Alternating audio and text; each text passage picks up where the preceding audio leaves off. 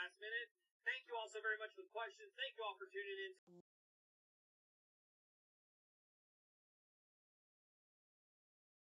FixerBot says, Welcome. Stream starts in 5 minutes.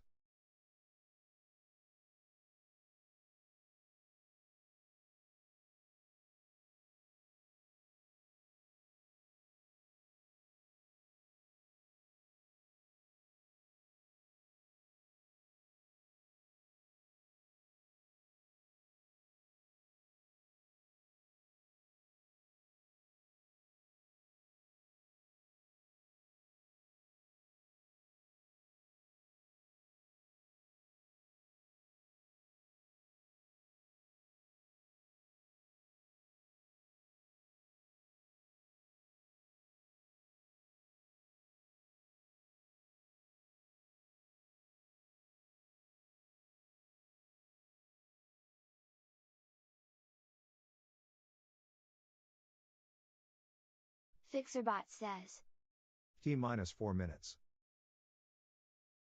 Welcome to my stream, where knowledge reigns supreme. Calm and collected, I'm about to go live, you know what I mean. Got high expectations, gonna teach you something new. Learning and hacking, exploring, there's so much we can do. Feel the excitement as we dive into uncharted lands. New discoveries await in this digital wonderland. Bagus na start. I'm like, what? It's not streamer, it's streamer, but it's not? What?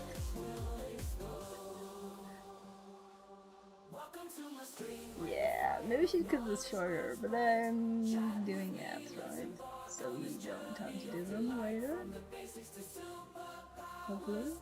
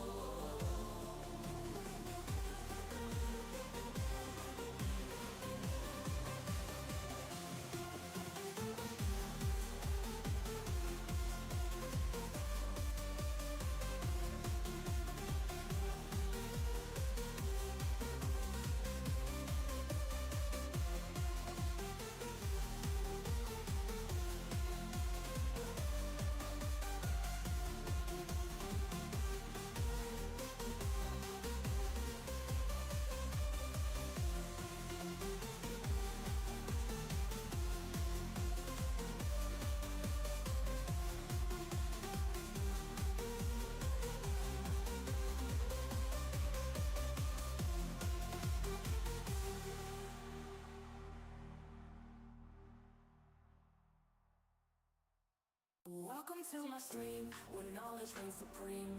Calm and collected, I'm about to go live, you know what I mean. Got high expectations, gonna teach you something new. Learning and hacking, exploring, there's so much we can do. Feel the excitement as we dive into uncharted lands. New discoveries await in this digital wonderland. Together we'll unravel the secrets, all unlock the code. No limits, no boundaries, all knowledge will explode. Welcome to my stream, where the fire of knowledge burns bright. Chat with me, let's embark on this journey of delight. From the basics to superpowers, we'll learn and grow. Stream about to start. 1 minute left.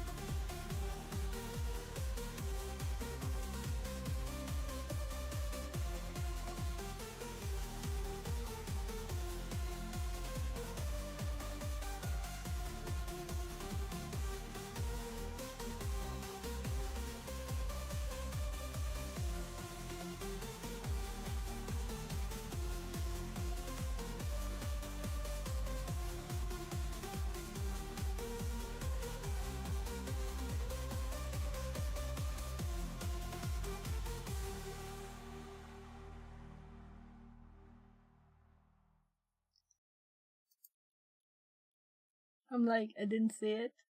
Will there be more music? No? Welcome in. So I was gonna start stream at 13 was my plan, kinda. But I also knew that I would probably work until 13.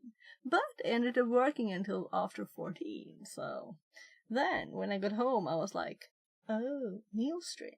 Cyber insecurity. So I kinda checked that out too. But I had some other stuff to do too, so doing it well. I've actually been starting stuff up. So we're ready to go, and today we're not going to use mousepad, but code instead, right? So this is what we started checking out on pwntools last time. Yeah, so we just found this sheet yesterday too. Tyrone says. Hi. Okay. Afternoon, fix it. Afternoon. Yeah. So where we're currently at, I just opened the first one to check the last few minutes before stream started. We have been looking at kind of these things, and I was thinking like, well, we can do this without Happy Friday. tools. Yeah, and have a great weekend after today. So usually I don't stream in the weekends, but we'll see how long it'll be today. We're really doing this box, but I don't want to finish it before I know all the things about this, because I want to use pwntools. And we kind of already know most of what we would need, but I noticed that it can even run GDB itself. And right now we have until here. We start reading at this bit of it. So the patching here. I didn't read the first ones very carefully, yes. It's mostly stuff that I'm thinking it's not like we need pwntools for receiving data. But maybe some of the stuff is really cool, and maybe it's in this. So maybe I should just make my own, but it seems like here's the read line and stuff, right? So if you just have a list of all the things, yeah, we'll see. So let's continue here first. Actually, that's a receive thingy. So first we're gonna run the old one. So I pasted yesterday the link here for the new one. So when I first ran it, of course it couldn't run, right? Because we had nothing. So let's run it. This is what we did yesterday with the pwntools. We open an elf, and it will, when we do this, it gives us this information automatically. But then we got the base address, which we can also change in here. On this address, we read the first 32 bytes of data just to test stuff out here. Then we got what functions there are in there. And we got the ones without underscores, looped through them, and we disassembled them. So this function is called validate. And it is this address. So that's a validate function. Then we have the main function here too. So yeah. So this is not like R2 nice. It is not that, but it's, I mean, I just run a Python script, right? And it's just giving us this at once. So depending on what we want, this might be enough. But I think R2 is much nicer, right? So let's do the code. Look at the code for this. So we use pwn here. We're not currently using this, so let's comment it out. We just got some messy data when we did e.all. Then we got a lot of information, so yeah, did pprint on it. So here's we get the elf information. We just do elf file name, and then we use this the elf file, to get its address. We can also set its address. And here is where we get the rest of the information. E-read 32 bytes from E-address, which is the start address here, right? And we use its function hexdump to get this nice hex output here. And this one's colors too. So we can see the elf at the start of the file here in 7F. Right, so, and this is also the second buffer overflow we're doing in this box. So, interesting stuff. Actually, let's hop to the notes. Because I did actually disassemble them.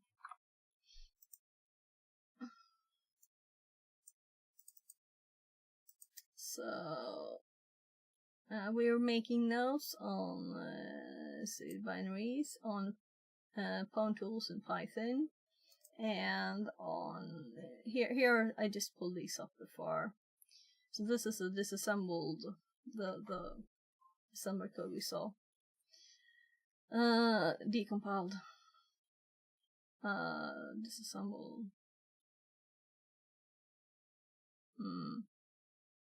Yeah, that's not what I would say.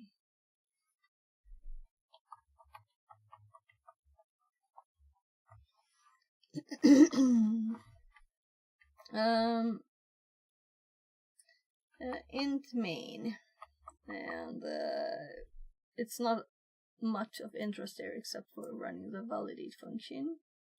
The paused and failed. It just depends on if there's an F in the string. So we get the input straight in here, and here it is copied to a buff that has only 100 characters. So this is kind of obvious. This also is a suid binary on the box, like we're currently doing here, brainpan.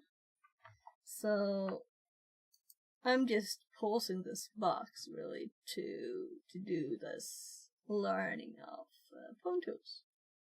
So it seems so cool, and the more I read and learn here, I'm like more and more impressed. So next is patching elf files. So we'll have to read on and see.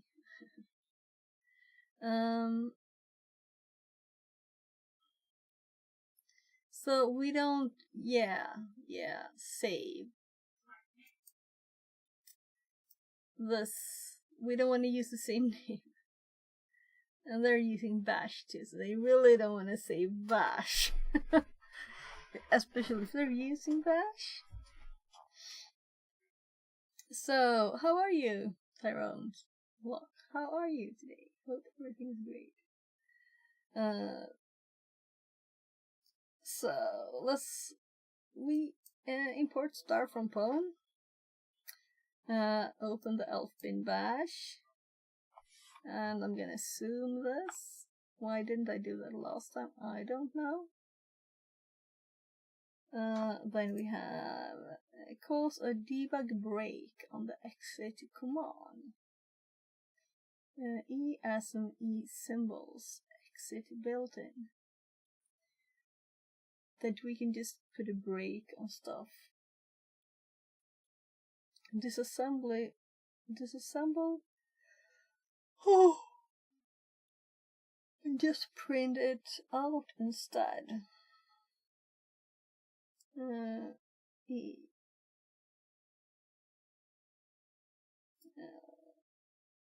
Bash license. Yeah, so we never looked into bash as their example as we're looking at the other one. So maybe I should just use their examples here.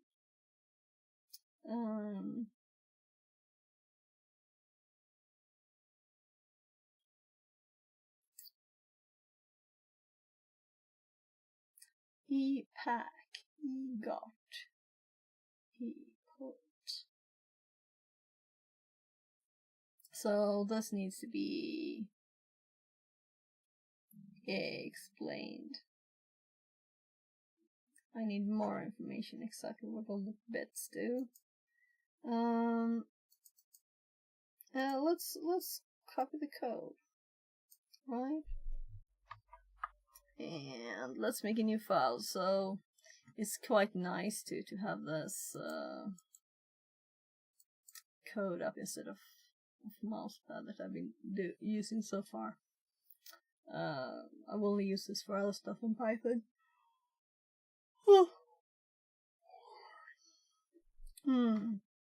So alpha patch, yeah, and it's pwn example .py, and let's put this here. So it's going to put it locally, but I'm curious about this is the reason why I opened it up here, because I want to see what their explanation is. Assemble the specified instructions and insert them into the elf at the specified address. This modifies the elf in place.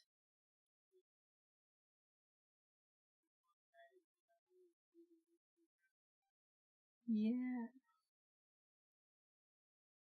Cool. I'm glad I didn't hop down here to start. So let's actually start from the very top. Ooh, encapsulate information about the elf file. Encapsulate. So I think it's very odd that it's the same thing to connect to the bin bash or the file, and also print information out. I would assume them to be different, right? They are not doing it that way. That's the only negative thing I have to say about this so far.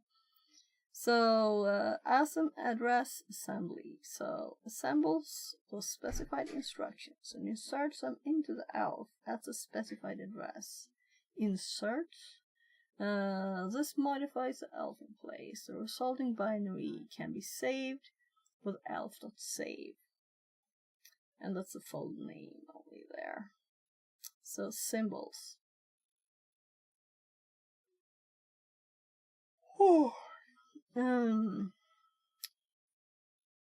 This doesn't tell us much. But we already did symbols, and that's what I thought it was all, but it's actually symbols. If we look a bit up,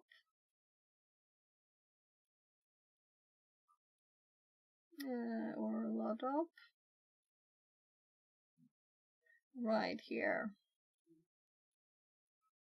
No? Oh, they were just talking about it, and I made code from this, right? So we printed all of these with pprint, and that output is long gone. We can do it again, but I don't see a reason. Because the normal functions are in here, right? And that's what I was going for this executable. We're still focusing mostly on the one we're doing, right? But we still want to learn, at least take a glance at what's possible. So we're not gonna modify it really or anything like that now. So, and my kid's starting playing tabs.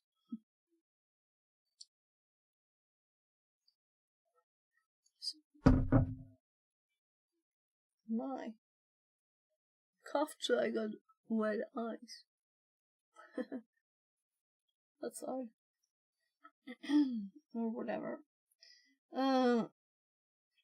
So yeah. I wanted more detailed explanation of all the functionality here. And it doesn't give it. Let's check this cheat sheet, and if it doesn't give it, I'm gonna ChatGPT this. So So we know what asynap does, right? It will give us a symbol for nap. And now we're using e dot. So will this person also use that? There's more instances of asm, so it's nice. So they're not currently using that at all in their cheat sheet. So we're gonna ChatGPT and we're gonna paste, and let's add like please explain detail.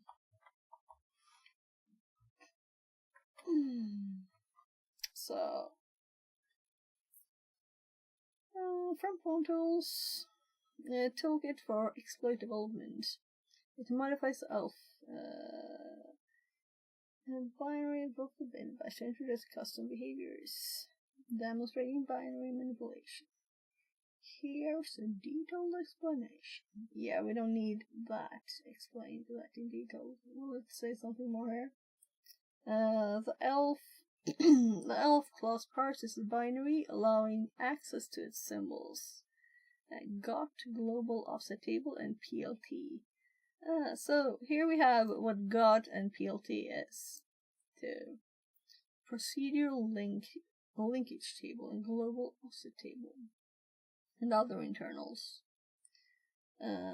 Inserting a debug breakpoint. Yeah. But I want to know more, so let's hope it's detailed enough. E symbols exit built-in retrieves the address of the exit built-in function in the binary. This function handles the exit command in the shell. In 3 and exit 6, assembly instruction that triggers a breakpoint, commonly used for debugging. When the exit command is executed, the modified binary will pause execution for debugging. So, I would have liked it even more detailed, because we understand that this is what it did, but I don't know what... how would we find this, for example, right? But I guess if we were to run the previous example, let's actually do it. Well, it's not in their example. Let's make a new one from this on bash. So we're gonna make like a checking bash out thingy. We can actually put it in this file, so we don't have to make a new one. So let's copy the pprint line. I don't know why I'm starting to... Oh, that's what I did to get the tears. My god, I'm not tired. Well. So E symbols. Here. List all known symbols. So we want to do this now. For this one. Actually, let's do all of them. So...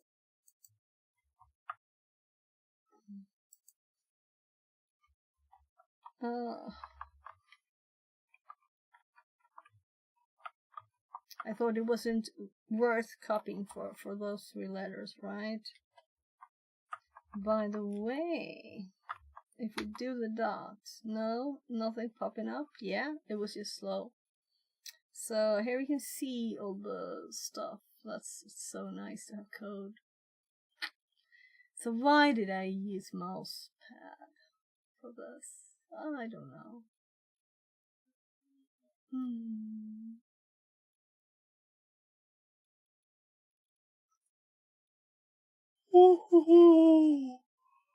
You know, why do I keep doing that? I'm not falling asleep. My god, it's black outside though. Maybe we should pull Turn down, though it's black too. Should put a sunlight on there. Yes, I want to know all the things. All the things. Let's start typing and actually continue, right? So, functions. So I am the most interested in functions. Did I keep any of the p-prints as a comment? No, I didn't.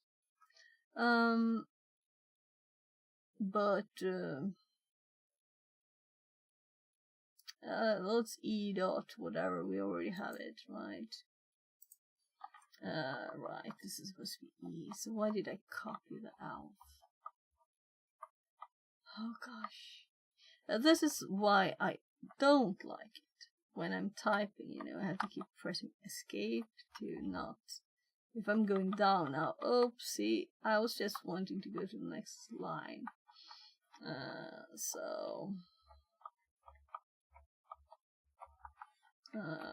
Let's be proficient.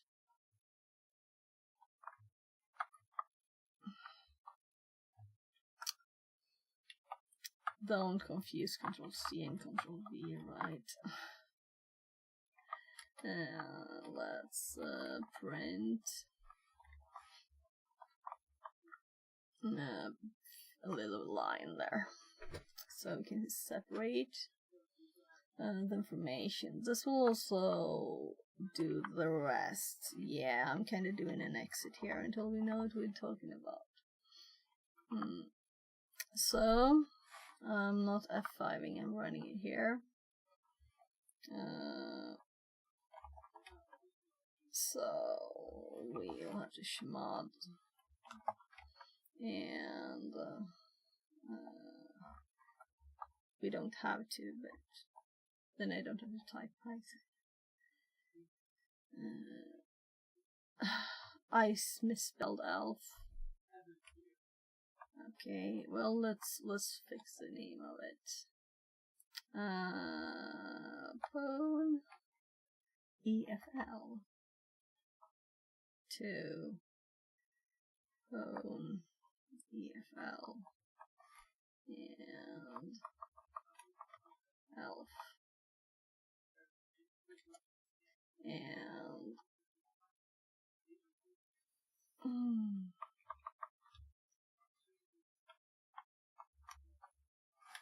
so too many arguments. Oh yeah, it's we didn't put the shebang there, so it's patch example.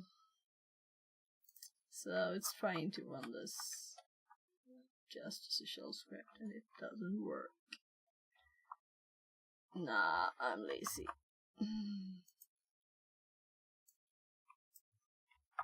Well, let's update this, right? So as it was the 23rd yesterday. Oh? I was meaning to do Control S. Apparently I cut it instead.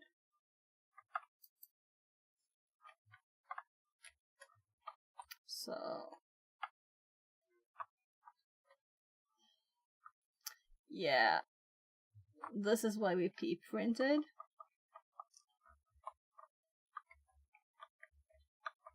And to make it easy to copy paste, I'm just gonna add another print in between all of them. Right, let's actually make this a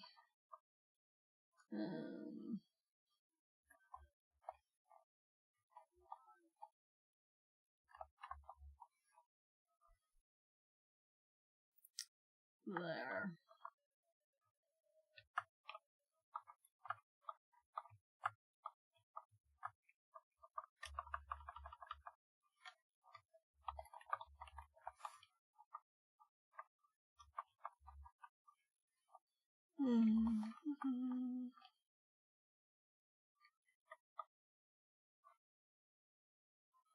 I'm like, what am I doing? There. Symbols, symbols, God, God, guilty, guilty. So if we're gonna save this, which we might as well, right? Let's use ChatGPT's nice names. But I did not know.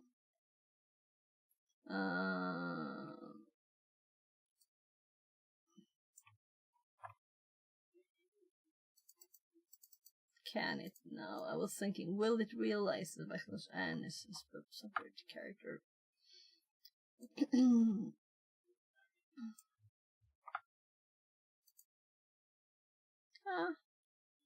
Yeah, so sometimes I realize why I don't use code all the time. Because if you have simple stuff and you're not exploring something new like I'm doing now, it is very annoying for it to keep popping up these things. It's so annoying. I need to be able to set the time for this, for being less. It's almost instant. So, one, is it like a tenth of a second or something? It's not long. Oh, so let's see.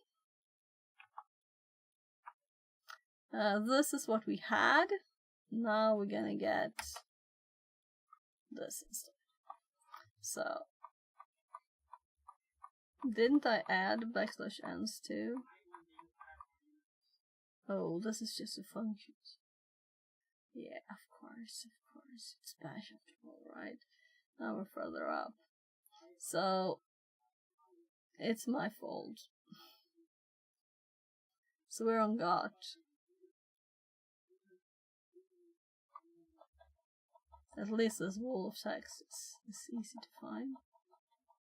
So, here we have the start of the program. So, I should have cleared first.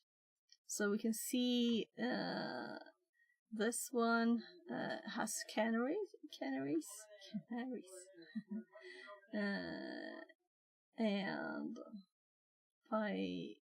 pynx enabled, or enabled.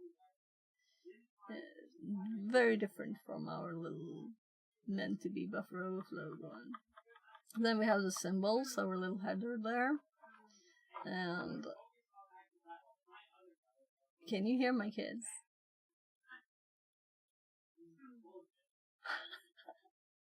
They're playing tabs.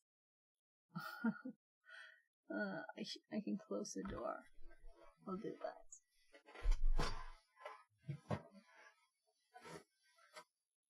So I am trying to reorganize this. I can get to the door. I put some bins from the wardrobe in here yesterday when I was cleaning. Almost done. I sorted. I had like a million tiny boxes with screws, and then I had 2 nice IKEA mini shelves with tiny wooden drawers, and in them I had like a bit of random stuff like, oh, these are kind of tiny screws. These are like medium screws, and then I had so many more screws in just a big. So I just poured those into the other screws. And then I had a lot of nice things, and we have. So now, instead of going through all the tiny boxes, like, oh, what kind of screws? Oh, I want 4mm wide, 30mm long screws. I just. There they are. It's so nice. Instead of having to. Very, very nice. So now I can't hear my kids anymore. But I love to hear them being happy.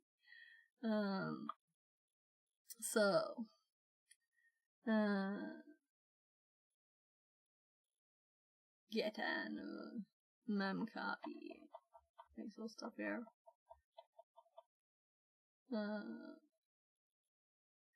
Outlook stuff. So these are.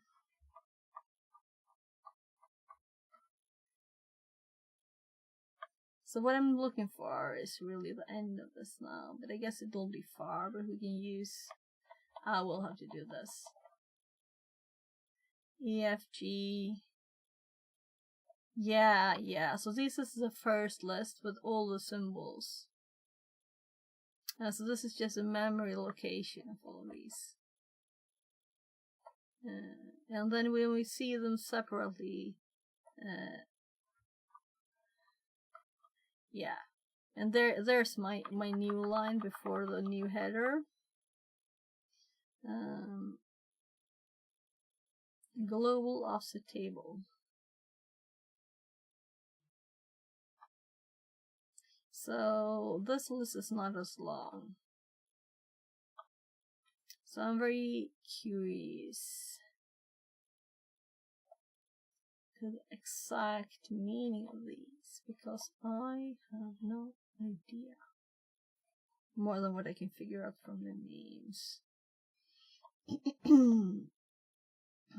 So what I have learned of this is just from poking around in the files. No theoretic stuff.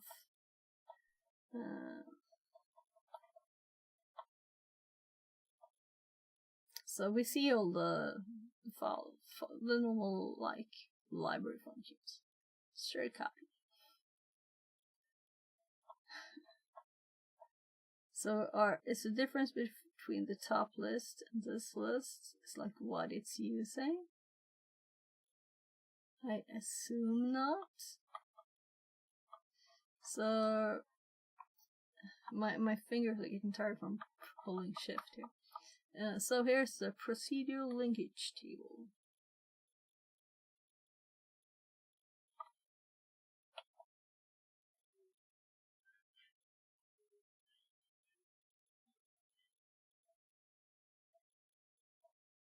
So then we have the actual functions, and compared, if we look at here's where the little thing is, compared to the other stuff, but this is a big thing, it's bash, it has lots of functions. So let's just, I'm hopping pages down. So here's where the functions without underscore start. There's start.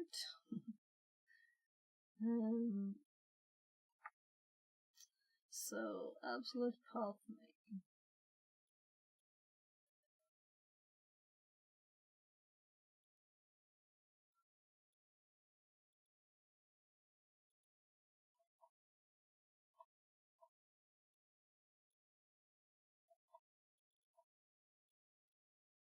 So we don't want to read all the functions in bash, but I'm just curious a bit about naming and stuff, since exit built-in is the one, right? So let's find exit built-in. So we know a bit here. So this is a function that we're putting a breakpoint on. And we can also see that all of these are in the executable in bash. So can we open several files into this? Why is it saying the file?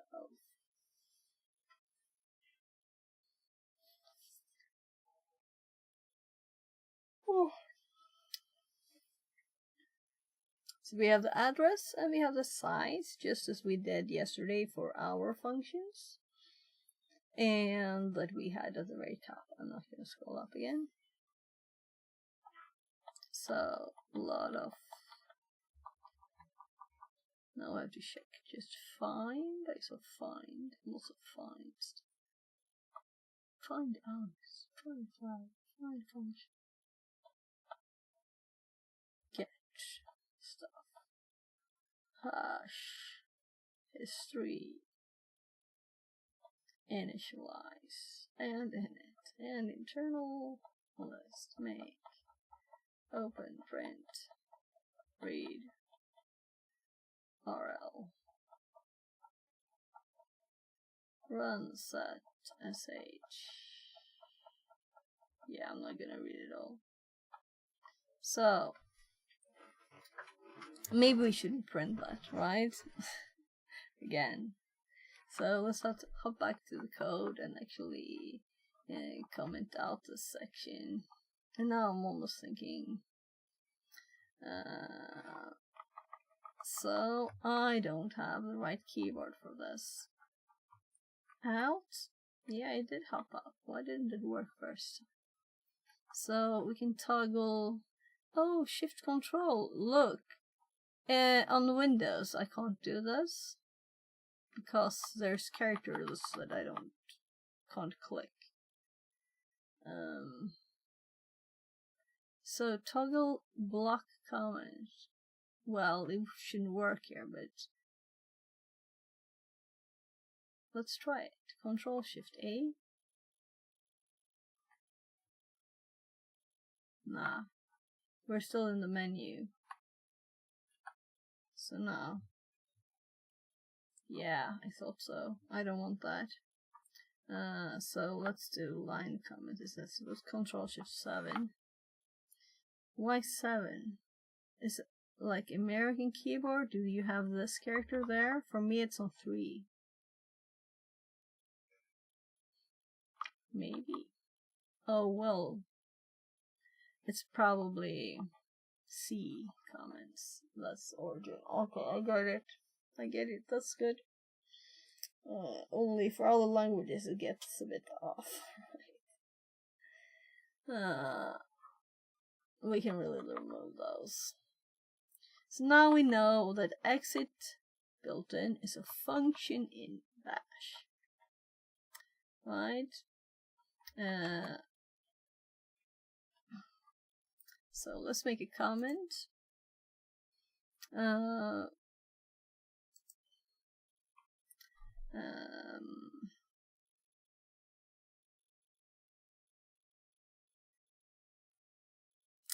Adds a breakpoint.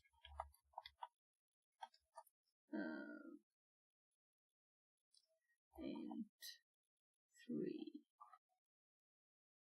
Oh, I missed a character. And 3 is an awesome. That's right here.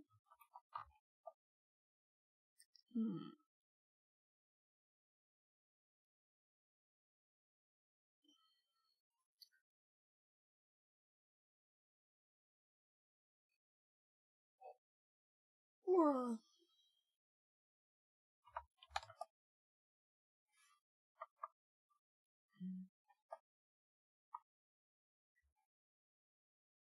For this, I say,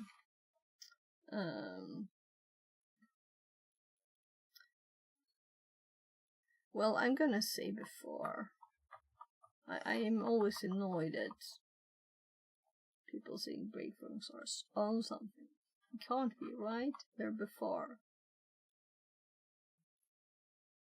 Or like programs saying it, mostly.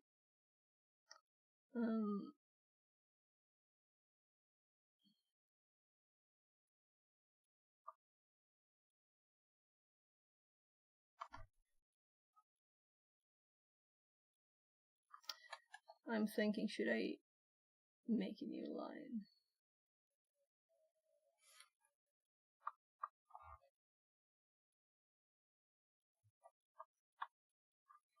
Yeah, it's making spaces of the tabs.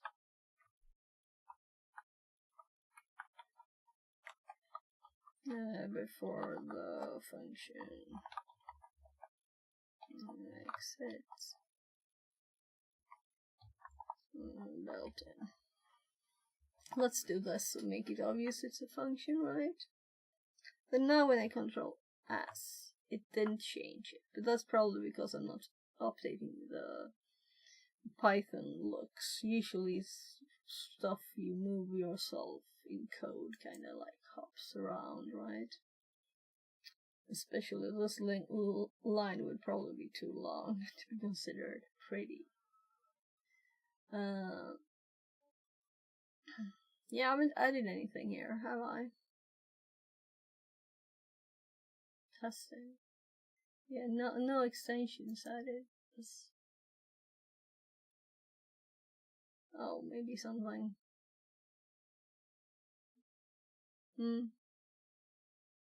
So they probably did. Yeah, we've no C in this, right? Yeah.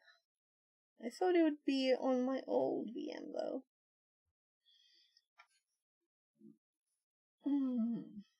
So,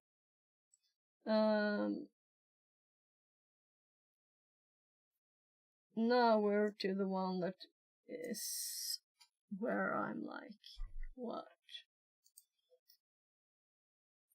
Modify the behavior of shdir. What is shdir? So I don't want to know. I want to know what pack got and pult is exactly, but I also want to know what shdir.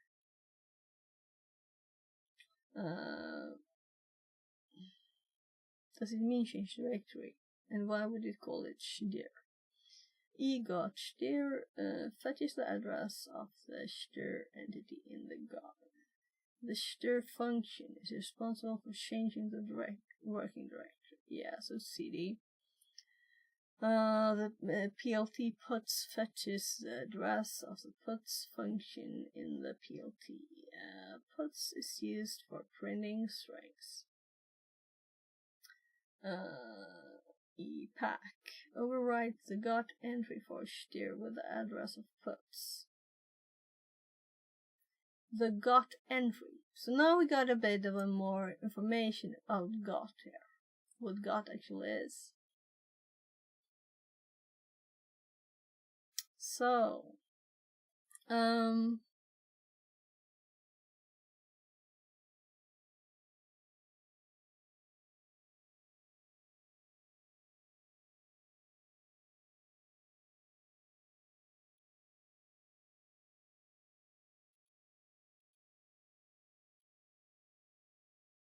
we do have the output of the old one. I'm thinking, should we print the GOT list after and before doing this? But it will be so much information, right? So we won't be able to find it really. I want to test and see. I just don't want to do and assume it works, you know? I want to see it done. So, as a result, whenever shdir cd is called, the binary will execute puts instead, likely printing out the directory instead of changing to it. And we could of course run this copy of bash. So it's doing bash modified here.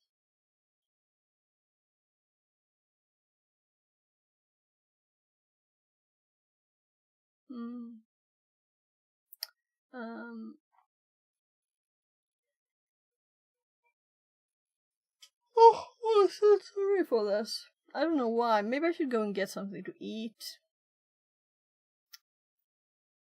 Though, it's not that far from dinner time.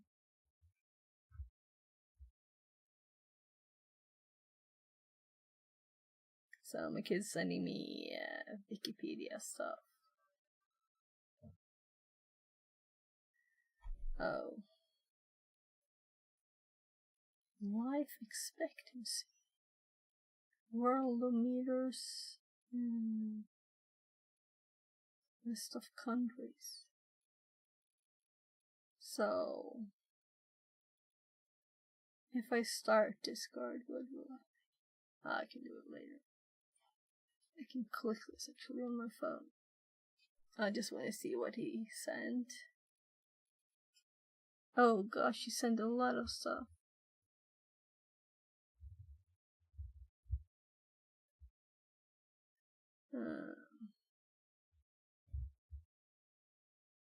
So,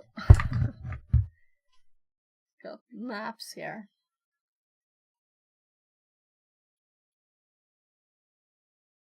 It hasn't written anything. It's just links. So he sometimes sends me like a YouTube video that's several hours long. So I'm glad it's Wikipedia articles. Let's see here.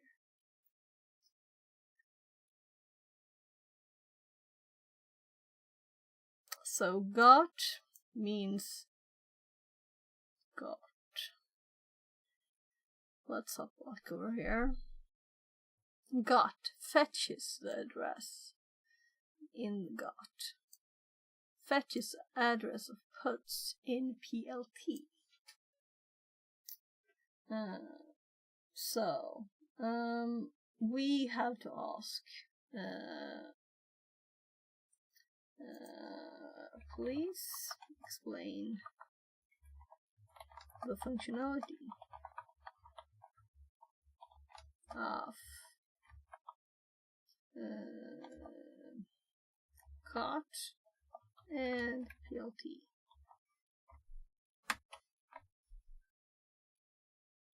So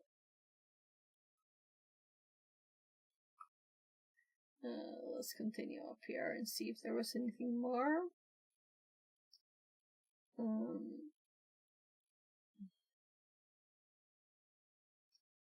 Pack.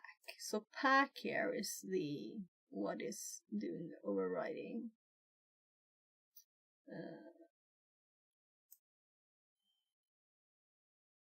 So it overwrites the got position of that there with the address in PLT.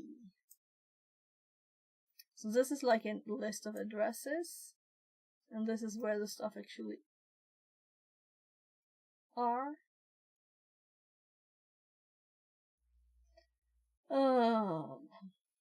Let's do the license after we read about this. So the global offset table and PLT, procedural linkage table, are key components of the dynamic linking process in ELF binaries. They facilitate the resolution. And by the way, I could zoom this. So it's easy to read for people.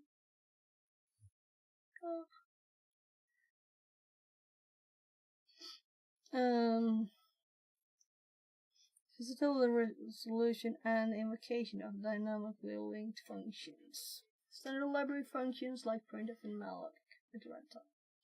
Here's a detailed breakdown of the rules and functionality. Global offset table GOT. The GOT is a table that stores the addresses of external functions or variables used by binaries. Its primary purpose is to enable position-independent code (PIC) by providing a way to reference external symbols without hard-coding their memory addresses. Okay. So that's why. And let's just read about this first. PLT is a table of stubs, small code snippets, used to call external functions. It acts like an intermediate between calling code and the GOT. Okay, so it's not actually the full functions in the libraries, but it's code stubs. So this is what the GOT has an address to, it seems then. Which is not mentioned here. Before resolution, initially, the GOT entries for external functions point to stub code in the PLT. After resolution, when a function is called for the function time for the first time, the dynamic linker resolves its address and updates the corresponding GOT entry. Subsequent call to the function directory uses address, avoiding repeated lookups. Okay, so it's this code bit. It's just getting the address. Now I want to see that code. We can easily now, because we know how, using the pwntools. Enables lazy binding functions are resolved only when they are called, reducing startup times. Facilitate efficient function calls of Initial resolution supports dynamic linking by allowing the symbol addresses to be patched at runtime. And then we have the stubs. Procedure linkage table stubs, small code snippets used to call external functions. And I think find them is more correct, probably, right? This is ChatGPT text. You never know how much is right. But from what it said in the other place, it's acts as an mediator between the calling code and the God. So, how it works, and also about accuracy. I mean, any web page we went into might not have been 100% correct either, depending on what page it was we're doing Googling. So, first call. So now we see it from the PLT side here. The PLT step transfers control to the dynamic linker via a special PLT entry. The linker resolves the function's address and updates the corresponding GOT entry. Control returns to resolved function.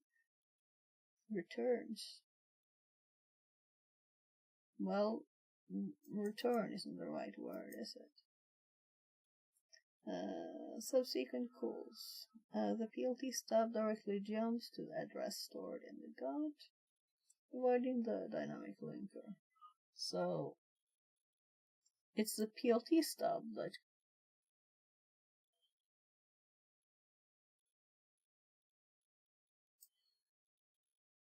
okay.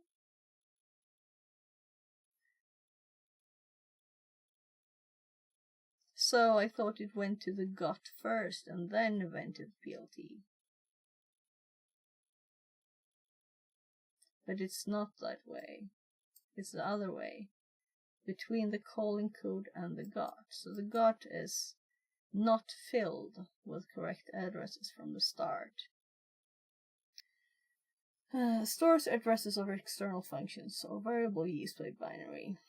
Its primary purpose is to enable position-independent code by providing a way to reference external symbols without hard coding. But it's empty when we start then. Before resolution, initially, the GOT entries are external functions point to the stub code in the PLT. So, here is where I got this backwards, it seems. So GOT points to PLT, but PLT is between the program and GOT.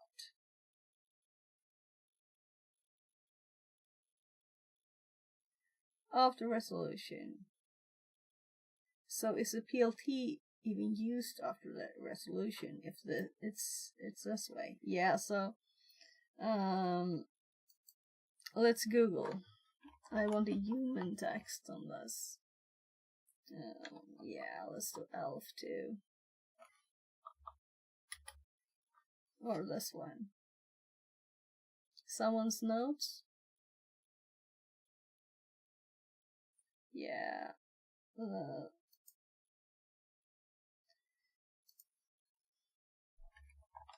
That wasn't information enough. We got the same. Maybe this. This could be good too, but I only read this. And it says that deal with large portion of dynamic linking. This might just be like a header.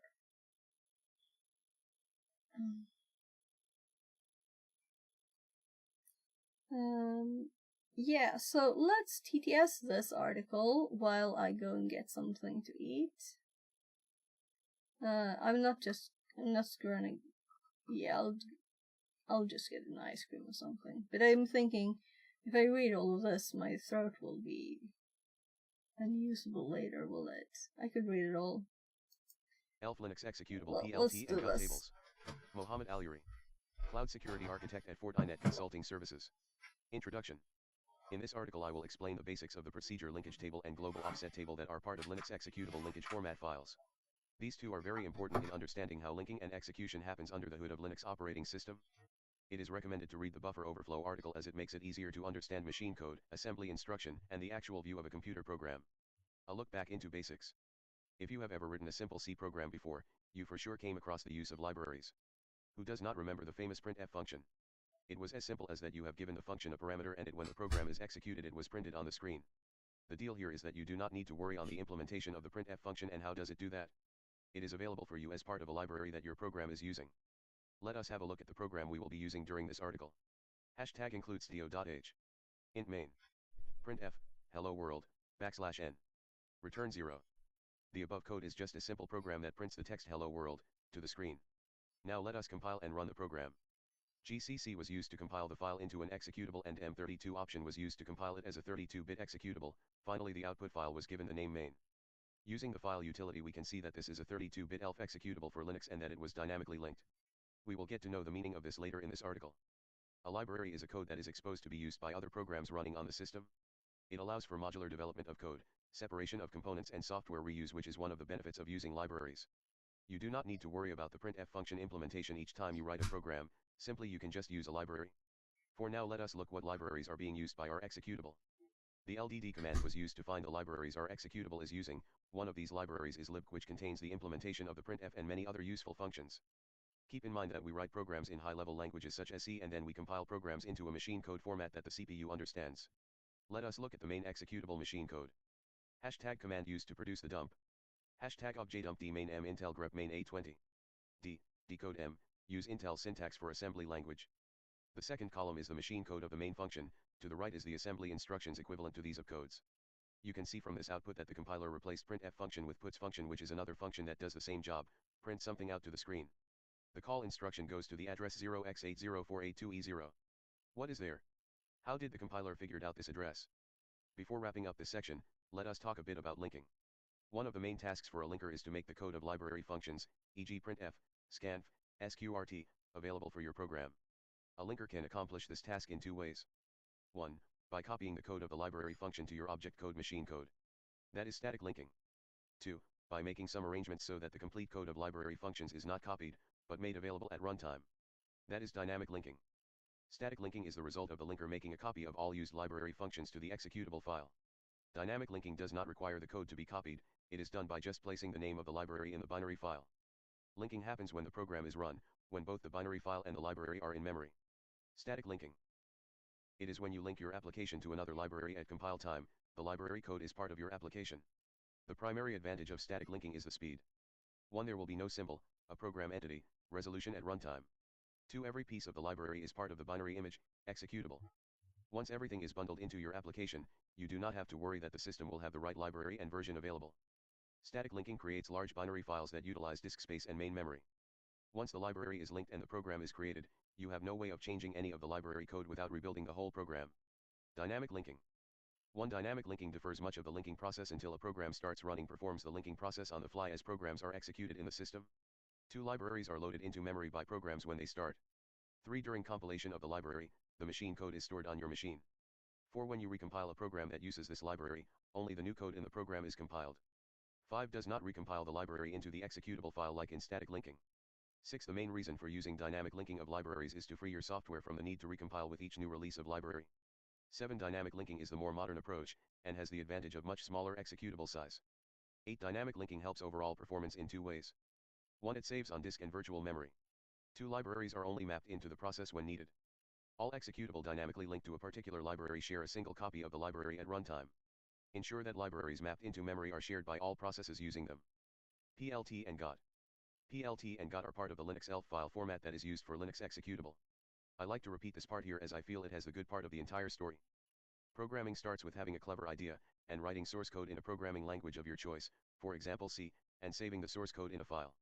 With the help of an adequate compiler, for example GCC, your source code is translated into object code, first. Eventually, the linker translates the object code into a binary file that links the object code with the referenced libraries. This file contains the single instructions as machine code that are understood by the CPU, and are executed as soon the compiled program is run. As these two are part of the ELF file, here is a diagram for the general structure of an ELF file.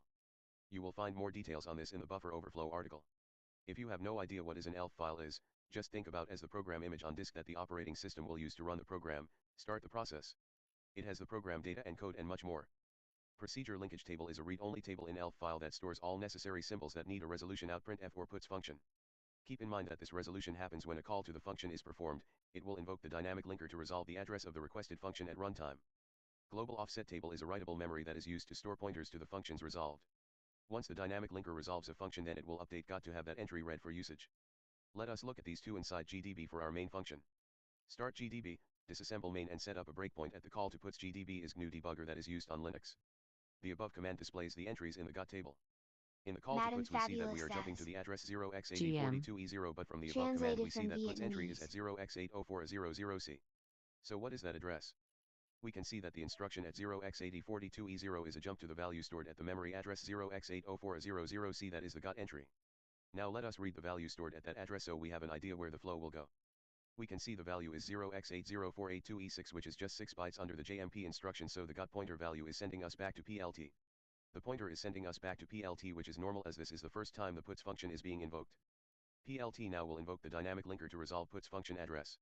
Let us place a breakpoint after the call to the puts function and look at the pointers again. Run the program until you reach the new breakpoint. We can see now GOT is pointing to a new address that is in a different range out of PLT. Let us examine what is inside that address. We can see now that we are inside the actual puts function code after the address has been resolved by the dynamic linker.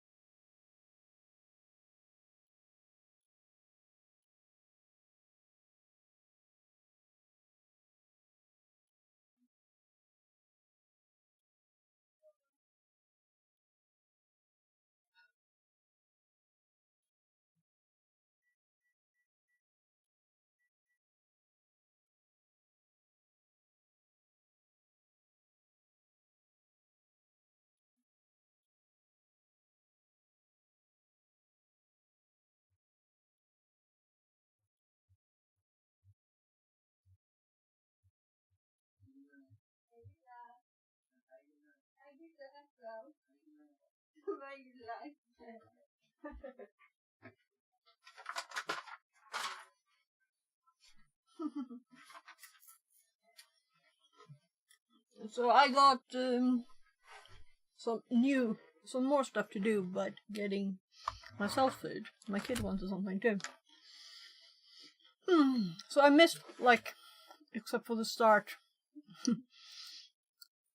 So, good morning, Cyberning. Welcome back in. So I'm sorry for just leaving you guys here. So I heard this far, and about copying with static linking, copying the code. But what I'm curious about is how the PLT and GOT works together, right?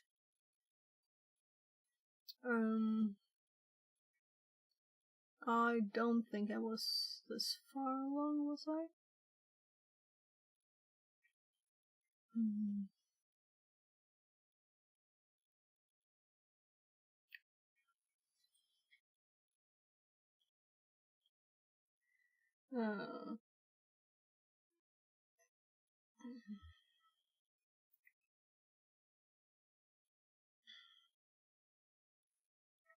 So I got pancakes for my kid in the microwave.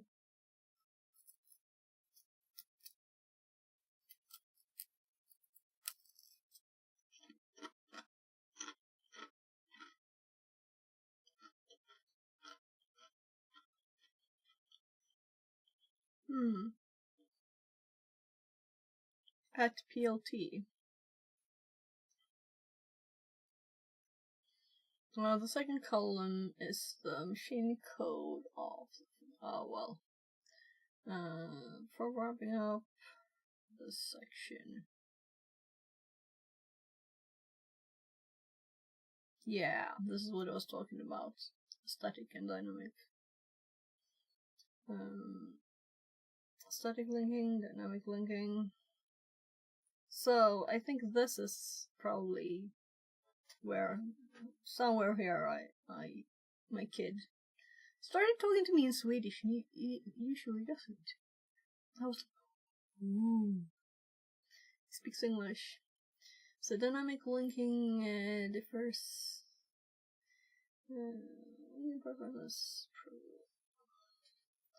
Yeah, on the fly, loading to memory, during compilation. You recompile using the library. When new code in the program is compiled, not recompile the library. Main reason for using dynamic linking is libraries read software for need to recompile. Yeah, the libraries can be like new versions and stuff.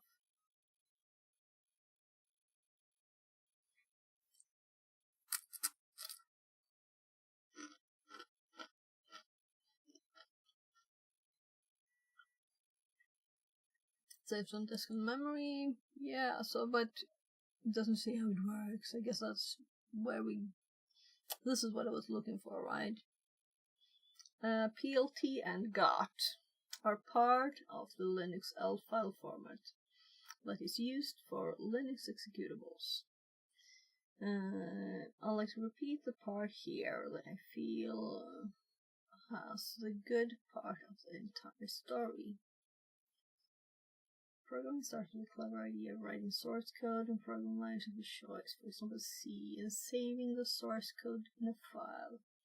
With the help of an adequate compiler like GCC, your source code is translated into object code first. Eventually, the linker translates the object code into binary file. It links the object code with the reference libraries. This file contains a single instruction as machine code that are understood by the CPU and are executed as soon as the compiled program is run. So, why did I need to read that? As these two are part of the L file, I really hope it will go somewhere. Here is a diagram of the general structure of an L file. So L header program header table, text, row data, data, section header table. Okay.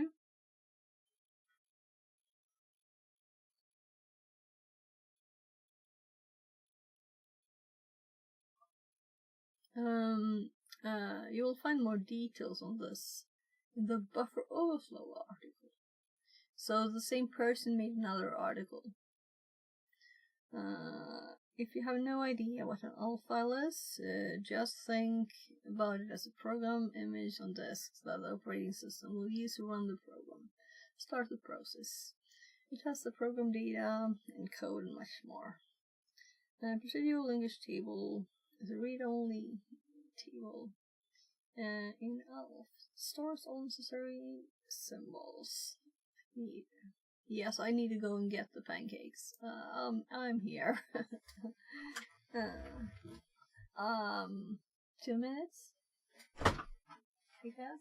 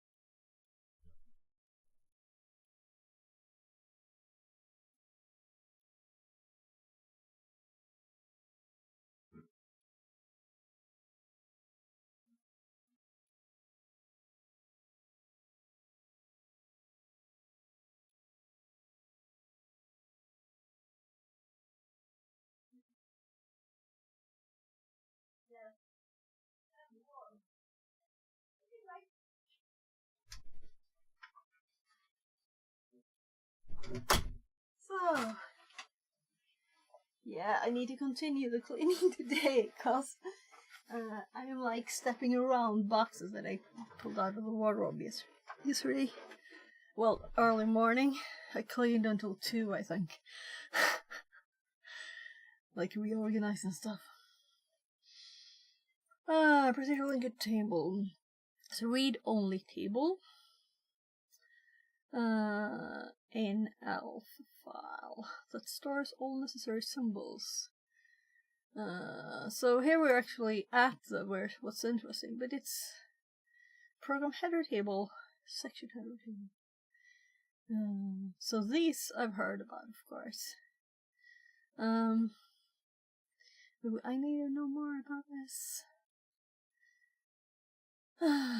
Procedure linkage table is a read-only table in ELF files that store all necessary symbols that need a resolution.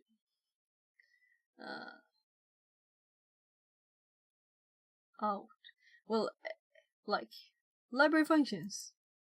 Keep in mind that this resolution happens when the call to a function is performed. It will invoke the dynamic linker and resolve the address of the requested function at runtime.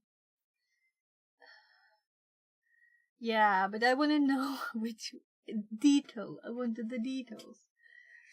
Global of the table is a writable memory that is used to store pointers to the functions resolved. Once the dynamic linker resolves a function, then it will update GOT to have the entry ready for usage. There's lots of odd spelling bugs. Let us look at these two inside GDB for our main function.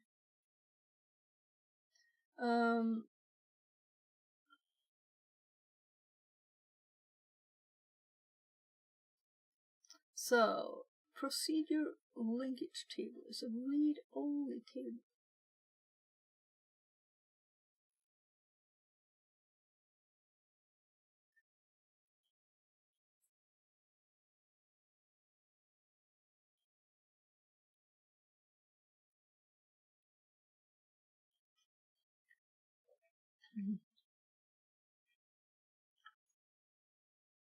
Here you can see the at PLT here. I've never seen that before.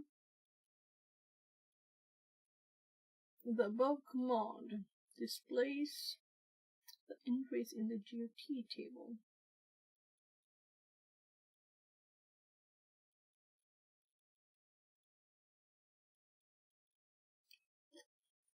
In the call to puts, you see that we're jumping to the address, but from the above command, we see that the puts entry is.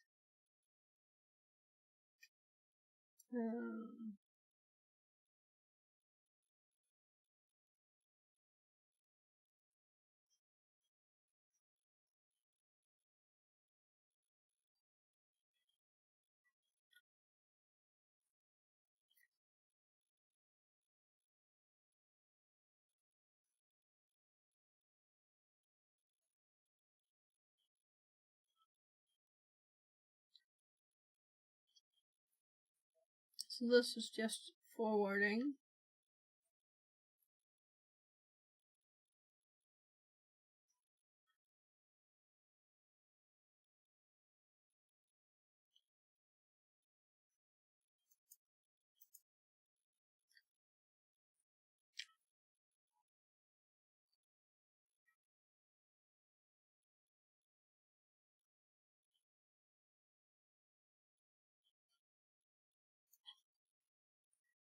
Sorry that I'm not reading. I'll do this instead.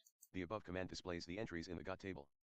In the call to puts we see that we are jumping to the address 0x8042E0, but from the above command we see that puts entry is at 0x804000C. So what is that address? No alt text provided for this image. We can see that the instruction at 0x8042E0 is a jump to the value stored at the memory address 0x804000C, that is the GOT entry. Now let us read the value stored at that address so we have an idea where the flow will go. No alt text provided for this image. We can see the value is 0x80482E6, which is just 6 bytes under the JMP instruction, so the GOT pointer value is sending us back to PLT. The pointer is sending us back to PLT, which is normal as this is the first time the puts function is being invoked. PLT now will invoke the dynamic linker to resolve puts function address. Let us place a breakpoint after the call to the puts function and look at the pointers again.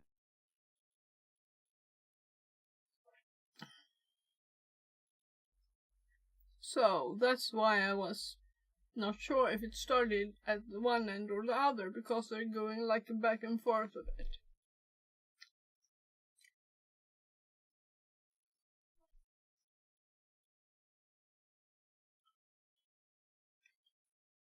So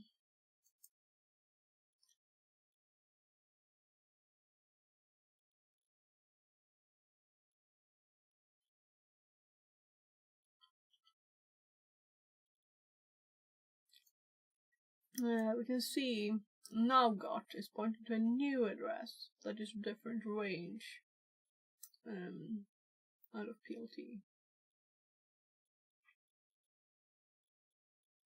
So it still goes to PLT then.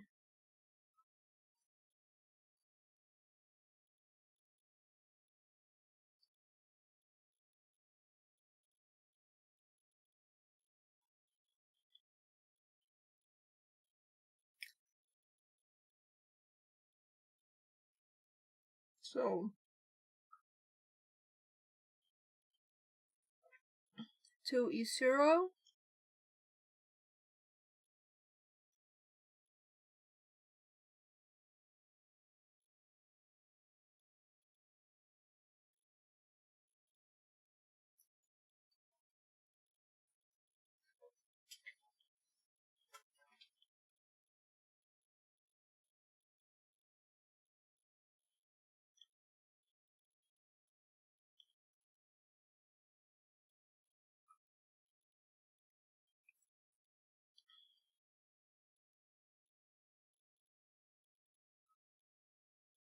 So this and this. Am I blind? They look exactly the same.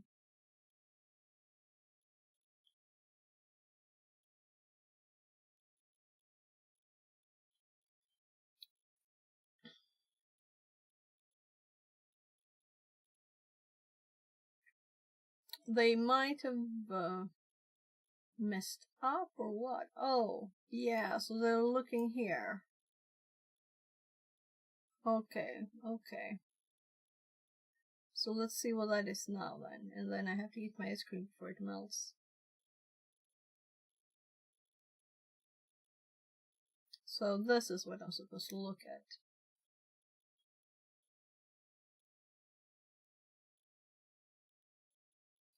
Totally off from the other.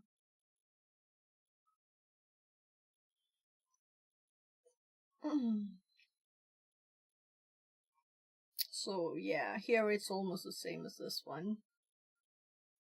And now it's totally somewhere else. I'm just, it's not like it's saying this is PLT, this is G got, right? So this was my last ice cream, and I don't think I'll buy new for a bit.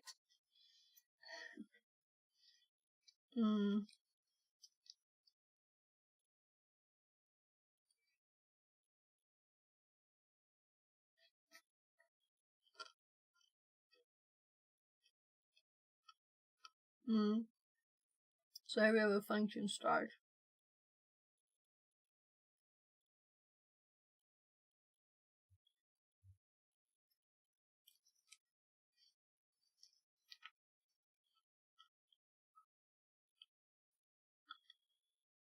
So the purpose I got stuff to eat because I was yawning like crazy. Let's see if this helps. Get some sugar. And food.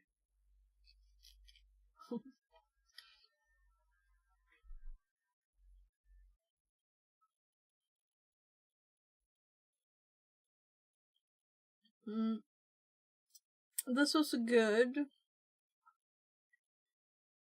But maybe we should actually explore this ourselves.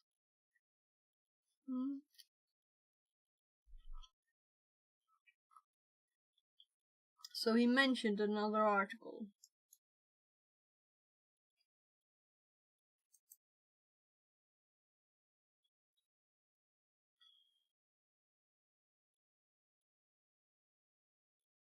working in IT for more than 10 years. I don't know how many years I should say.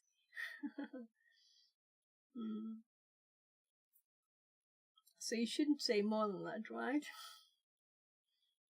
Are you revealing your age too early? So I was looking for articles.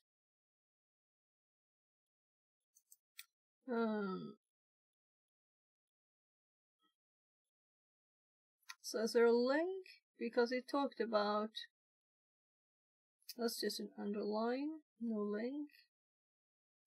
Well, these are just underlines. I want a link for the other article that's mentioned. Buffer overflow, right? So can't you just see articles a person has made here?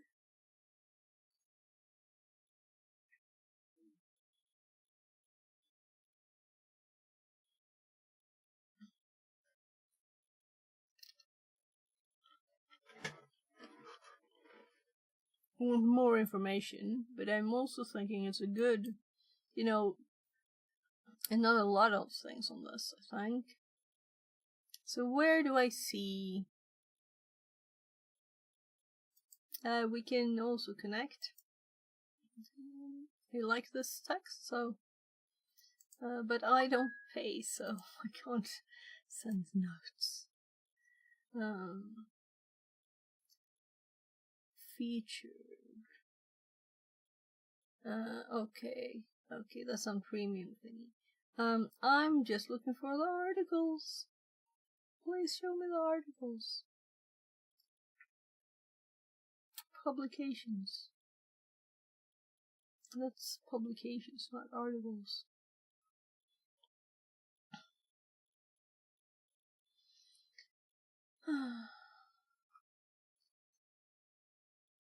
So I guess we search for the Google for the name if we really want to see it, right?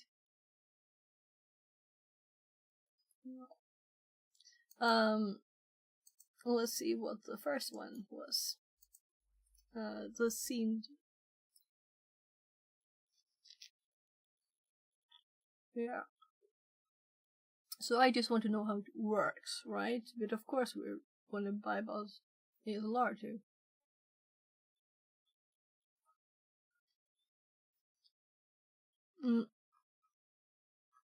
Let's put on TTS on this one too, and I'm gonna eat this without PLT and GOT. Sound. The PLT and GOT are sections within an ELF file that deal with a large portion of the dynamic linking.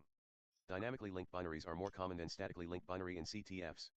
The purpose of dynamic linking is that binaries do not have to carry all the code necessary to run within them. This reduces their size substantially.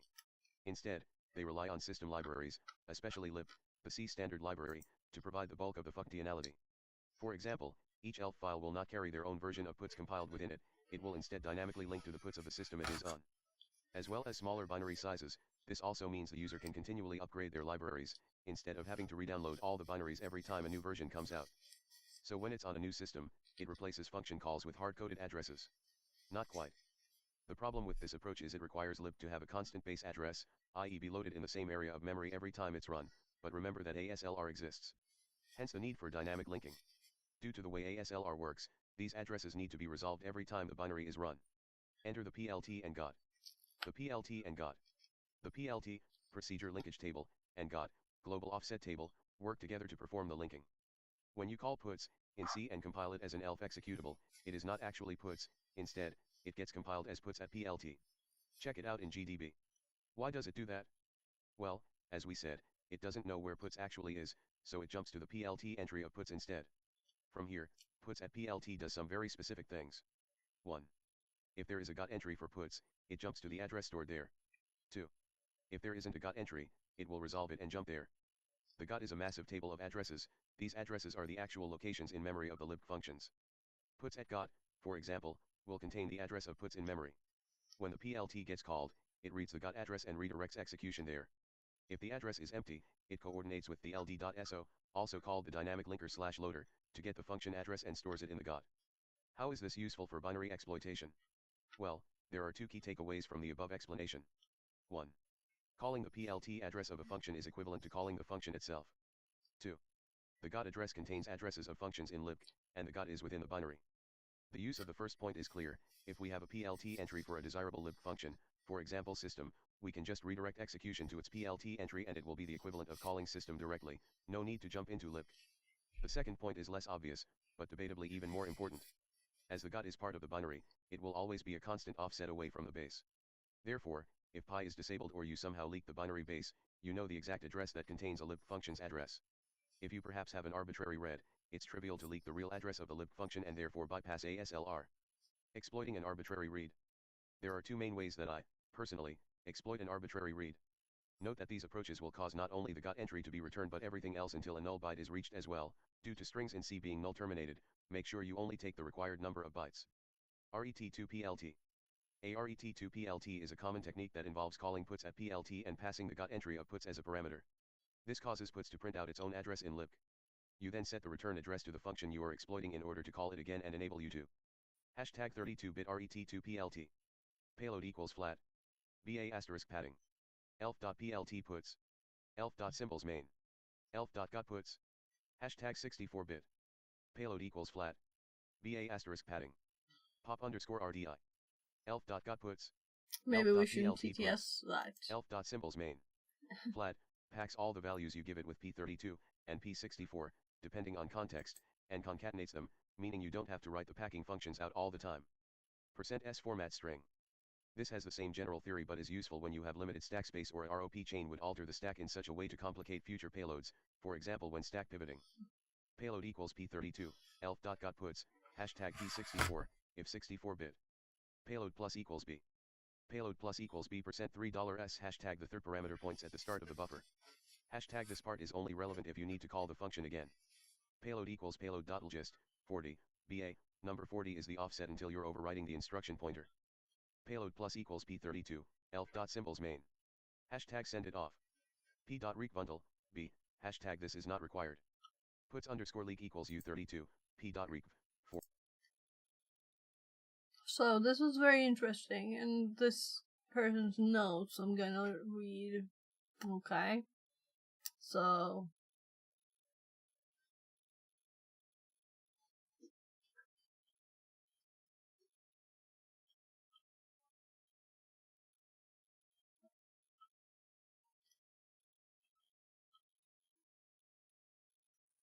I also have pwntools. Yeah, I like it.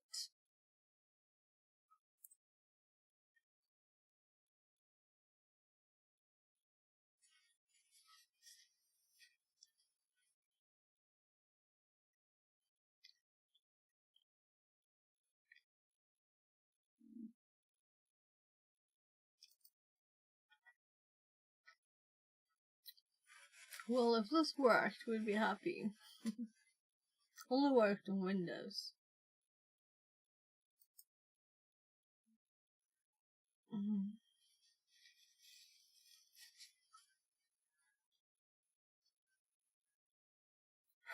Remote. Isn't that easy? Yeah, so we're looking at pwntools. Yeah.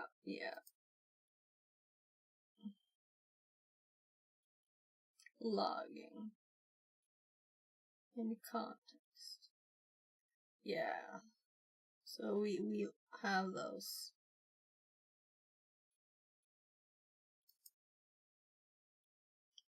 Packing.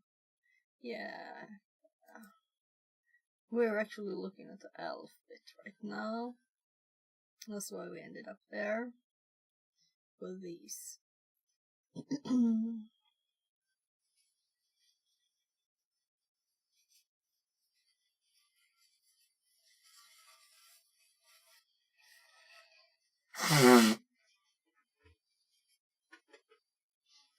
So, yeah, so I'm kind of feeling that me reading a lot of things is not fun for stream, is it? That would be cool, actually. Thinking of putting on a shirt.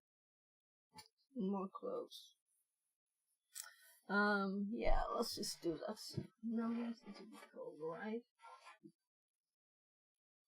So, I haven't used this since last time I did on stream. My hair will be so electric on this, right?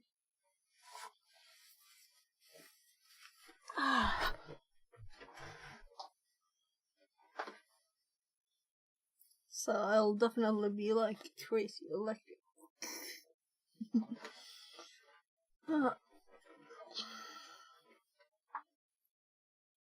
How's it going? I think my hair didn't like. So I usually don't have shirts that I pull over my head, but this is like a fourth wall sample. It's a bit too plasticky here. So as long as you're not dropping food or something, it's too plastic. No, but it's going good. So we're really doing this box here, but as we have a SUID binary and ELF file, and I want to update my notes for better ways to do this, and I've been like pushing learning pwntools a bit forward all the time.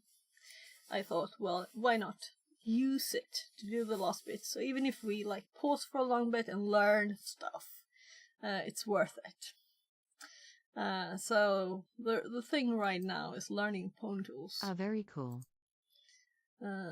So yesterday we looked at this. Now we're looking at the patching here, and I didn't get this command.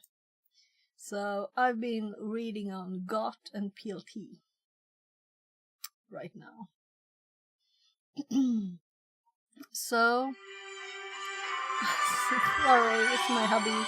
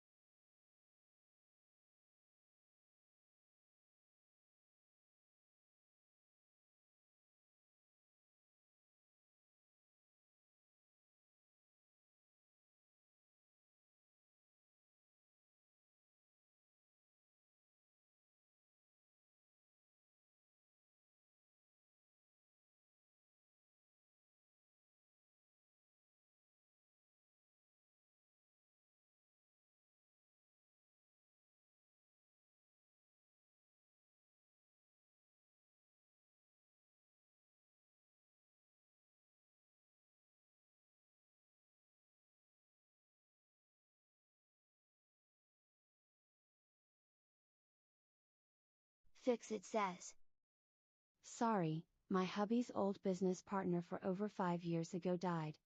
Madam Fabulous says, Less than 3.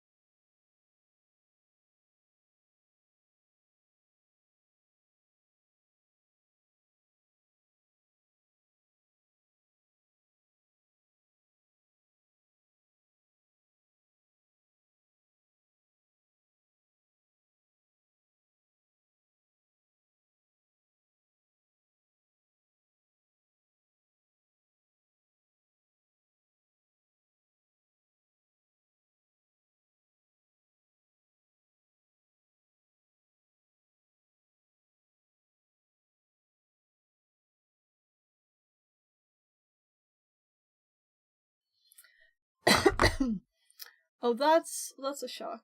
So he's already, but they haven't seen each other for over 5 years. But still, it's very,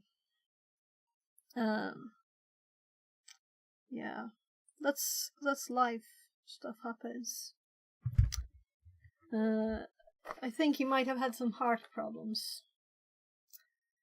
But it's always, I think I saw him once, like when he was dropping off my hobby or something. So I haven't ever really met him, even. But it's still, heard so much about this person. Anyway, I'm going to order Thai food. That's what we decided before we started talking about that. So I'm gonna go check with my kids, and then I'm gonna go call and order Thai food. And then we'll continue.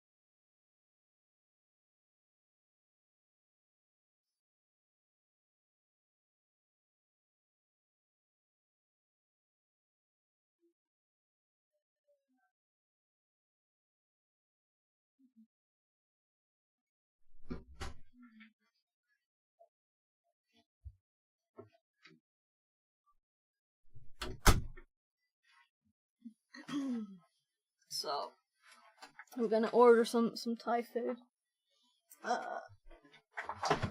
There.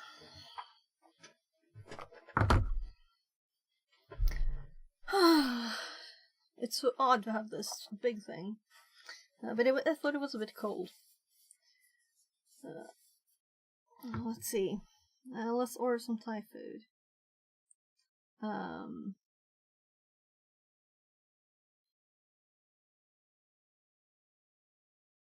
I'll just call and see if I remember what to say.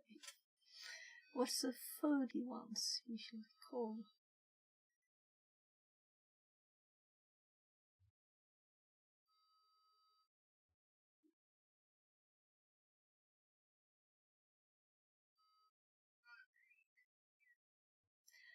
Hej!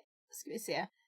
Jag skulle vilja beställa en sån här stekta nudlar med kyckling. Vad vill du ha? Stekta nudlar. Äggnudlar. Äggnudlar med kyckling. Yes. Och 2 stycken vokade grönsaker med kyckling. Vokade grönsaker med kyckling? Precis. Ja, får det vara så? Ja, det blir bra så, tack. Du kan komma om halvtimme. Så länge. Okej. Ja. Ja, tack så mycket. Det är mycket folk idag. Tack. Ja, va? Det är full fart idag. Va? Det är många som handlar idag. Ja. Ja. Ha det så bra, tack. Okej, hej på visit. So she wasn't that good in Swedish. She didn't understand me. Ordering Thai food, So yeah, he'll pick the food up. I'm gonna have to send a message. They said half an hour. I was like, what? They usually say 10-15 minutes, and this was half an hour. I think I should call him because it was like very long.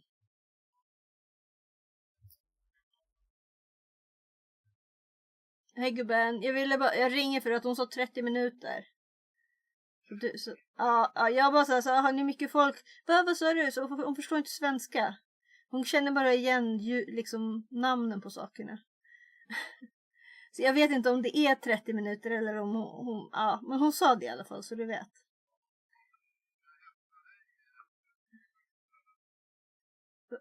Varför då? Jag håller på att streama.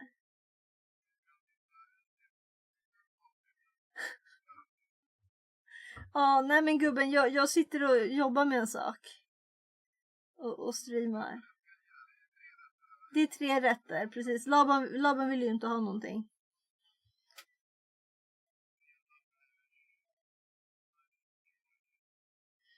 Jag tog... dina heter ju äggnudlar med kyckling. Och jag beställde vokade grönsaker med kyckling till oss. Ja, alltså det kan ju vara fel. Det kan ju vara så att det inte stämmer. Så gå in och betala liksom.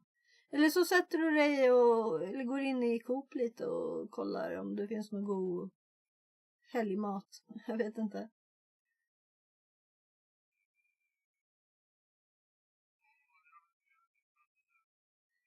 Jag fattar. Gå in och kolla på ÖB på verktyg.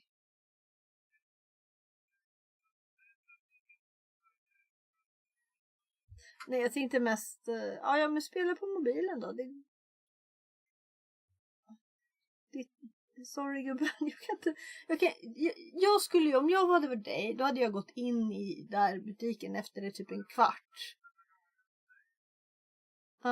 Men jag menar, jag litar inte på hennes 30 minuter. Hon förstod inte vad jag sa ens.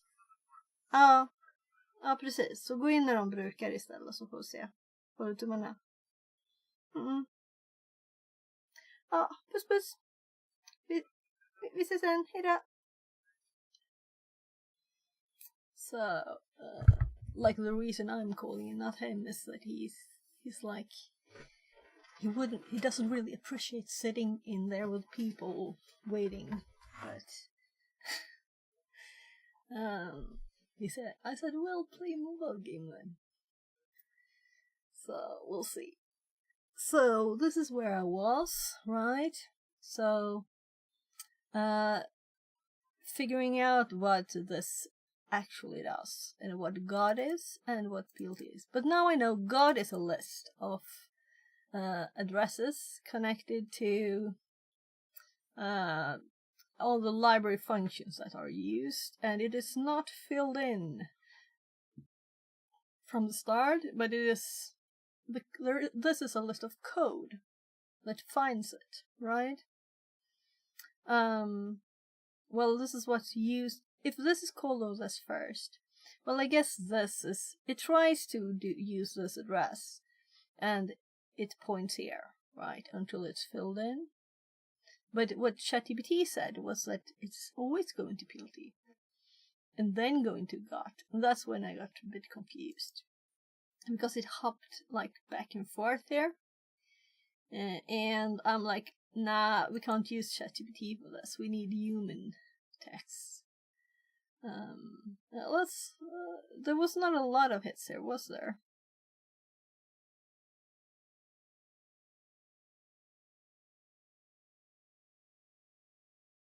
What is different? Maybe that's a good thing. Let's open this one too, because the previous link, this one was great. Really, I want to check through it all. Cause next step in my buffer overflows and stuff, it's to look at more current things, right? So these are just examples and dumbed down stuff so that you can exploit it.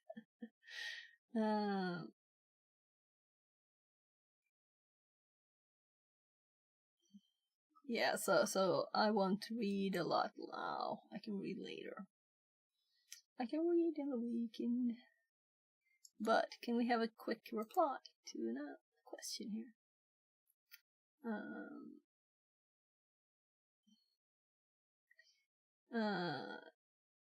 PLT GOT. What is different? PLT in RE able segment have trampoline functioning at except 0 have got resolver the rank at PT0. Got in RE enable segment just address, which I learned from this post. What? So this is when I'm thinking this can't be their primary language, right? Position independent code in shared libraries, and we realized there's reason for these, the way of finding the addresses. Yeah, this looks nice. Here we have actual text explaining stuff with pretty code example, just not ugly screenshots. Yeah, but I'm not gonna read this now. I'm gonna continue the stuff. And maybe we should actually finish the box today. And then I can continue looking at pwntools. But I don't want to lose the reason for doing it, right? So this didn't help, but we ended up in a good place still. So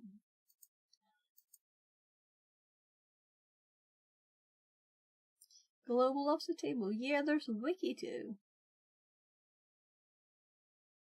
There's a wiki. There's the wiki.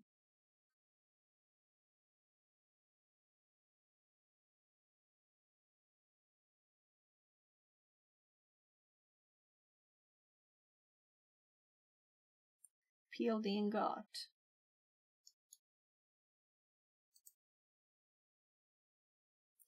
The key to code sharing and dynamic libraries. And I want to know the details. That's what I'm looking for most stuff. So now we got something about GOT.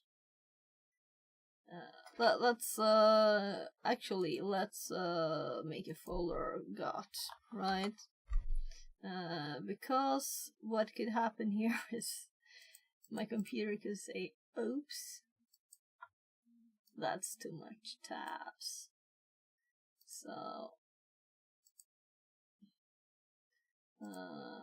let's put this one in there too. And I need to go through and sort. Maybe I'll do that this weekend, but probably I will be sorting physical things and fixing some things here. I'll form a sheet.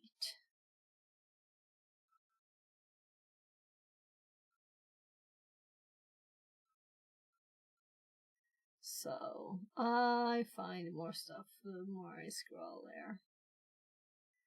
Let's open the last ones on the first page too, because that one seemed interesting, and maybe the others are, I just don't see it, right?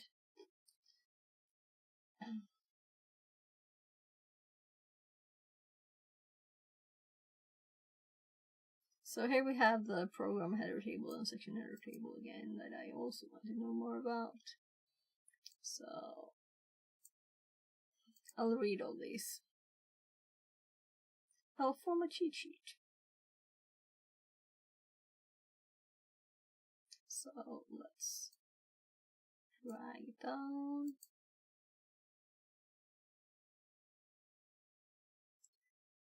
VF documentation.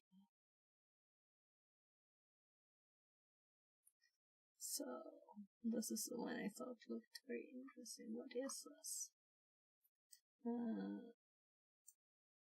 So what is VF? The purpose is to produce a cross-platform library, parse, modify, and abstract LP and mesh zero formats.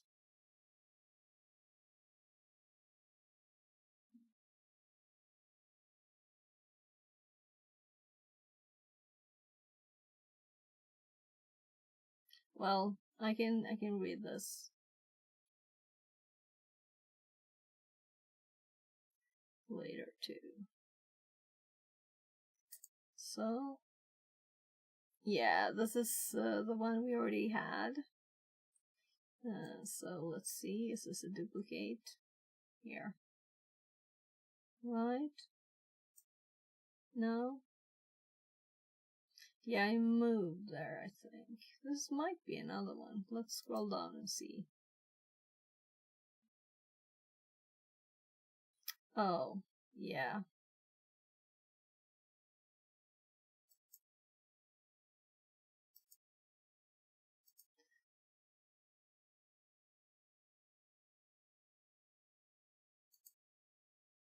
I think this is a different one. Just very similar layout.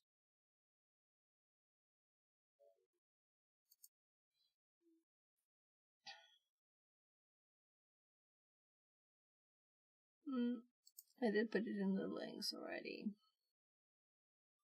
So, yeah, right, this was the pwntools cheat sheet. I tried to find it in there. I didn't.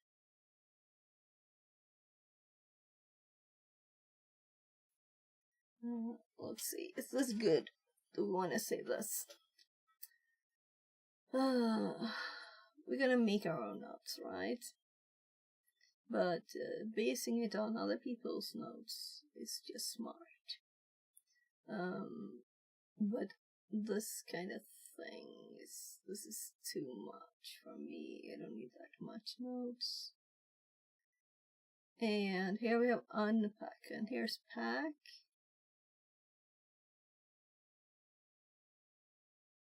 So hopping over here, this is what we use here, pack.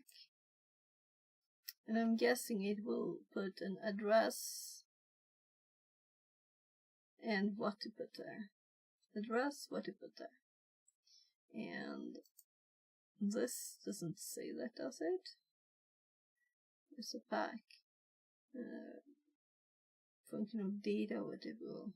Yeah, so it doesn't really say what it does here. This is just a list. Right?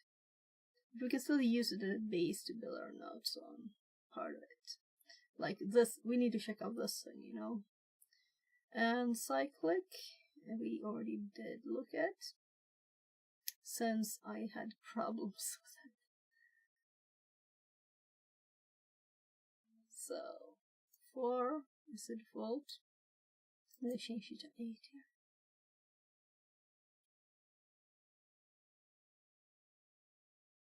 Okay, so we give it here, of course. So I did learn something here.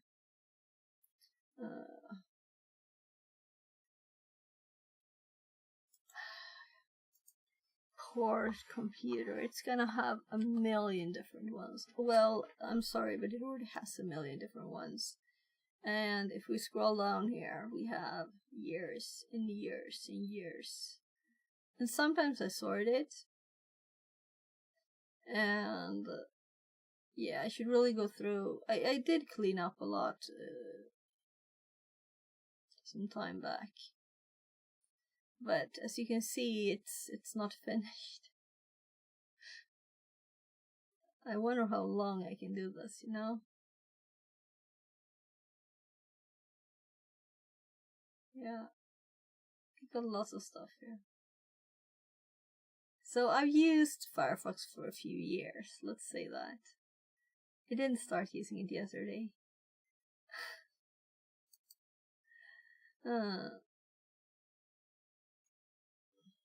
But sorting and making like trees like this makes it better. And I'm sure, oh well, now I have to scroll back up. I won't do that. So there's like projects and programming and stuff in the top. And this is a motherboard. Never ordered one.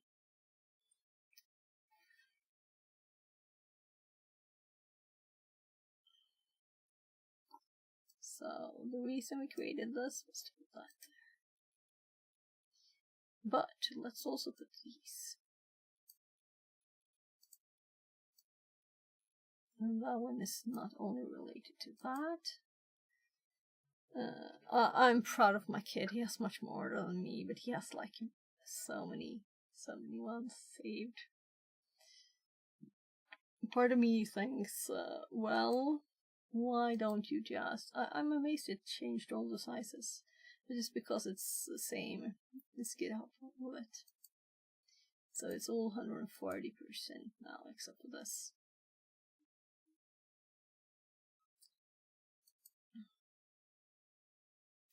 I really hope my hubby doesn't have to wait for half an hour for the Thai food. So, this is where we are touching. We know now what pack does. I did not write it down. Maybe it's time to put the nose to the next level on this. And actually make notes.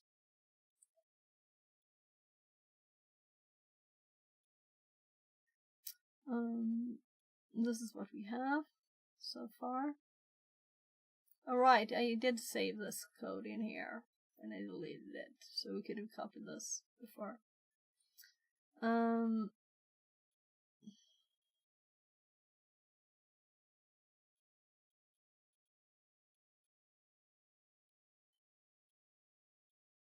Yeah, so my left arm started hurting after I did this.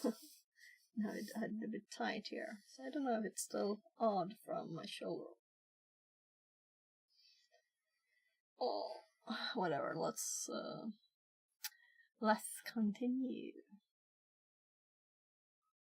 I'm kind of thinking I'll remove it again, though. It's a bit warm to have all arms done. Yeah, so this is really what we need for this box. We did this yesterday too. So here we have the code. We need user 101, 1001, and a shell for AMD64 Linux SH, or 32. Oh, we can try this one first. Maybe it's 32. Yeah, I didn't think of that. So we should probably update it again. I didn't list the whole thing. Alright, look, we didn't put this in the right thingy. So i386, that's what it's called. So i386 Linux SH here. That'd be what we do. So what if we do one of those two? Actually,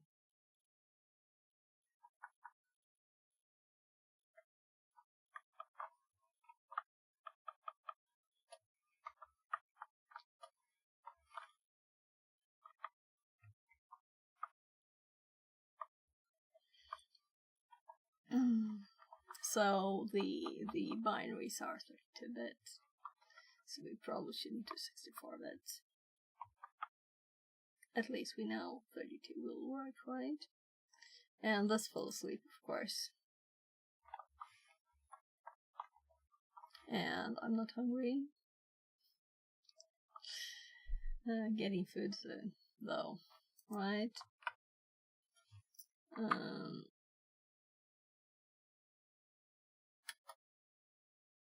Oopsie.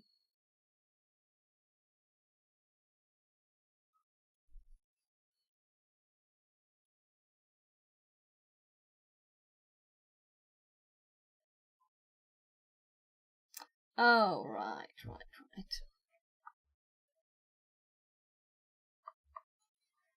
Of course, it can't combine. There.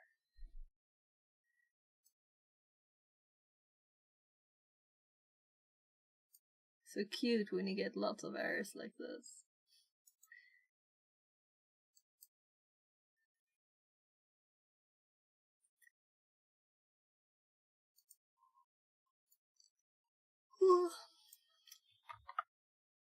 So here we have our shellcode, right? And we can just use this. And seriously, I probably need all of this and move it over to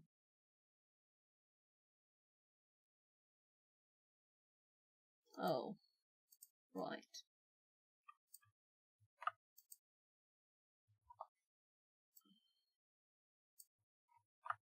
So I actually copied it because I was thinking we want this, really. This is what we want. This is why we're doing this. So we can use shellcraft from here. And so I'm getting lazy. And I'm thinking the day is long.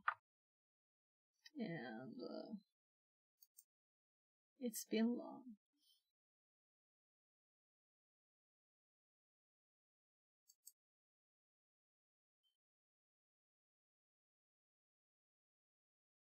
Yeah, we're already in there, weren't we? But I want to have Python examples for it. So I shouldn't have searched on that one.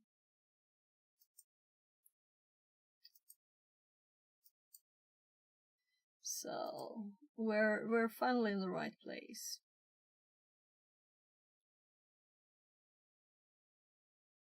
This is what we want.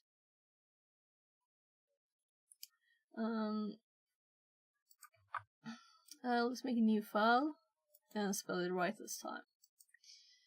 Let's do. We're using pwn, so I'm adding that first, and because my old fuzzers and exploits and stuff were just normal Python, so now we upgrade in, and instead of just getting shellcode from Venom or Google, now we are using shellcraft to generate it within the script. So we don't have to have this long bits of text in there either.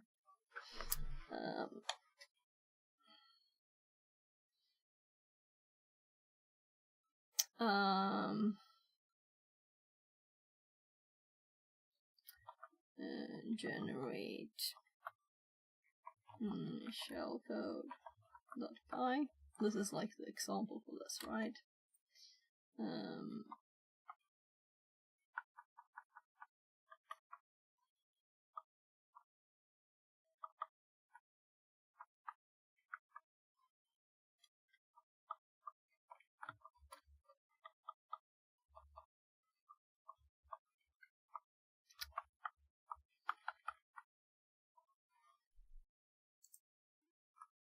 I'm gonna grab that. And we're gonna type, or we're gonna copy actually here. And all examples are Python 2.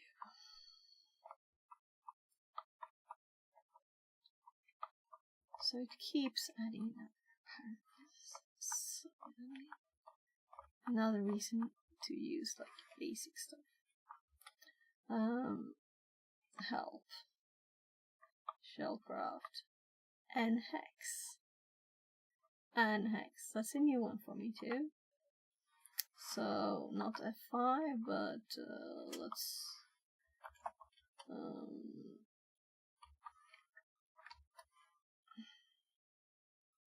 and /own and generate.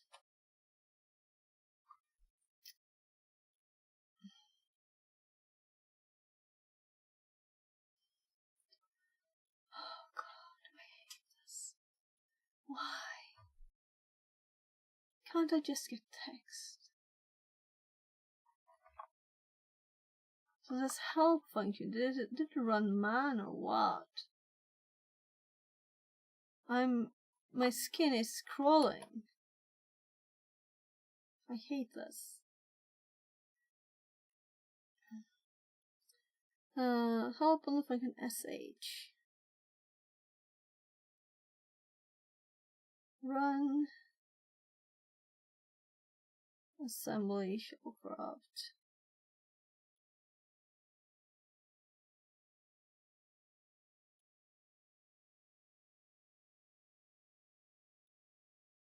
Run assembly.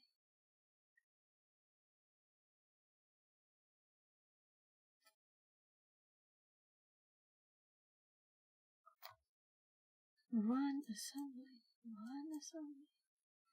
Run assembly.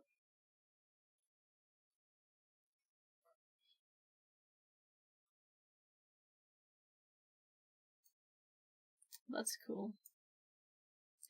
But this is not just on the command prompt, it is in the horribleness of more or less whatever. Man, all those things use this crappy thing that I have big problems with. I want to be able to scroll in my old stuff, it is just gone. It's not there, right? It should be there.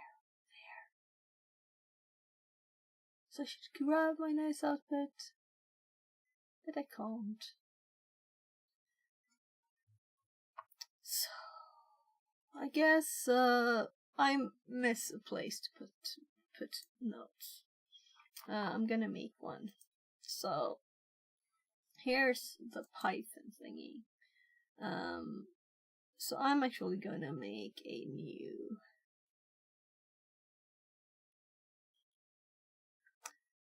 thing. So let's make a folder instead called Python. And I could call it Python. It worked.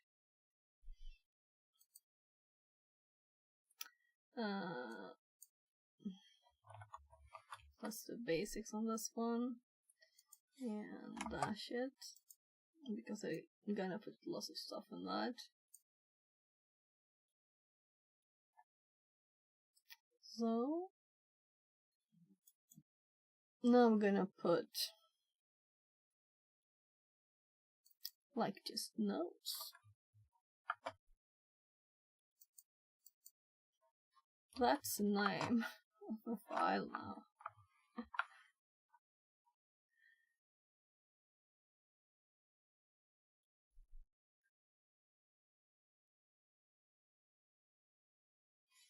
But that's not what I wanted.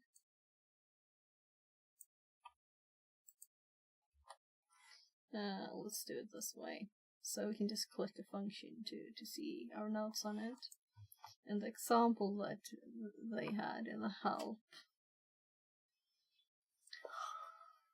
If I run this again for the very last time, and we grab the whole thingamabadoo.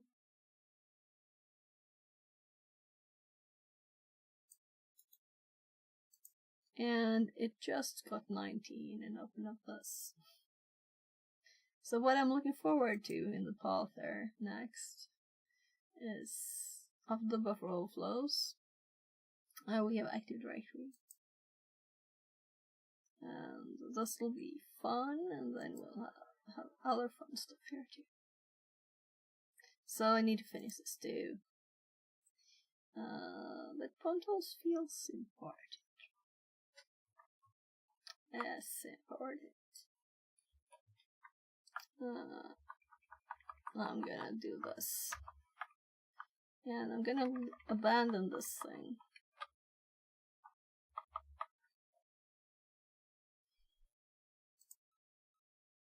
And hope that we will get something better. Let's get rid of that. And now if we run it, we just have these two.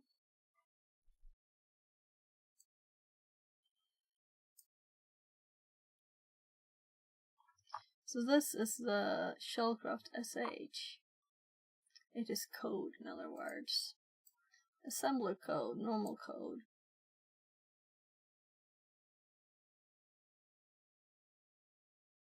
With comments.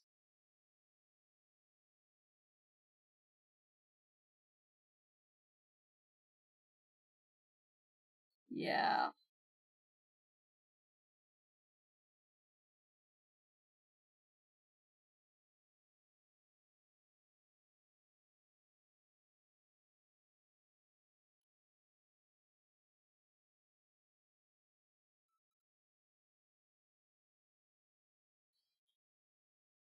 So let's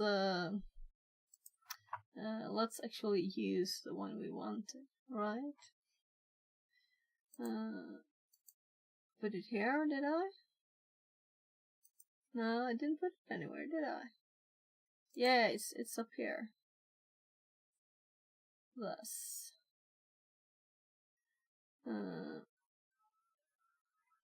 Combined with this information. Yeah, here we have shellcraft dot.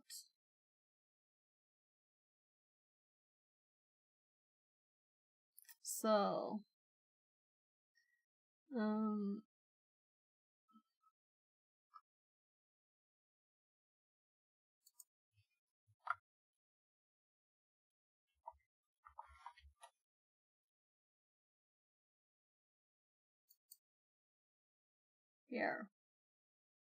here we have the i386 ones, and then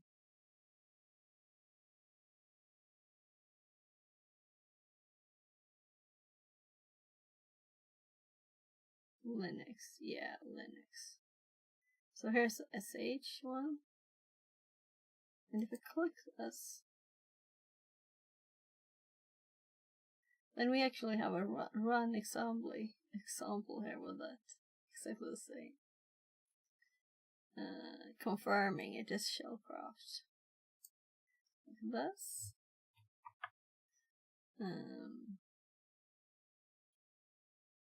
So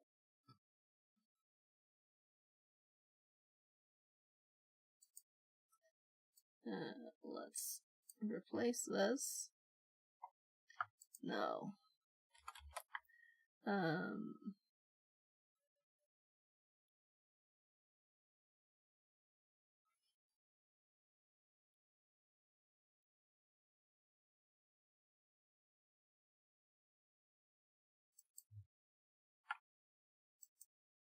I wanted to see if it pops up anything. It always seems to pop up stuff when I don't want it. Like that. But SH doesn't have anything.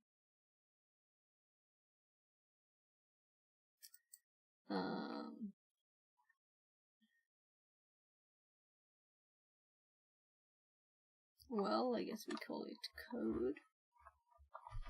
And we put this. Nah. Let's. I'm kind of thinking, can we plus this? Because that's how we do it at the command line. So I'm thinking there's a reason.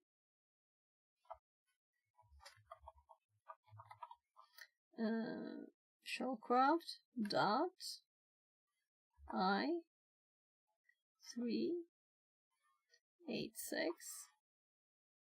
dot Linux dot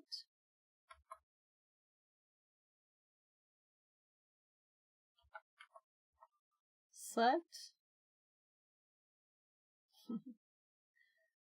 UID. And we're gonna put them the other way, of course, otherwise it's crazy stupid. So, will this work, right?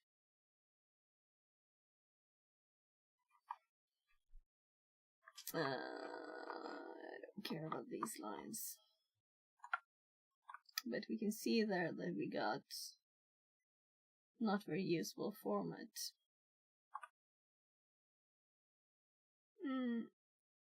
Now we know what hex does, right? It just makes it hex. That's a long number. It's a digit.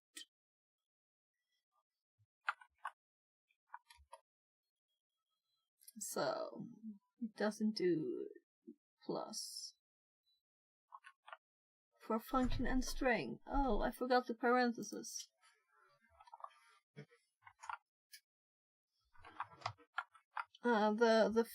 There's a doorbell, but I'm guessing my kid's the one it's for.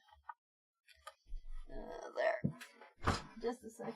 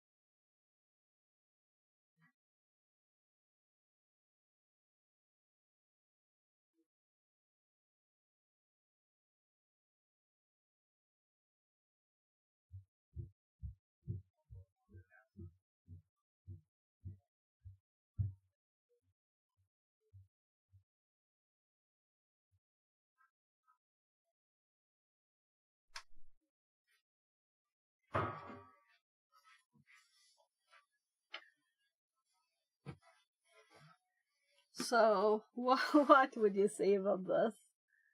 Oh, yummy, yummy, yummy, yummy.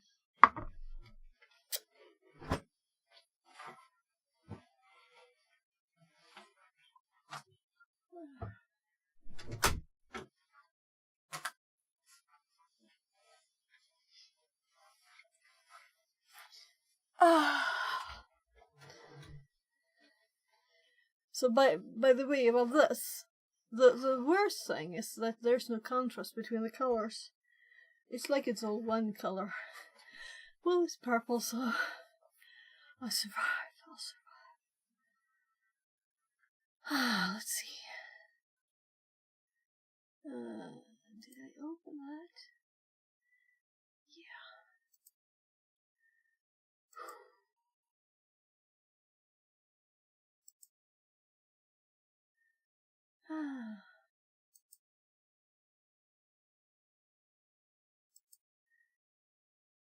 Just wanna see that. So yeah, I think I'll remove my hoodie. I don't want to eat when I have so much clothes.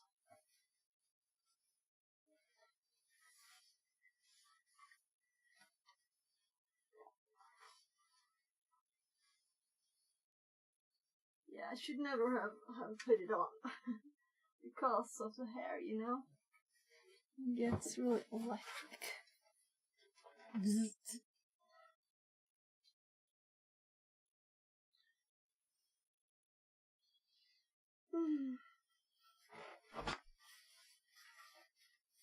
So my pants have been falling off all day. I'm fixing this now with the Thai food, right? I hope not. That I will get that much fatter.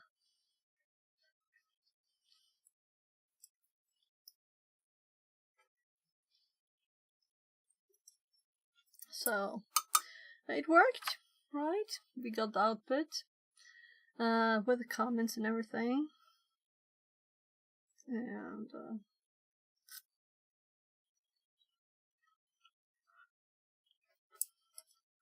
Born Again says, "Hello, pretty woman." Hello there, welcome in. So we got some code there. This is much easier to read than the machine code, right?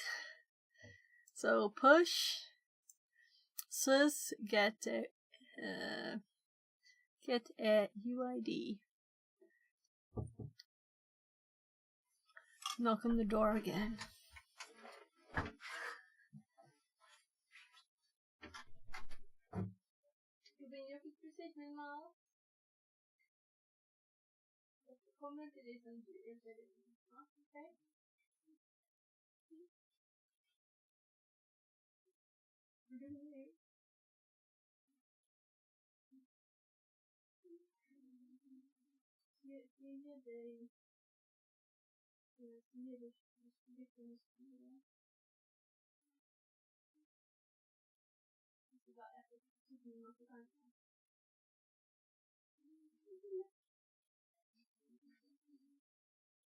Nej, jag tycker det är ännu värre här inne.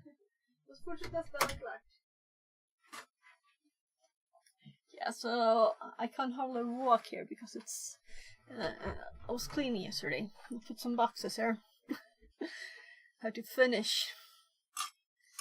I cleaned until 2 a.m. So then I thought, oh, well, I probably better get some sleep before work, right?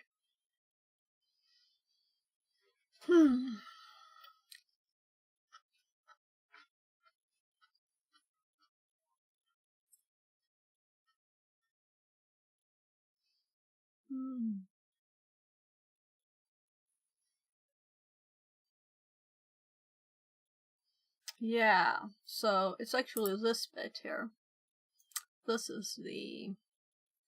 First we have get EUID.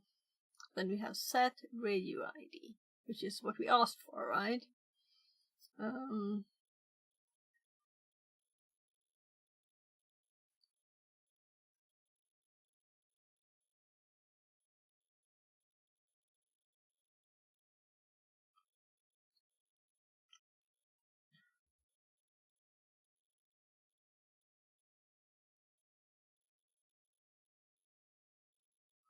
Yeah. Interesting. So I'm looking at the int 8 zeros, and we have them in the 3 places here. Here is this exeque. I have a trouble not reading that in Swedish.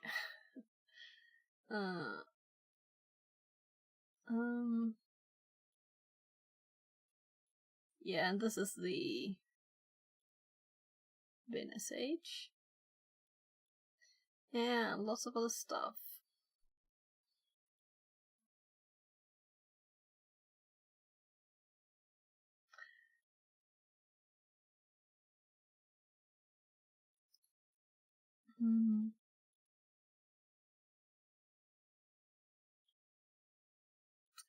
Do we want to compare this to the other version?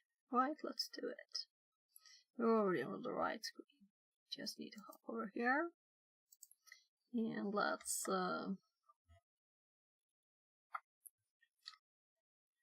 what? So I wanted to copy, not paste or whatever happened. So I have so much food. It's so much.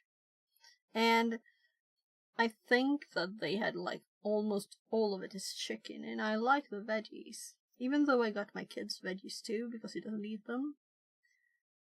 I don't have a lot of veggies.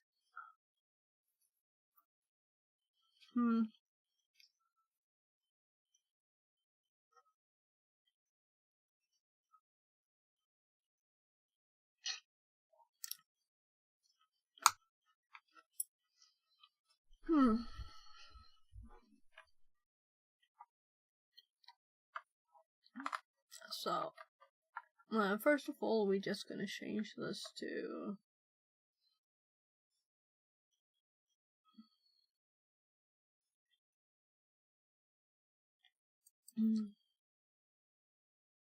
AMD64, is it right? Let me scroll up.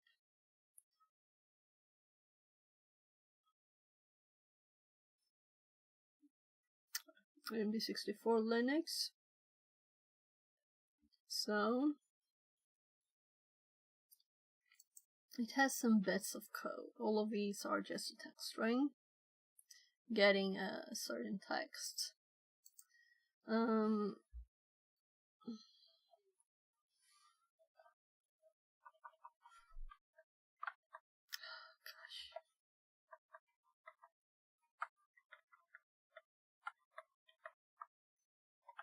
So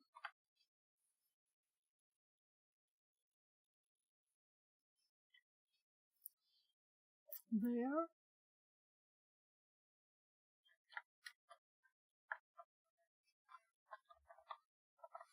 So I don't like having food between me and the keyboard, and I wasn't very hungry. I also have a few of these.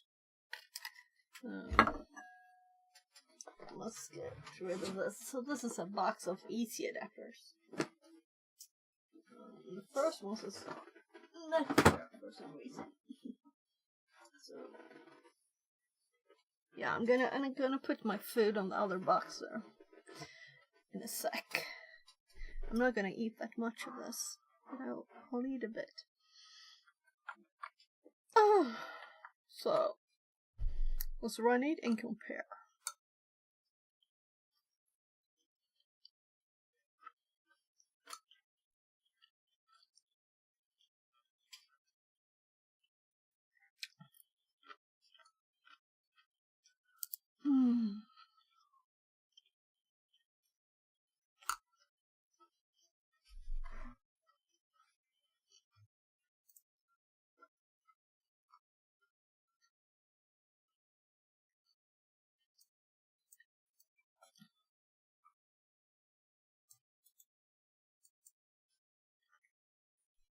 I guess we're gonna paste it somewhere, wherever.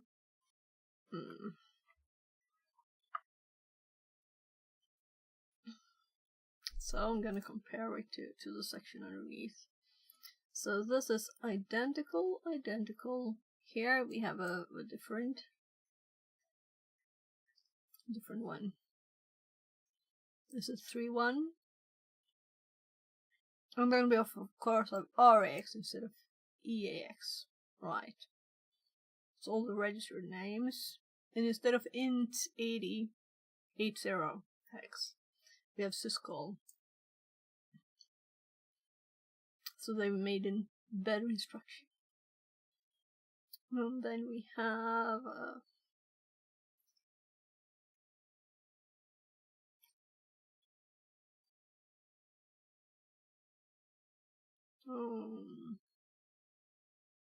now this is 4.6, but the name is the same.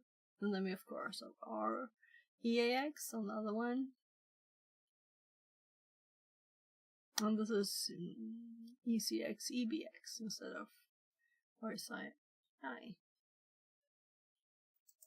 So there's those kind of differences. Then here we have 6.8 the same, and this will fit within 1 here, right? Because we have 64 instead of 32 bits. So on this screen we can see we have 2 lines to fit the string bin sh. That's what we want to fit in there. And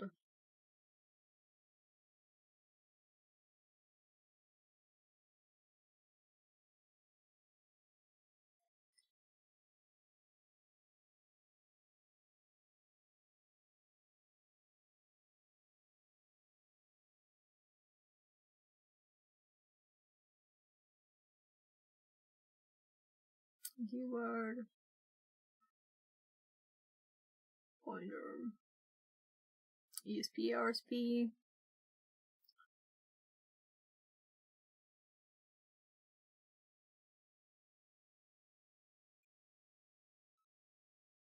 There's different comments.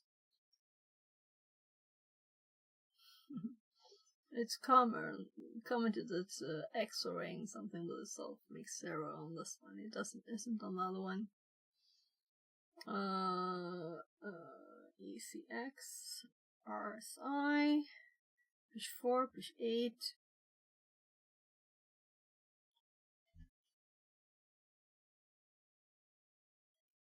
So I'm guessing the function calls use different registers, and that's why. And again, we have a int 80 hex here. So it's not the same, of course, but it's very similar. It's just those things that are changed. It's not like completely different.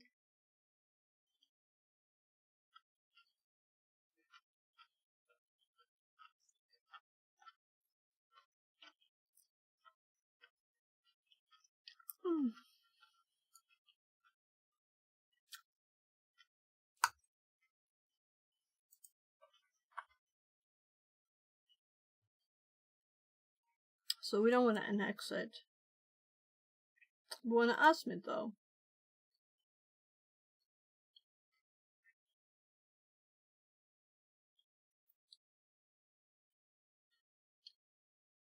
So what is the output of asm? We will see when we run it. And we actually want to put this in a variable.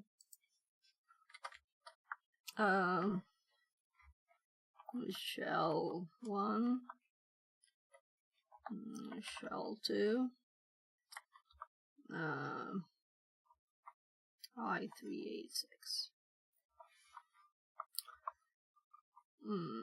AMD64,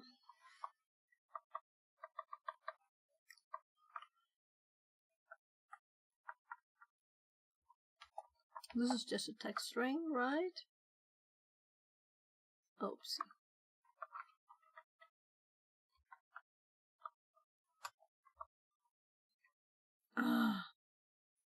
How many keys can I miss?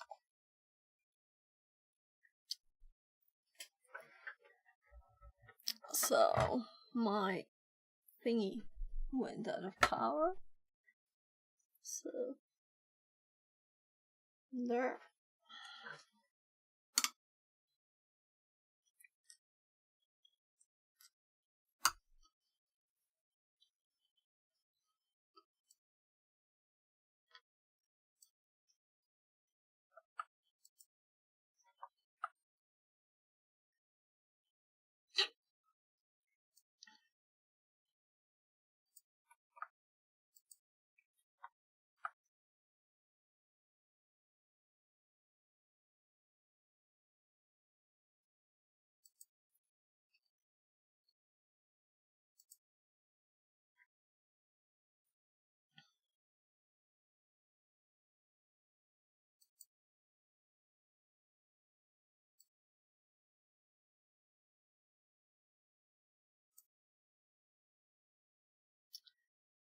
I'm thinking we want to pause here.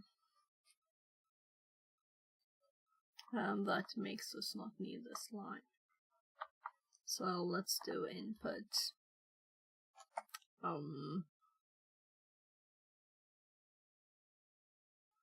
Yeah, it works like this. Input, press any key. We can find any key to continue. There. We could even do this, right? Does that look ancient?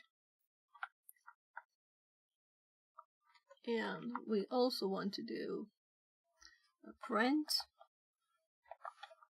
asm and this. Where? And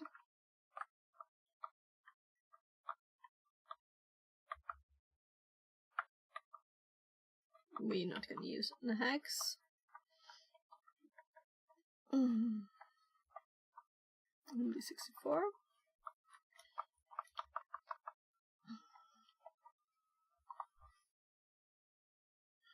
So I have this much food left.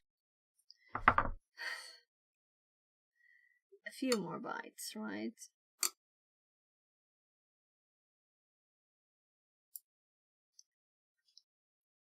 This will be 2 more meals for me at least.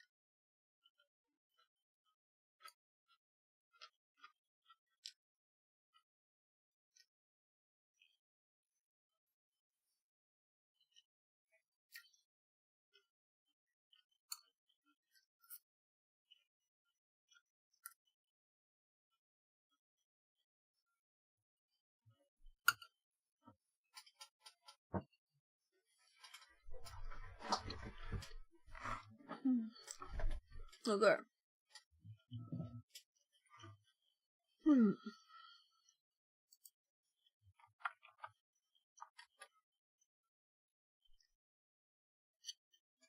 Yeah, so I kind of thought so. It's the right format. We don't have to do anything.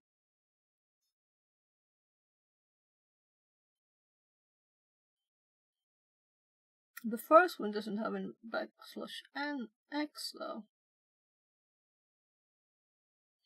J1x. It is not a hex. Okay, so the first characters are not hex. They can be printed.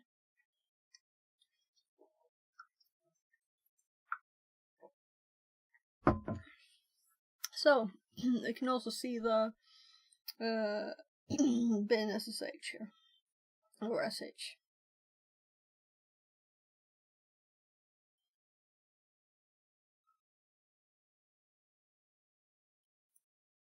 And these are the calls.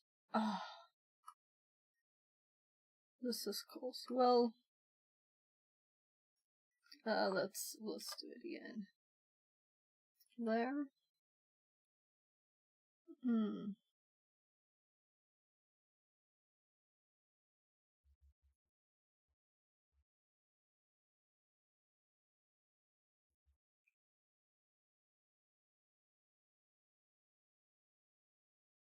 So what did I do? Oh, I didn't write the full name. Of course it can't. There's no variable called that. But it meant something. It was a constant, so I thought it was something odd, probably. Or it would have said, I don't know this variable, right? So, let's run it again. Let's do the second part.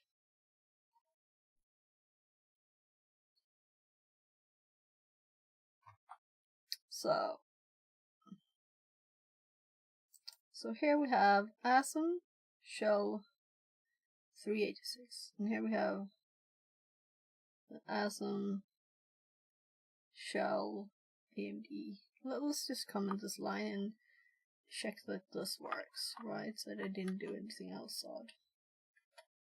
Yeah, so this prints out Okay. Maybe it can't do it.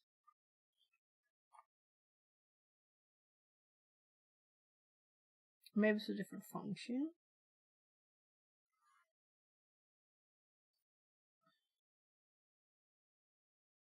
Maybe there's ASM64. But I think it would see what it is. No? I'm just gonna be stupid and test. Just to do it, right? Yeah, not defined. So now we have a pretty error that's logical. Right? So, now we get what error?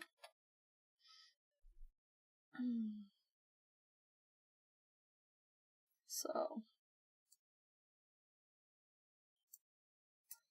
run assembler, O step 2, step 1,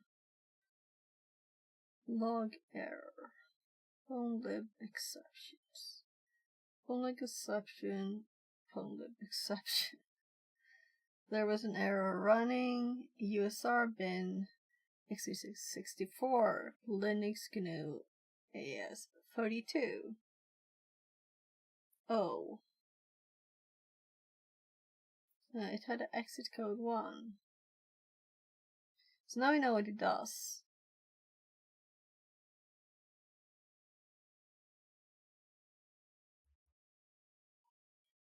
So, assembler messages. Operand size mismatch for move.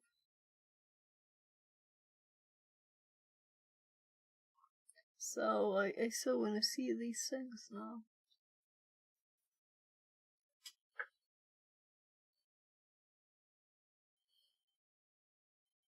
But let's Google it. We don't have to do it manually, right? So let's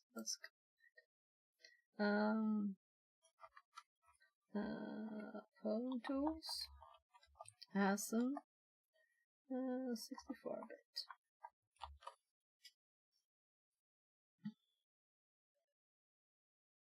And does pwntools not ASM format like ASM? It's wrong. So yeah, this is what would crash for us. Too many memory reference for moves. That's not exactly what we're getting. Oh my goodness.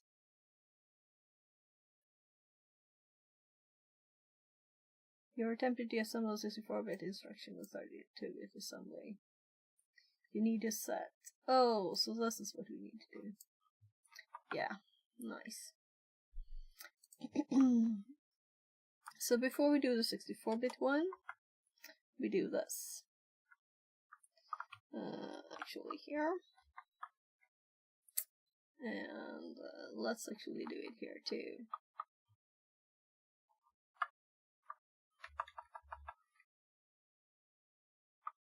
Let's add the I here because it's just prettiness, right?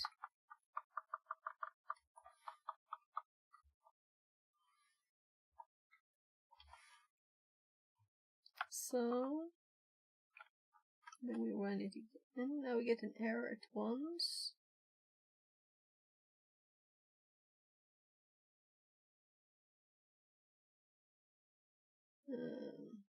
What could it possibly be called?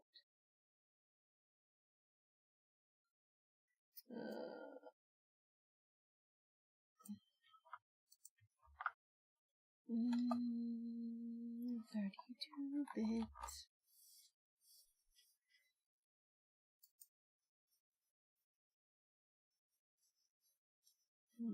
Here it's 64-bit. 5386.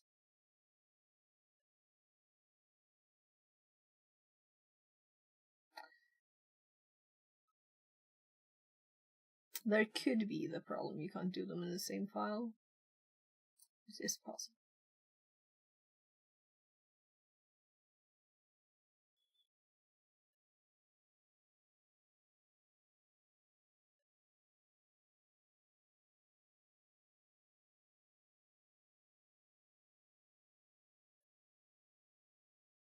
with context, local arch ID. This is nice. I like the width.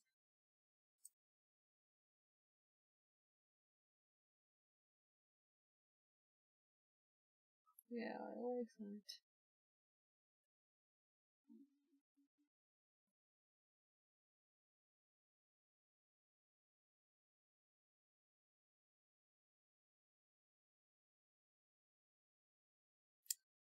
Many second points also control the global variable context, such as the selected target of radius is more secure in bit width. In general, exploits will start something like context arch in B64. We set up everything for exploiting a 64-bit and will burn anyway. Recommended methods to use to magically set all appropriate values. Challenge item.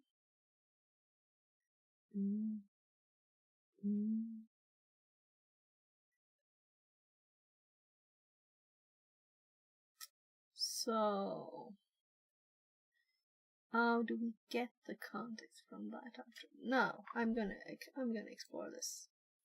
This is fun. So we're gonna start a new file.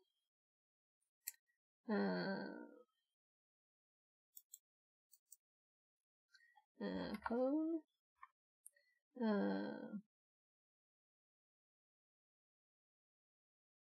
Get arch. Fine. This won't be a very good file name for this one.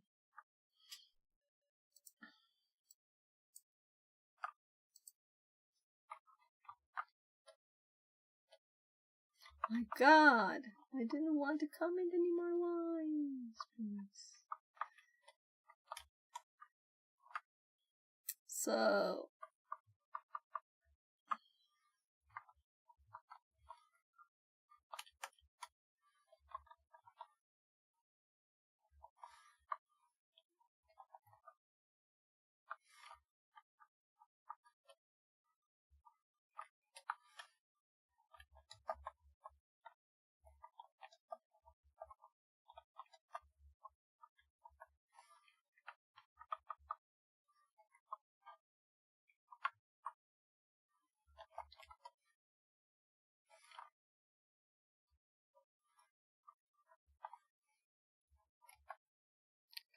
get arch.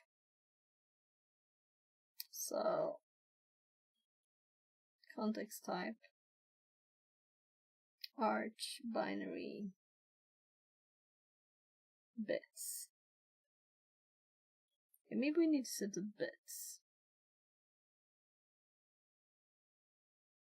So now we can get it.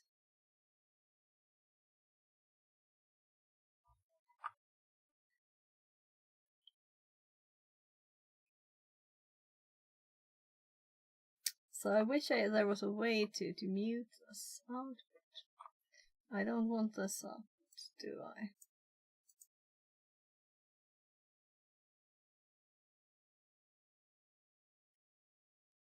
I? Let's put this in our general elf info.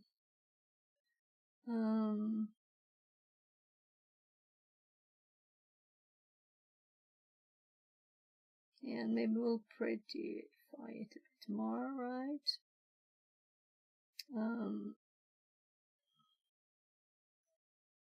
Yeah, we have context stuff here. And before I did it the opposite way. Here was changing the address. But here we are getting it, right?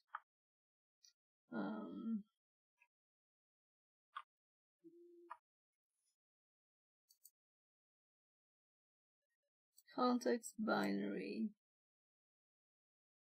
equals.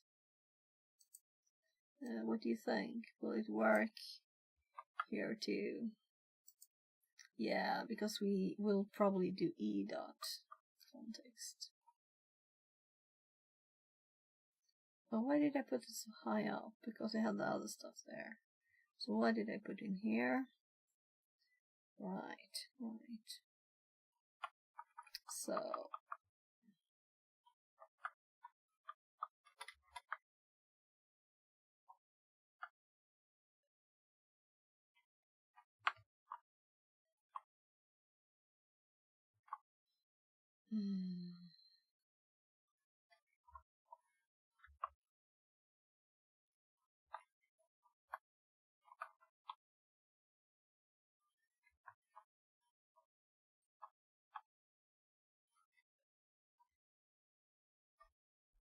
So, no errors.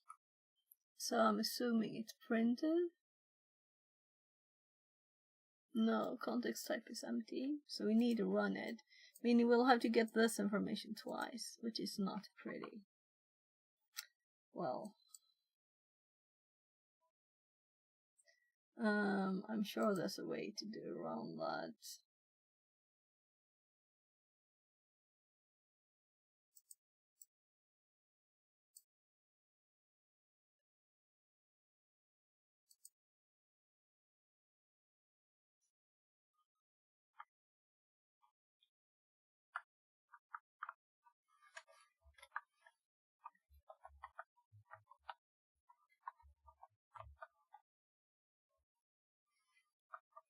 Will it have the right type? Can that function, does it have a version that can handle that? No type error. And we get the information. Nice. So we only have one problem. We have two little new lines here. So we need another print because I don't want to mess with auto detecting. And also I don't want the p print. It just p printed. It didn't p print.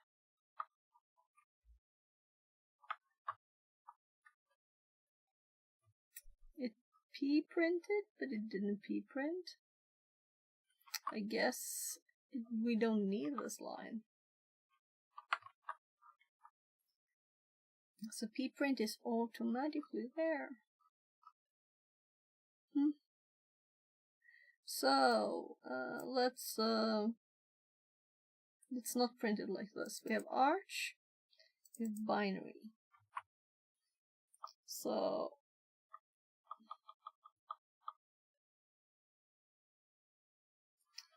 print context dot arch.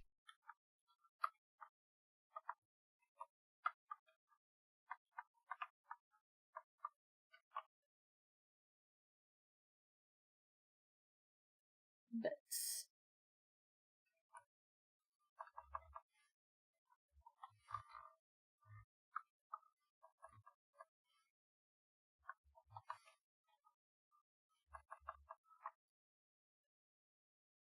Binary we don't need, but OS and Indian. Oh right, I wrote bits twice. 1, 2, 3, 4 interesting ones. So let's just put them in the right order. And let's count that one out. And we're gonna put information.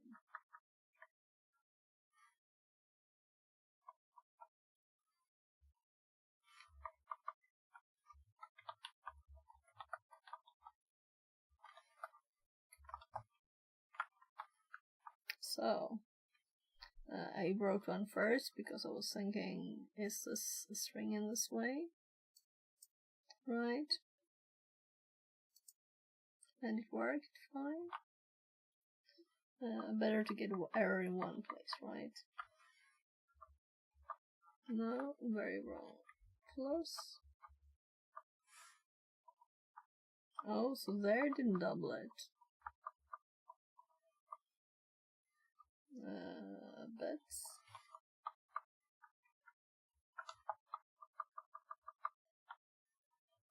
And the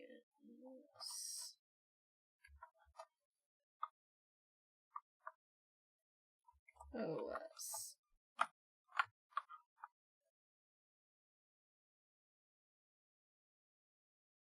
Bits needs a string.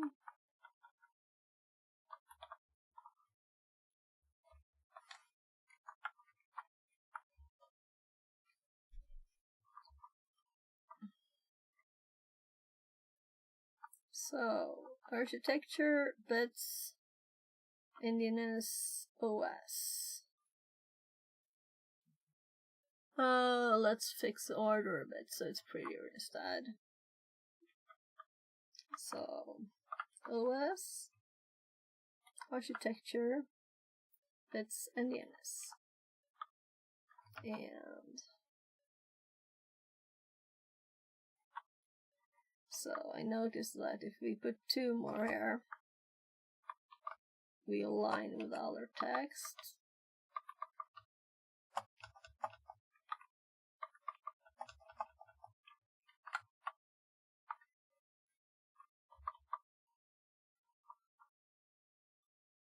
So these are indented. Well. I can't change the format of those. Though I can change the format of base address there. I can do that. How many spaces do we need? Let's actually remove 2 spaces from these because it doesn't look good anyway. So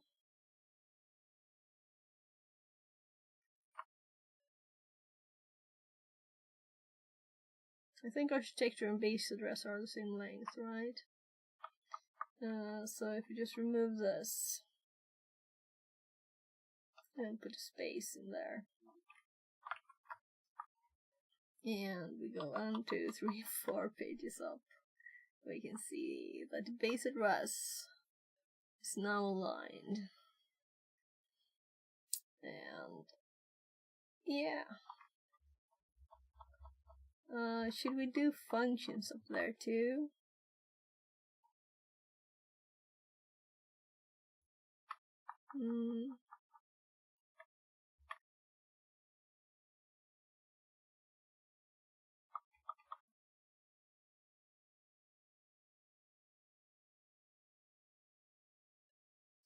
By the way, this is interesting information. We now know that it's a 32-bit, right? So it's not like for nothing. We know now that we need 32-bit code to put in there, otherwise it will go bananas.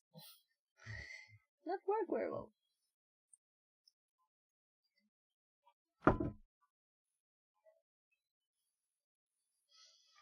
Looking at the food, thinking, yeah, I might want a little bit more.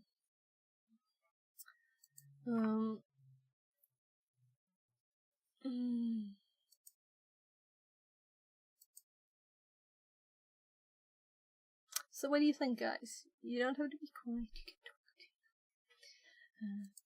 see, there's supposed to be people there. It's okay to lark. It's totally okay. But it's always also okay to give me tips or ask questions.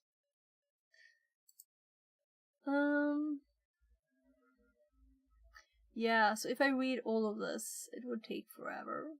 So let's...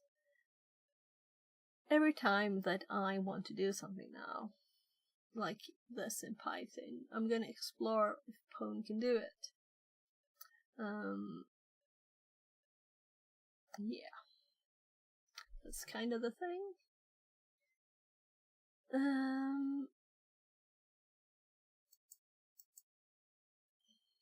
So this works. It's not like it's anything complicated. But we could also use the code from here to make it prettier. And I'm glad this line worked. It was just a experiment.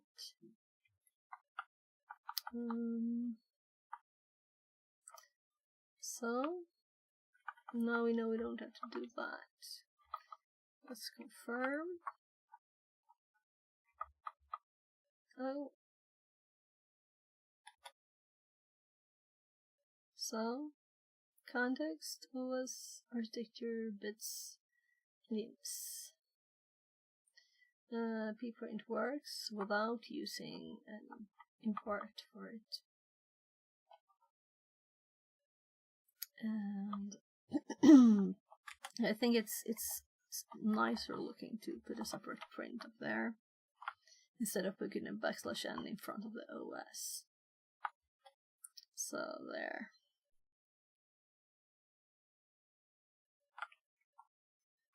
What did I do? Food e-search.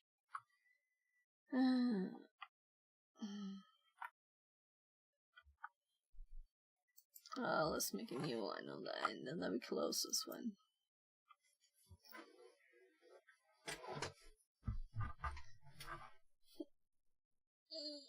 Let me go back to our generate shellcode, and now we know that we need context bits to be 32. I'm assuming this, that this is what we need instead of this thing. Right, so let's delete these and just go 32 and 64 and see. But so what? Redo. Yeah, I replaced. So let's put it underneath and comment this because I want to experiment more probably with that. And 64. Will this run now? So generate shellcode.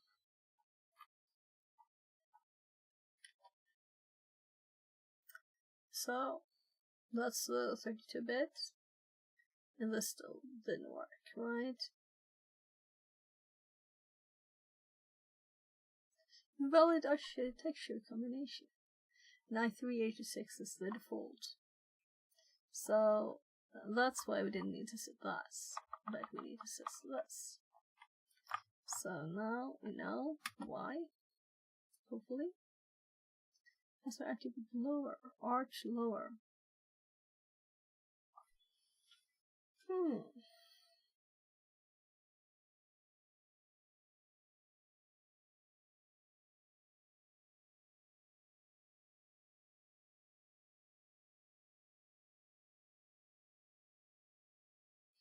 So it's getting stuck on the line we don't need. So I'm gonna comment it and see what works. So we're still getting the same error on the AMD 64. Context arch. So how do I set it? I'm doing it in the wrong way.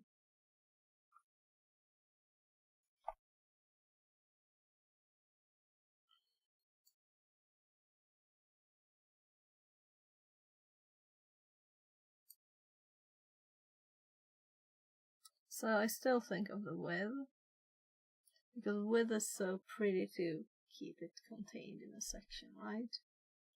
Ending it without you having to do anything. Like opening a file and it's being closed. Oh my goodness, sorry. Let's hop back to this where we were actually reading, right?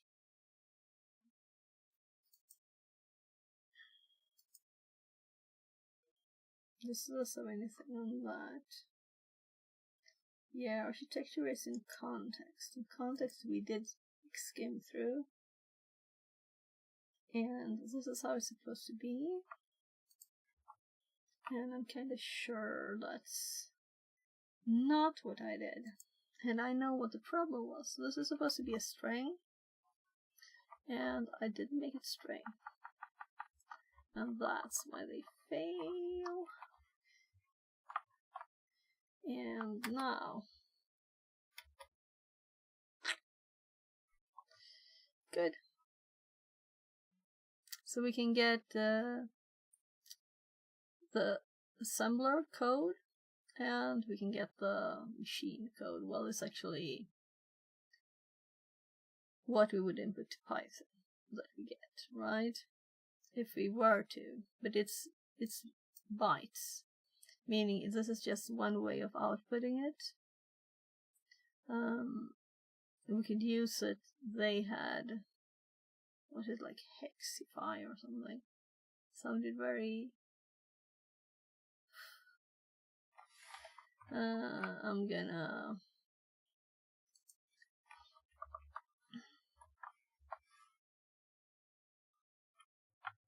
The reason I split some of this was really only to, well, I guess.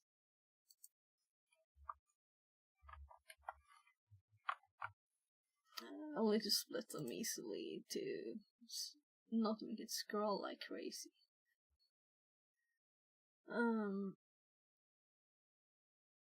Yeah. Let's continue. So now we have, we know how to, within this,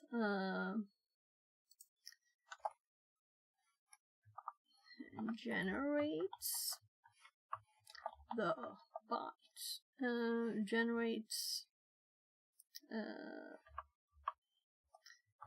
machine code in bytes format. So I'm saying bytes format because, not byte format, because that's what the function converting it in Python is called.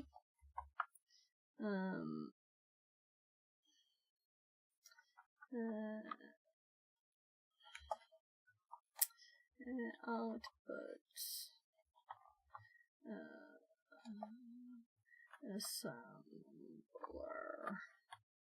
code.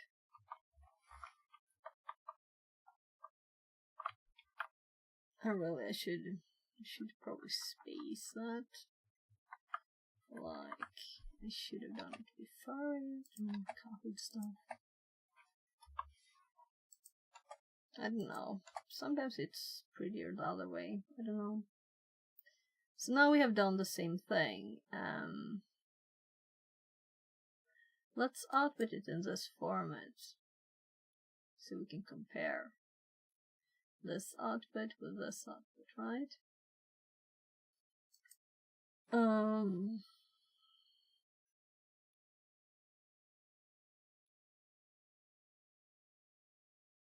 I know how to put it, to print it, right? Yeah. So I can just copy what I had in another one. Here. This is hex output. So. No. This will not do it for all of them.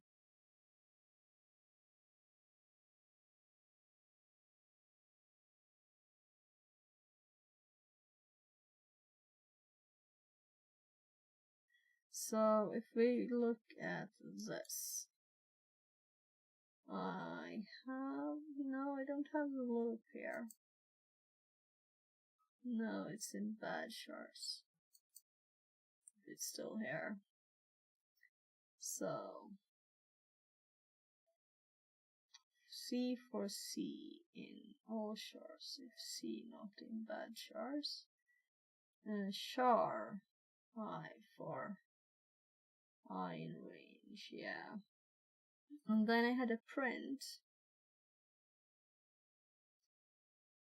This makes it bytes, and then when I print all shards, this will be the same kind of output we did.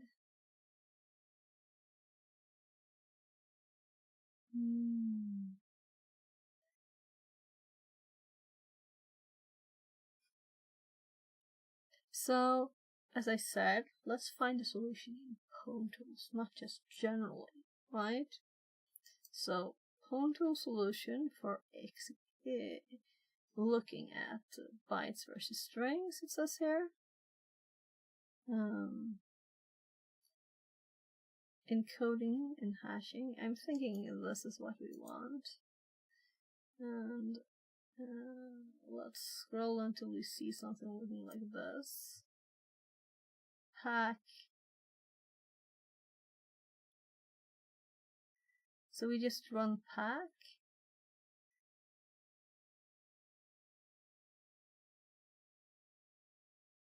Yeah, we run pack. So to print the thing I want right now, we do pack. So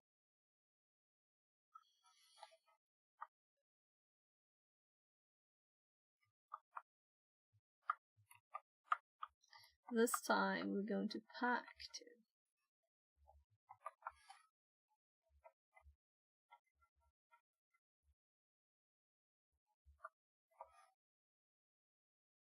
So for me this feels very wrong because we used pack to update memory.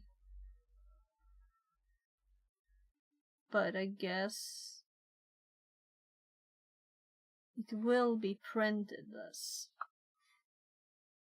We'll see. Interesting. Let's I'm putting a print in here, not to mess up prints automatic sensing types. Yeah. Kind of felt this was wrong. A sign is known a number. So it can do this on an address, but it can't do this on something more. Bytes and int. Okay, we can convert the whole long thing to an int, but we can't because it's too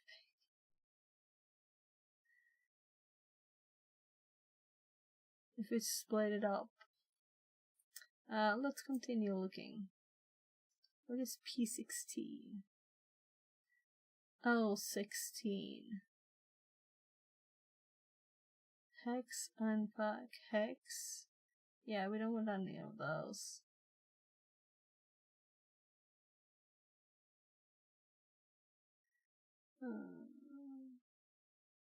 I've done this before, so I'm just mostly interested.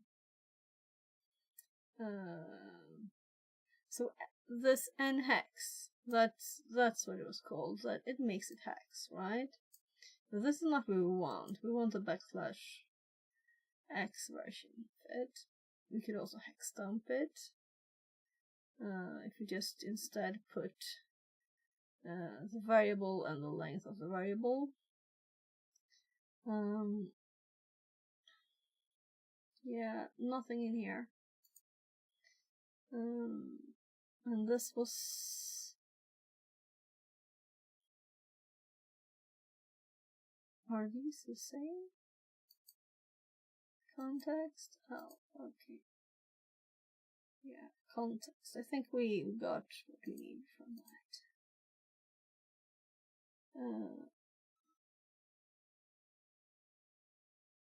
Let's look at this then.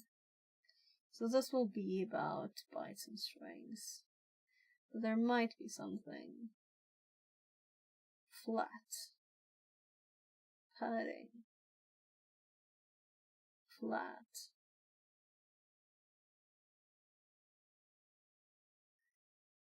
Okay.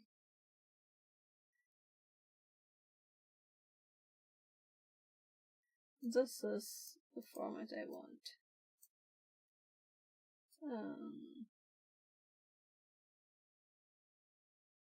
So this will output not this format if it's printable character. What? Was there a difference between these?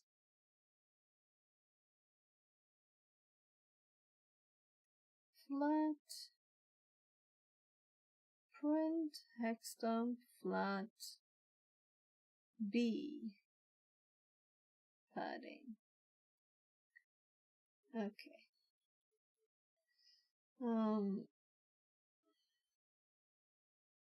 Yeah, so maybe there's nothing in pwntools and I'll have to just normally do it. I'm just curious, you know? And I want to explore this as much as I can.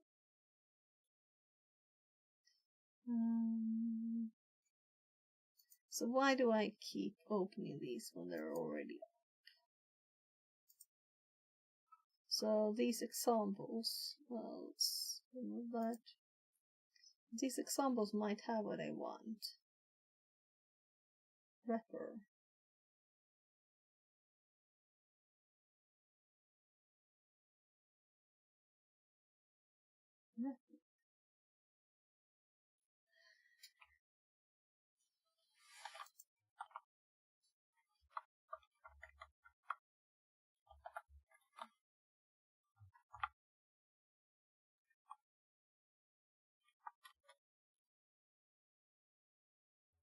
Nah, it's the same. So I want it all to be \x, not the printable characters to be pretty or printable. So I didn't do any change. The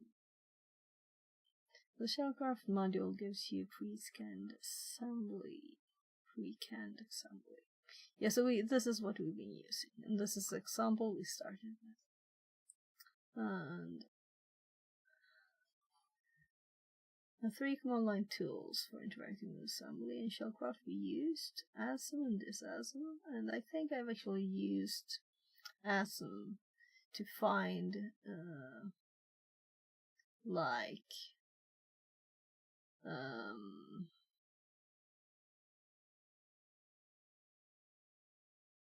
some instructions to search for. I don't remember what though. Architectures. Canned assembly. What do they mean with can?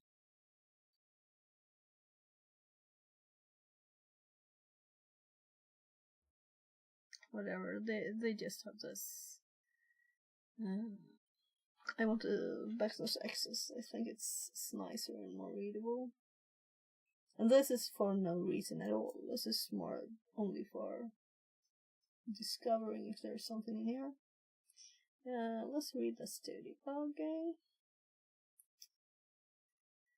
Debug. Oh gosh, this is the cool stuff. Yeah, cool stuff. And more cool stuff.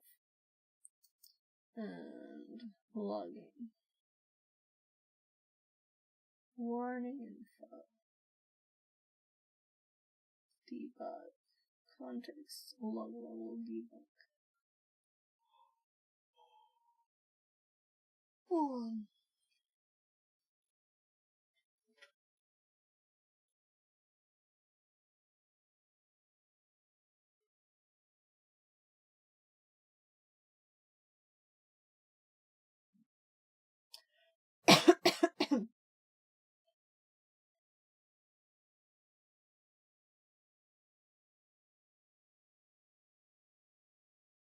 I don't understand why people would run Python, stuff at Python terminal. If they can just run and rerun it without typing.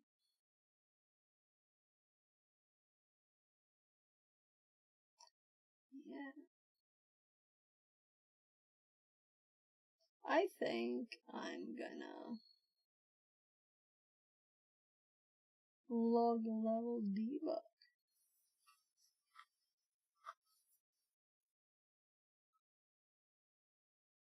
Context log level debug.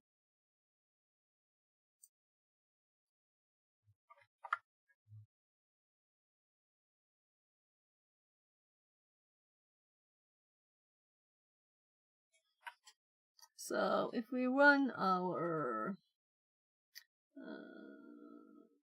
let's close these that don't have anything to do with this. This one, if we set the context at the very start to be debug,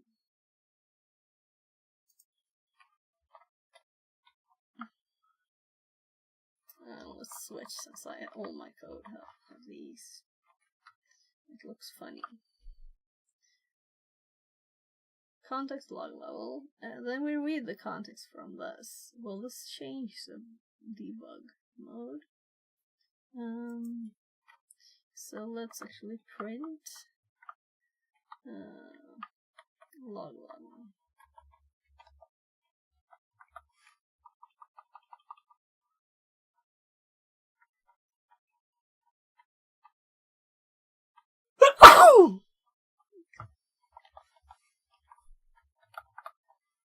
And let's start with this not set.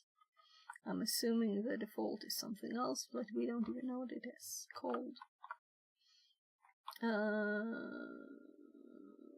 Elf info.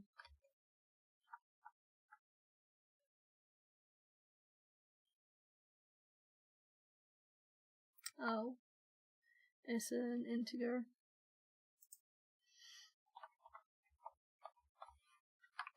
So that means I can't get a new hint on how to do stuff. Log level 20.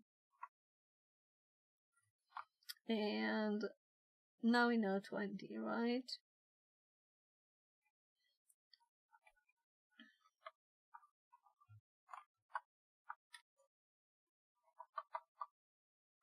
$10.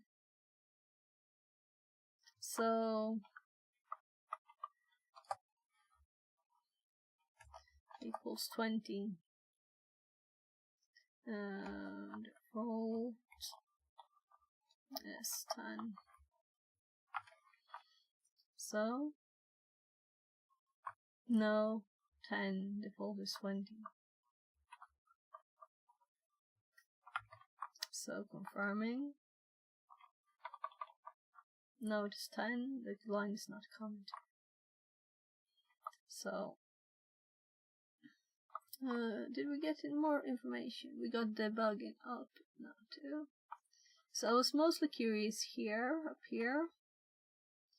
And then we have what it is running here. User bin, Linux GNU, copy, binary O, data code, rename section, data text, and step 2. Step 2 there.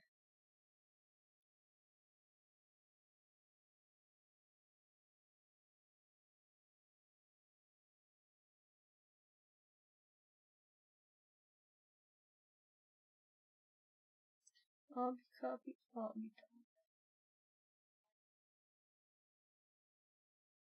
So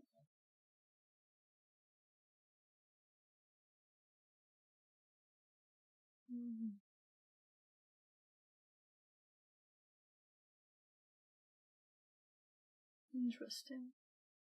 Of course, there's similar commands, but here we should have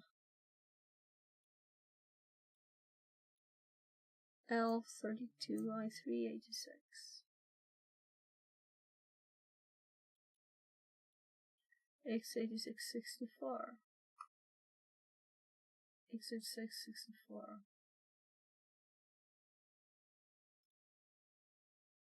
Oh, it's not correct. It's not right.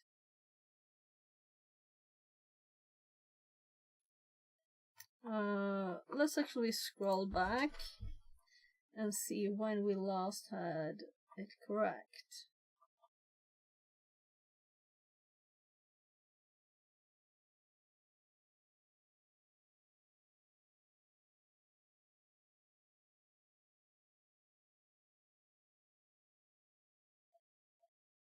So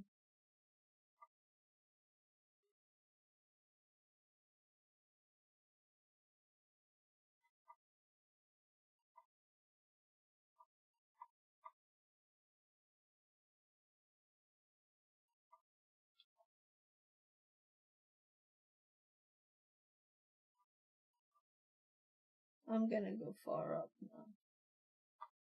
Here's when we did with something with these before, is it?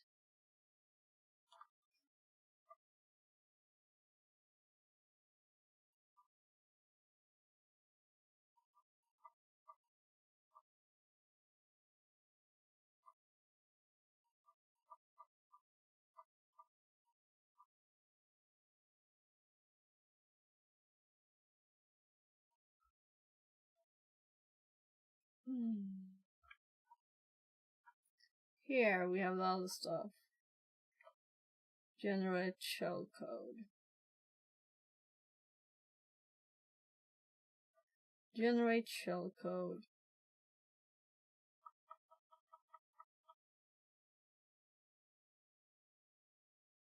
Here we have int 80. Int 80.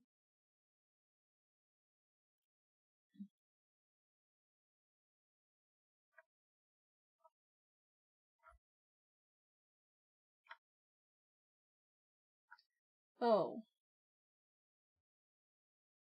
I'm stupid. I'm thinking of the wrong program. That's why. It's that one is of course all 32 bits. So it's my kid. I'm gonna bring my food down at the same time. I'm gonna fix him some microwave some spaghetti and meat sauce. It'll be kind of quick, but this will go bad if I have it here for long too. So I'll be back soon.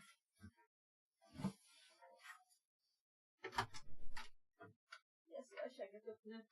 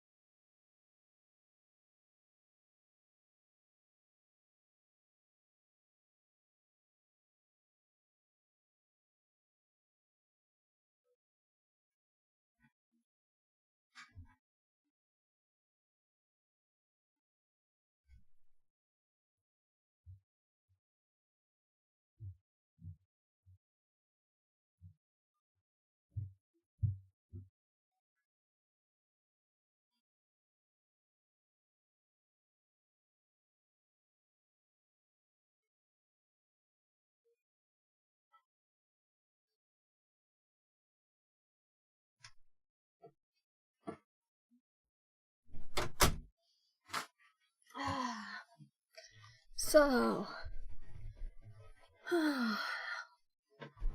there. Now we can focus again.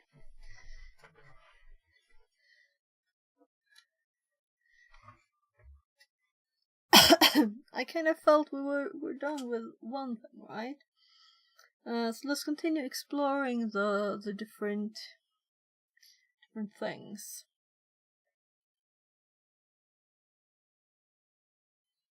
All right.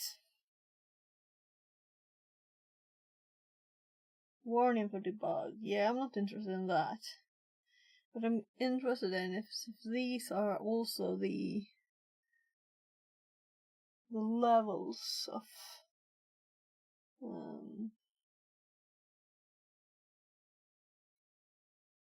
these are like saved as we can set these string values for what is supposed to be an int, right? So it wasn't a constant, was it? It's a string debug that is replaced when we later check it with 10. So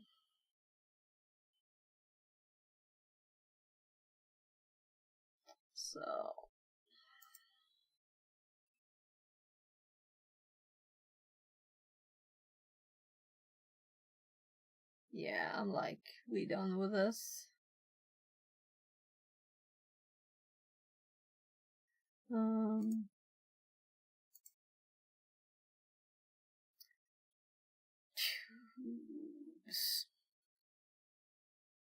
Local processes, remote TCP and UDP connections, processes running on a remote server of SSH, Bordaio. And first, I think this was like the first one, right? So first when I opened this, I was like, yeah, we don't need this, right? This is already available.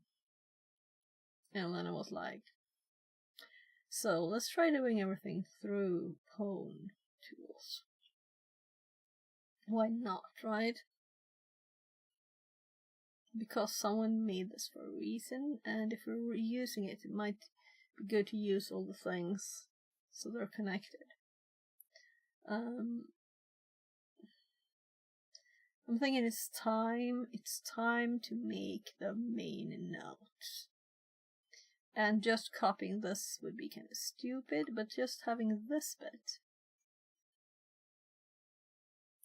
with links like this, right?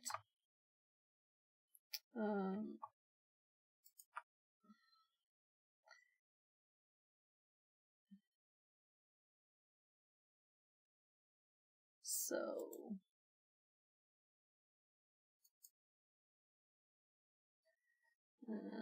tools, basic IO, and I might change this anytime, really. Receiving data, sending data, manipulating integers. I don't know what. Nah. I'm not happy with this. Changing it at once, at least the name of it, right? Now we can tab back and forth. So let's paste this. So all these are links to within the document.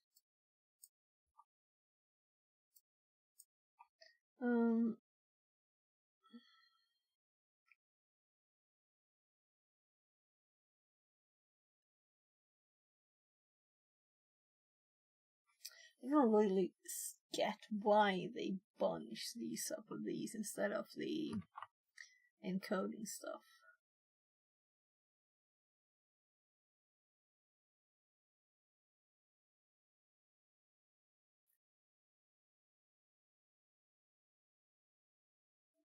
And even though I don't see the reason for these functions, I still want them mentioned in my notes if I'm listing like all the things.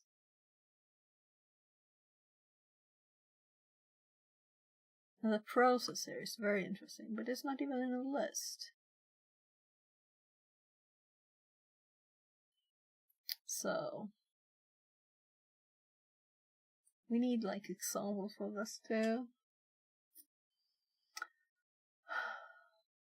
the full documentation for more information. Yeah, this is just basic full docs.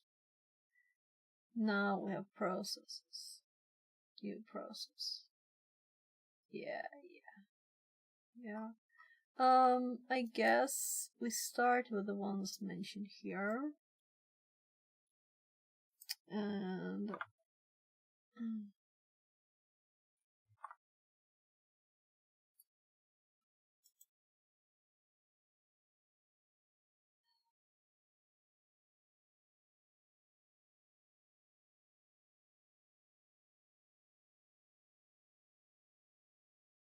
so the basics I made is totally different. And we're gonna split this up too. This is for elf, really. And this is for about the hex stump. And read.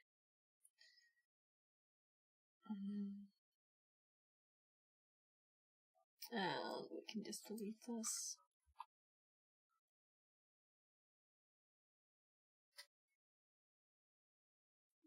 We'll never forget that. As I knew it before we started this. It was called Poem, right? And pprint we didn't even need anymore. Which is interesting, because I needed it on my Kali machine. My Kali laptop.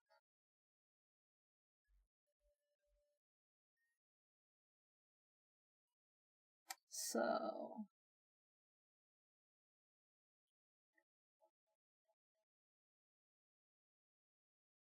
this is one way to go, but this doesn't say what this does. One way is making example programs here, but we have those over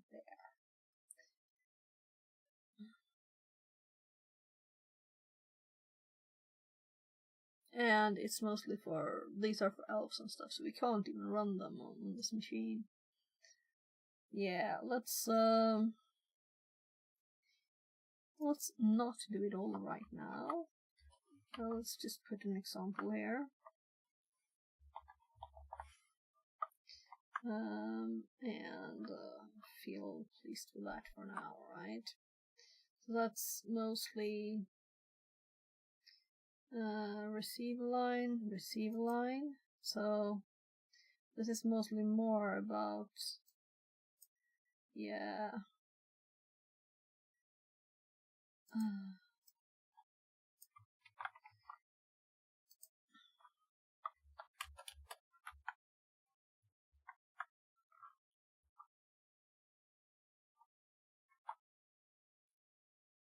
Reading binary data as in program either you can receive up to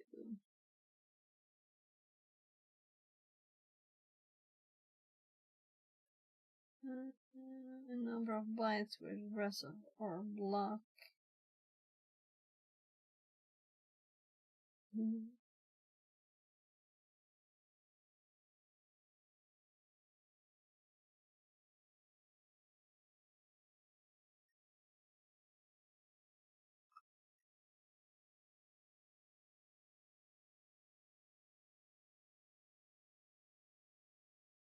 Okay. So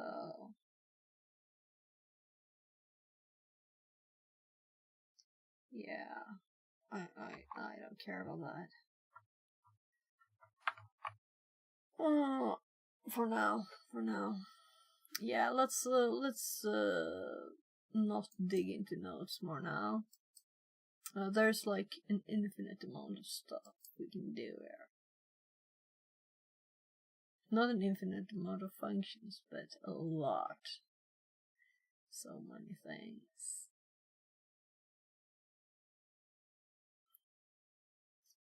Here we have the running and debugging, which is when we're starting to get very interesting. It's starting to be very interesting for this bit here. Let's make a new file again. New file. Phone elf run. .py. Debug, I guess. because that's what's interesting. And let's get the start of it from this one. We could just continue here.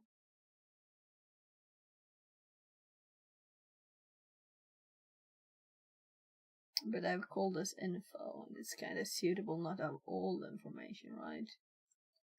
What do you think? This is disassembling the functions. Yeah. Yeah, let's make a new one. But let's grab these things and put it in the other file. So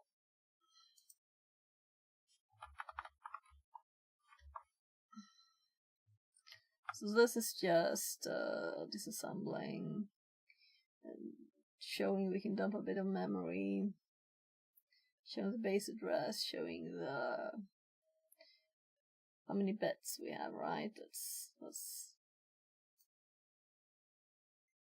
grabbing this bit, and we're gonna put it over there, and we're gonna edit it a bit because we know what OS it is. We don't need these comments.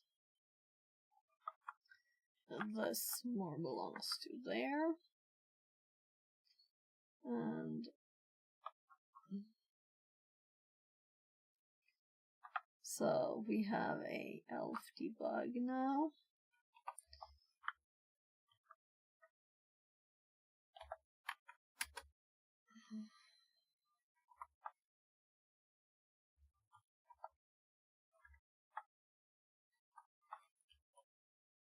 So we still get the information. We know it's I386, right? The bits. We know it's little endian. We don't care about the log level right now. Also, let's comment that out. So I'm mostly just interested about the number of bits.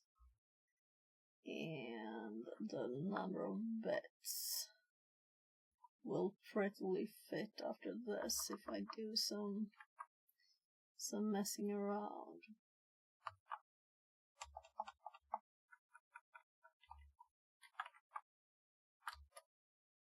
There. Bits.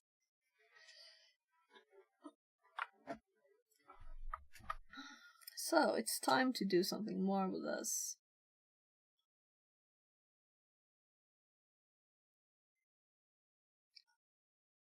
If you have an elf object, you can run debug. Run or debug it directly.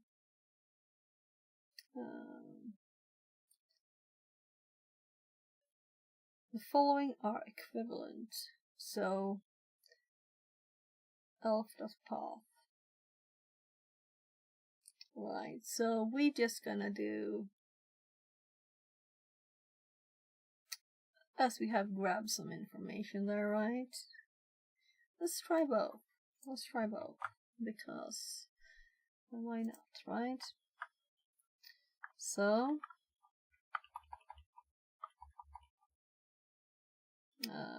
and this is what we have over here, right? With file name already.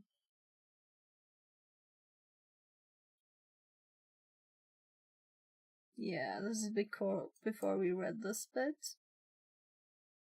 So now I'm assuming instead of doing process path here, we can do the E. They're just calling it elf, lowercase.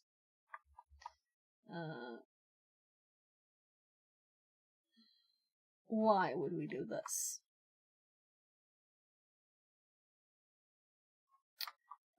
Let's just remember it fondly and delete it. We'll see. So what will this do? Let's run this. We have the debug on, right? No, I turned it off. Starting process. Stopped process. So it has arguments and it stops quite at once. So if we do dot slash validate here, usage validate input, so validate input passed, and if we do F, it will fail. So that's how simple it is. But it has a buffer of 100 characters. So let's crash it too.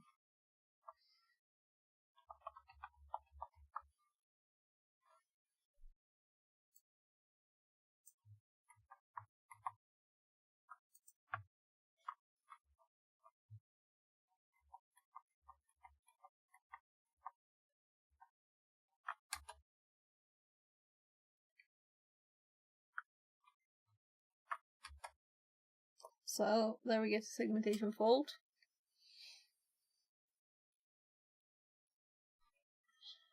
So, but now we want to run it in here. So how would we use arguments?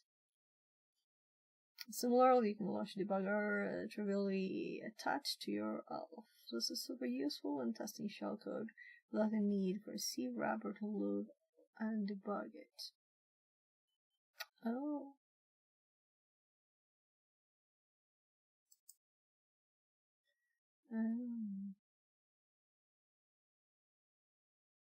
So let's do debug.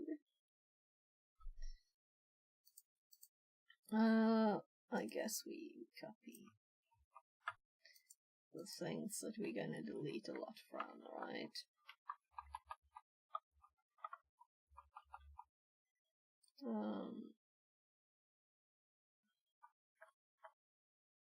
This I wrote this before. Was it yesterday, the day before? We started this. Did we start this yesterday? Was it longer? Yeah, let's comment on that too.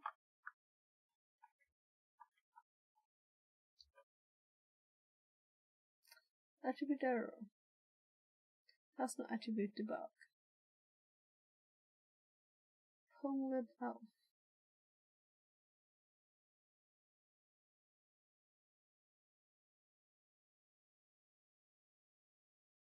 Elf the L. I forgot to delete the L and F. Of course there's nothing. So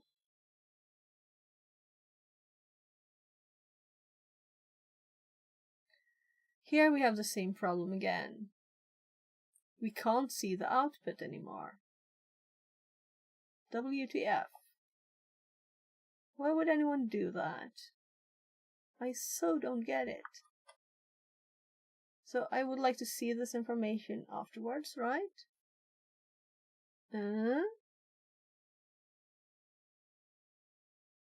So what if we remove or add the debug here?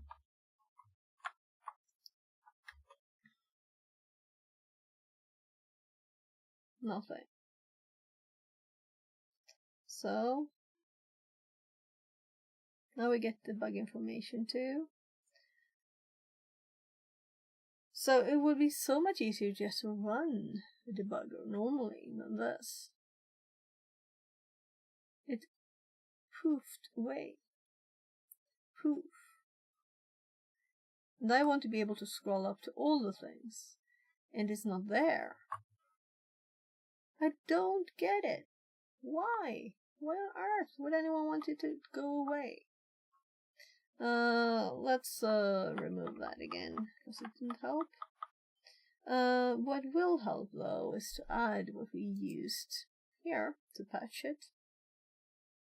And exit doesn't exist. But what do we have?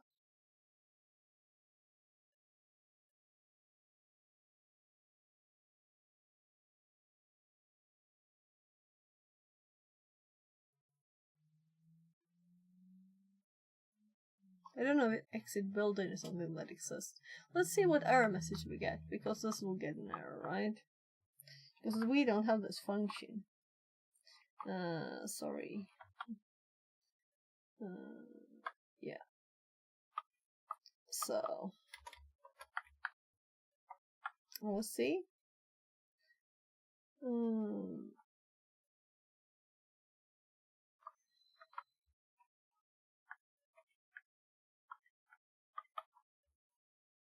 Yeah, this won't work, but I'm curious to see what it says, so I'm gonna do it anyway. Key error, exit built-in.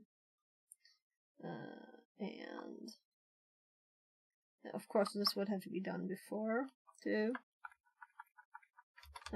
We just need to find something else to do.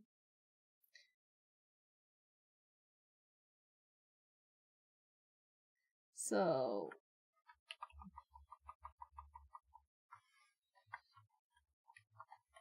let's do validate instead then, which is the function that actually does the things.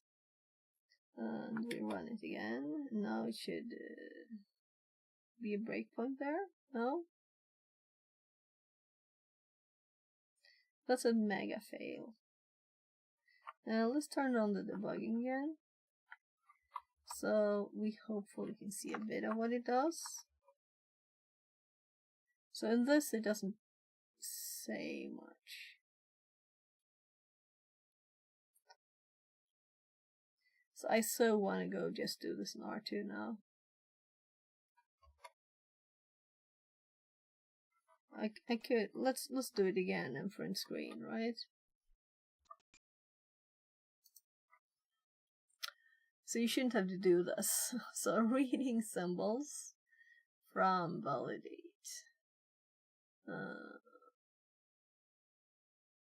From remote target. Files transfers can be slow. Use Cicero to access local files. Debug build ID from remote target.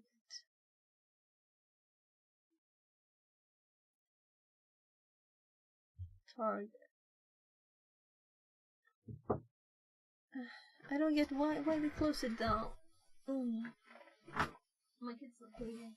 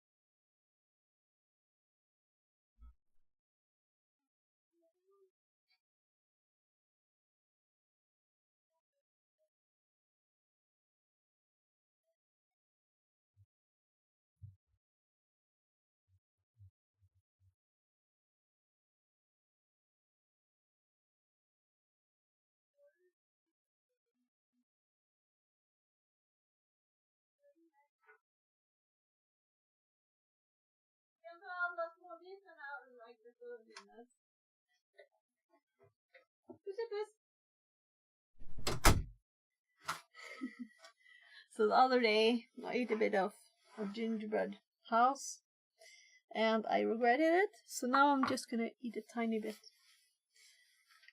So this is the last of the house. We're eating that all up now.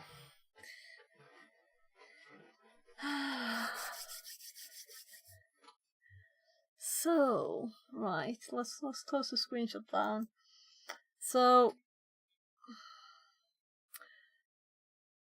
far, this has been a total failure. But let's see what it says here. I activated the debug.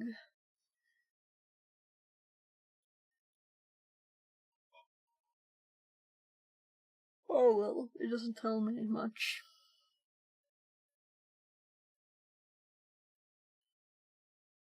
So is there like an option to make it do the current window, right?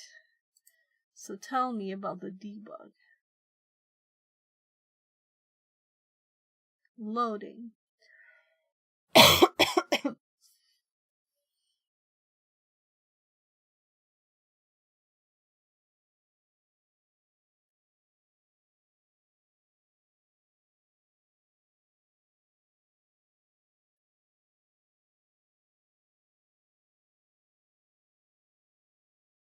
So definitely lots of options. So what does shell false mean, for example?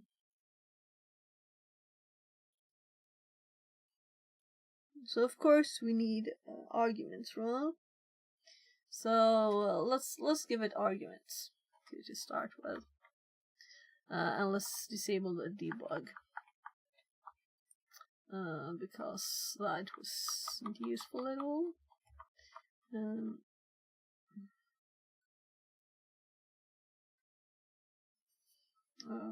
One last look.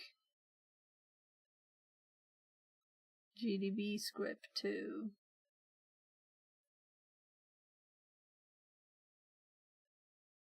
Yeah, I think it's harder to see. 1, 2, 3. So with an output, it will not give the debug message or the command line do this. Help. Did it even do that?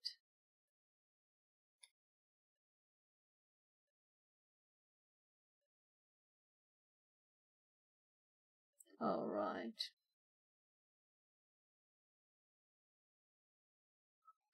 It needs to be a list.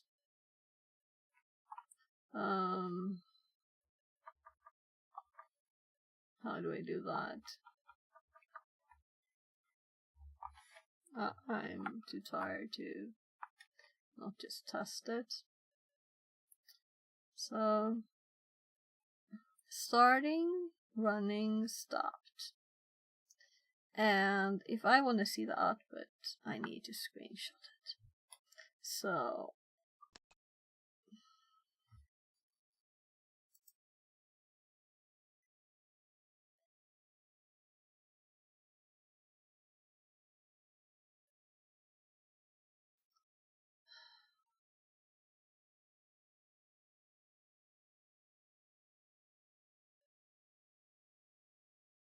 where is the output of the command? So I have to do something special to see the output. So I don't see why I would do this, but I want to learn this very much, so...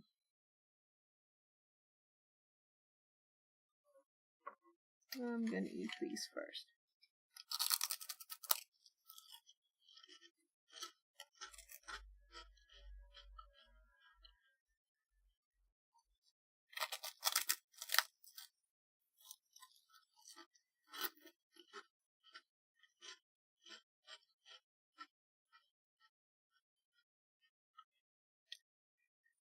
So let's see if there's more. I can't scroll down.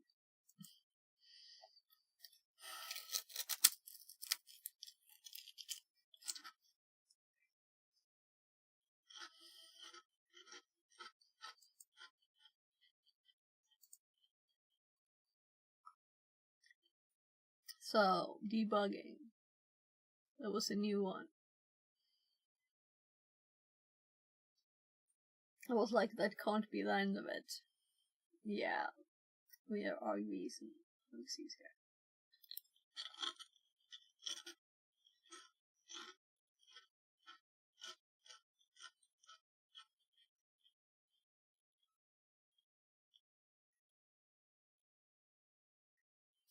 So, in addition to the resources here for debugging, you might want to enhance your GDB experience with one of the following.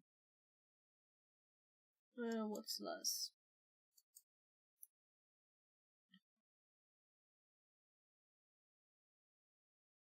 Yeah, I don't want to use a special GDB.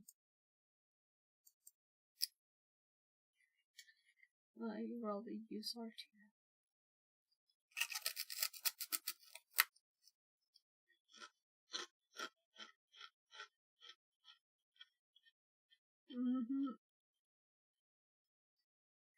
So let's make sure, because it keeps talking about remote stuff, right?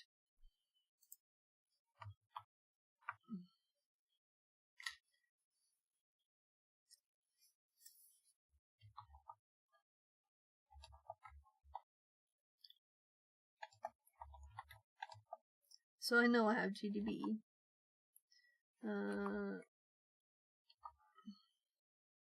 GDB server.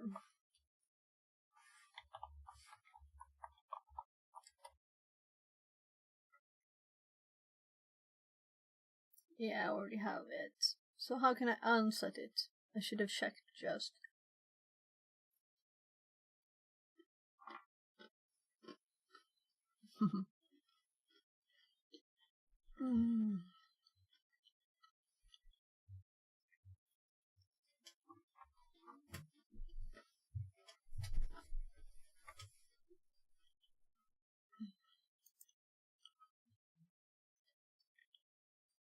Launching a process under GDB.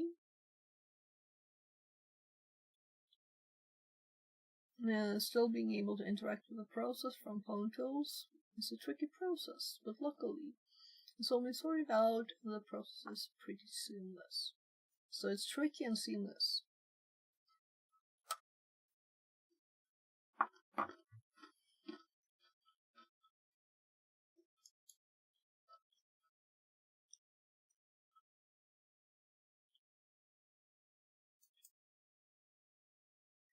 So, I kinda wanted this, right?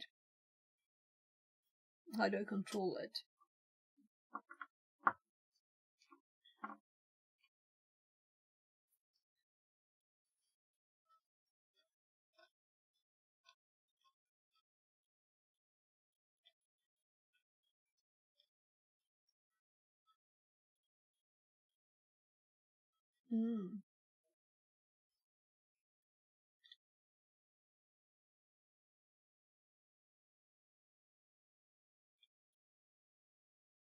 IO Interactive.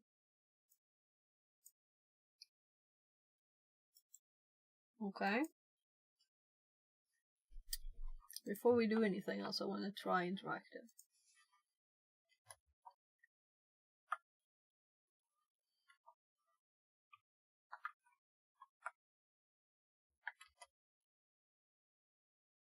Oh. Can I do stuff now? Will it not stop? It's taking a longer time. So I have time to actually type something here now.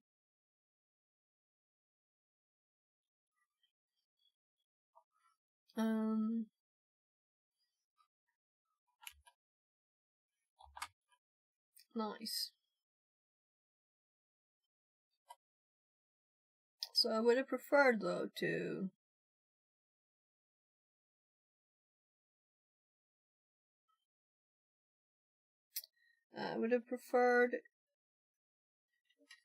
not to switch windows.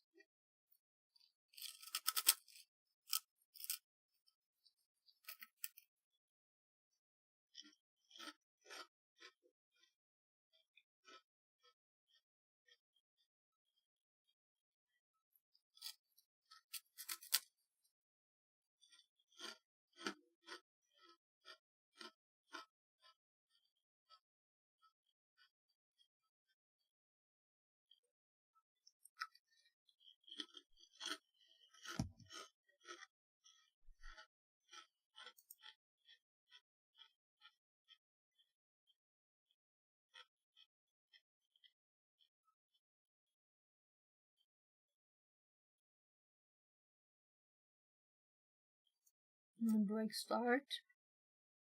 So I'm assuming we can put this in the other's way of starting it too.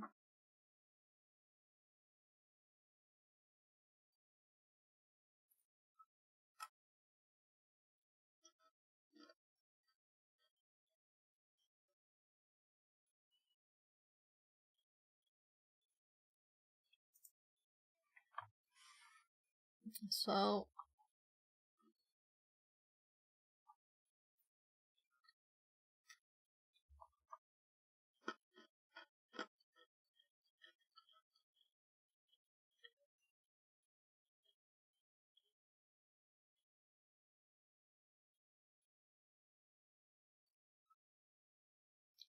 yeah, I need to know more if we're not using gdb.debug.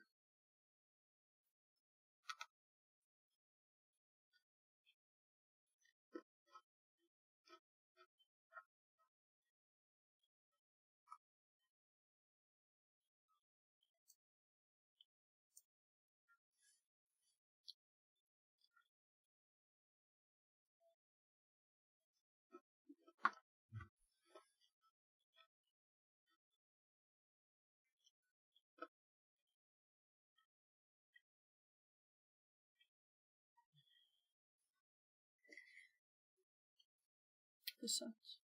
It's too sweet.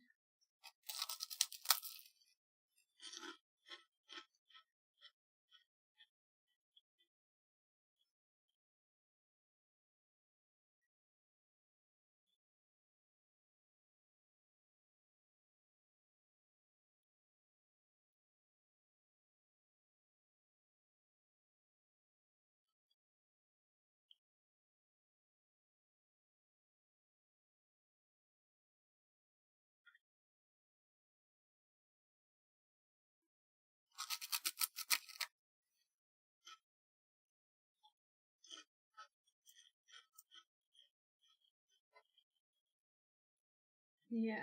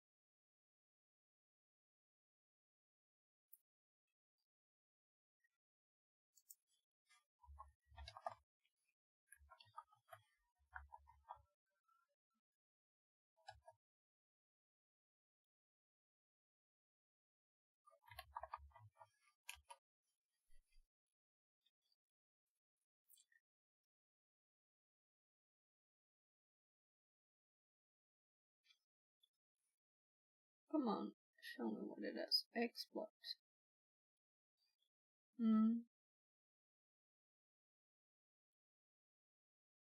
I don't want it to switch windows. I should say terminal instead. Terminal windows I will search for. Debug executable in the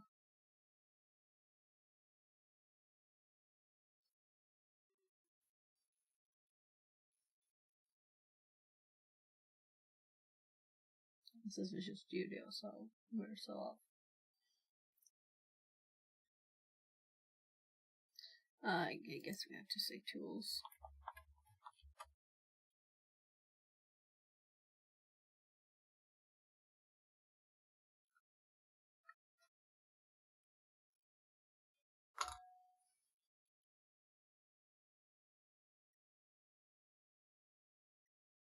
Yeah, well, let's just continue reading for now.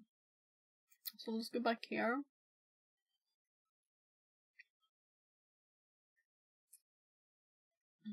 gdb.debug bin bash. So this is not how we're starting it, right? So I need to know the alternative. But let's say comma gdb script, because they were named, right? So this should work. But what we want to do is to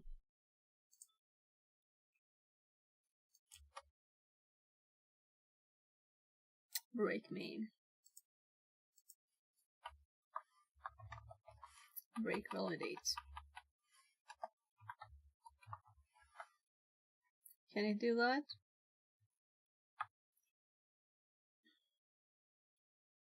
But we want input to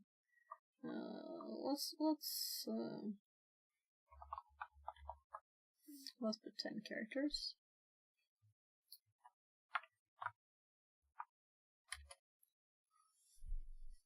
And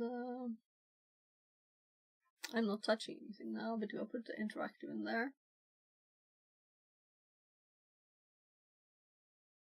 Shell number 1. So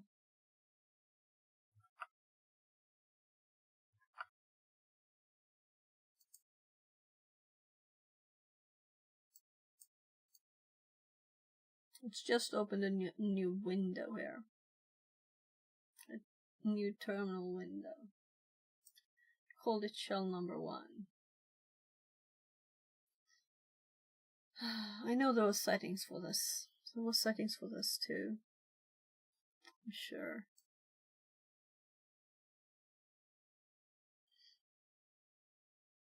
So it says here, by the way, switch into interactive mode.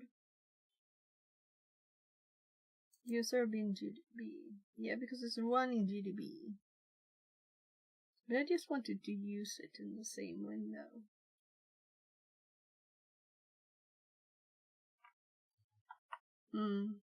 This is horrible. It would be easier to start GDB. But assuming we're not actually doing stuff here, but we're doing like switching to interactive mode. And now we have interactive mode here, I guess. That's what we saw before.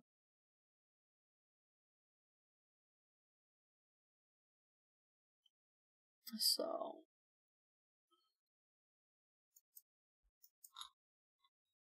yeah, I'm not gonna eat any of that sweet stuff for a bit. I'll just feel sick. I already started a bit. So this is just sugar, you know? It's just sugar.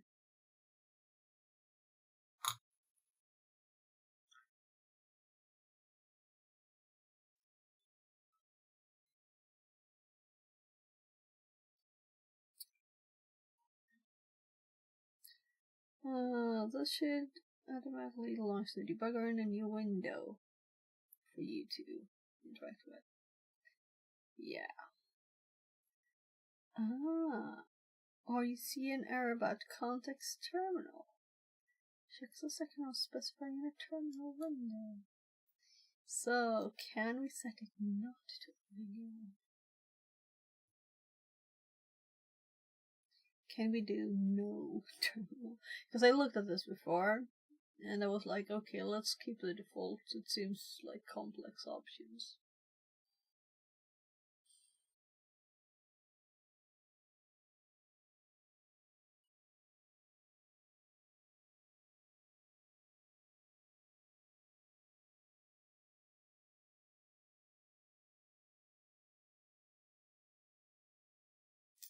Set any parameters options you want. Yeah, and this is how we specify arguments. Yeah. Okay. And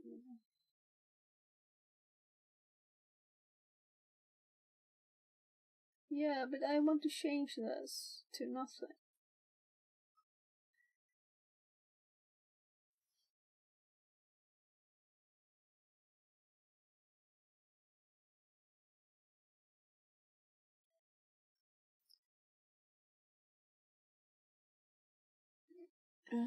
pwntools.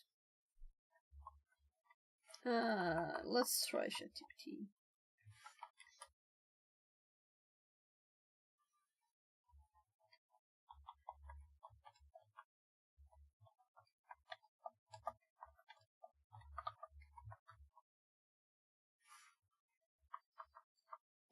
pwntools spawns a new terminal when I won a wrong thing here.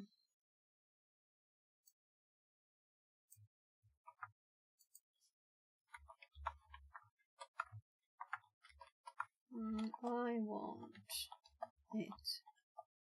I want everything in my existing terminal window.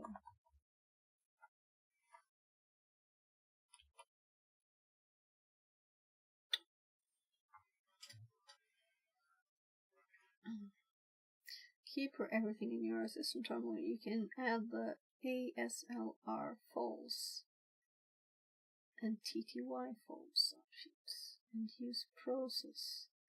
So what does ASLR have to do with this? TTY false, I totally get.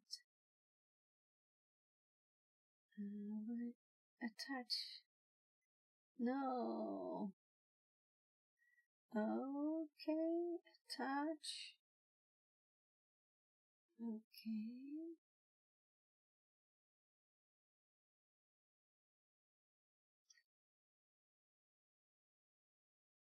Let's just try and do TTY false first and see what happens, right?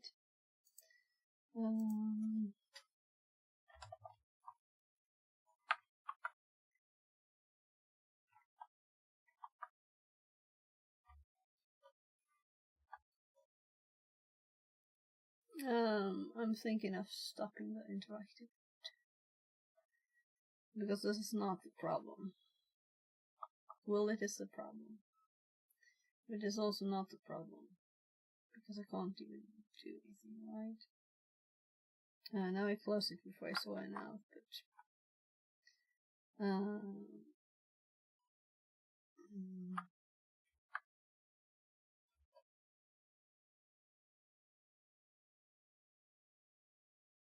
Unexpected keyword argument TTY. So where did it assume to use TTY? It didn't use it in its example here.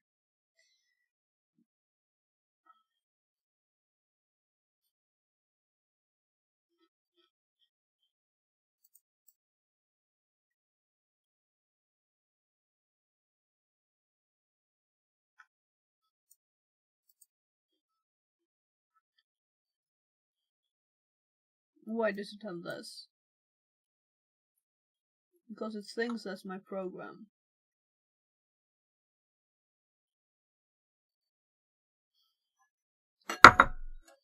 Yeah, I don't think this is a good idea.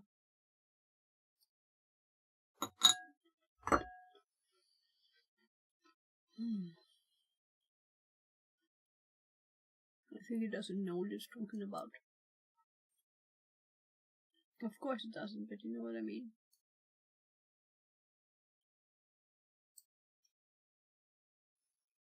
I had hope for a second.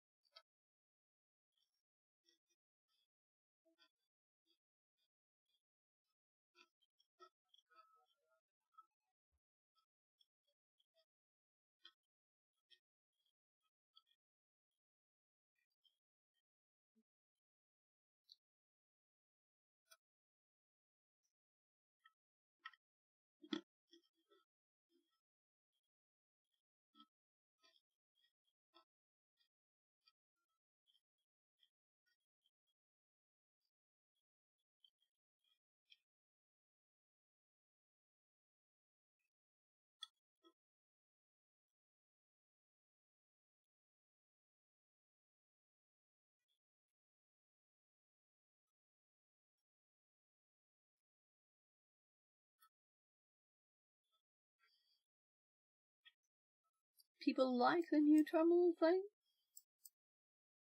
I don't get why they did that, but I guess we don't agree.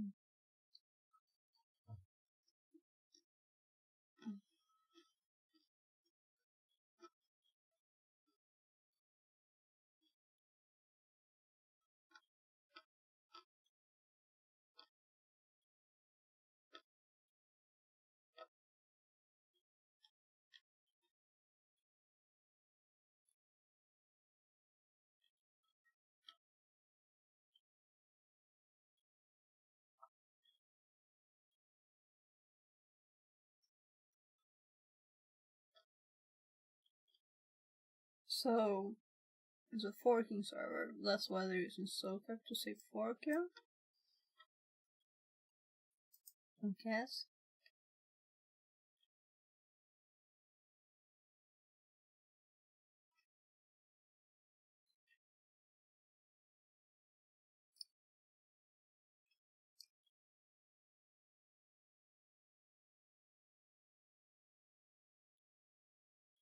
So I'll have to test this remote too. It'll be fun, but not now because we have a local file. So we're exploring what we actually have use for. We could do it like this, but we're not, right? We want to take the opportunity to learn as much as possible.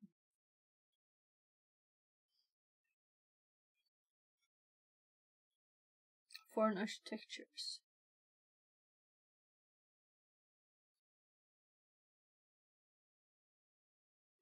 Tips and limitations.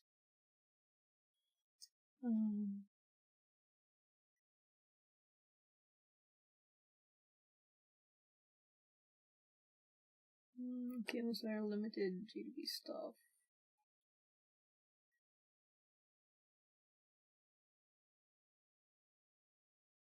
Troubleshooting.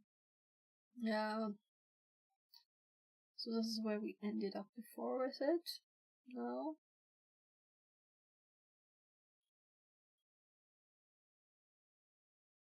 I feel I'm like this. Are my bright lights too bright? So all of the stuff I had to eat is gone.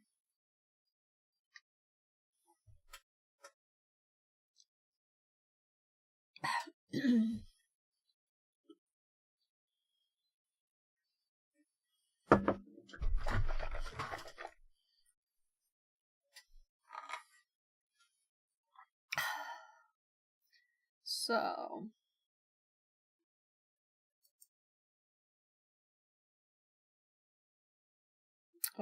debugging. Yeah, you know, we already saw that, but let's see if we have any luck looking at this log level debug.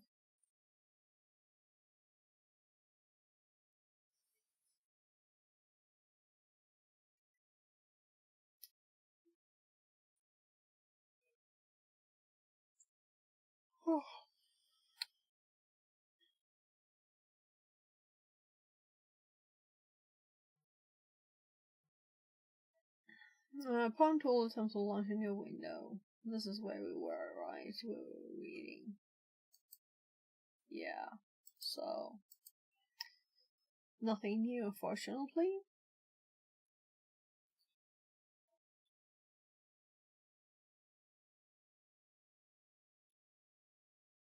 So I want it not to have a terminal. Let's just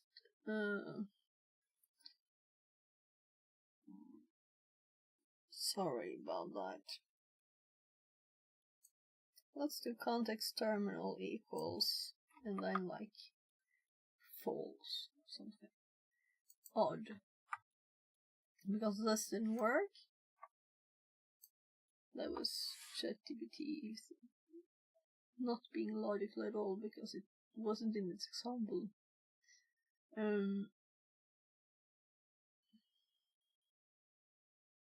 So context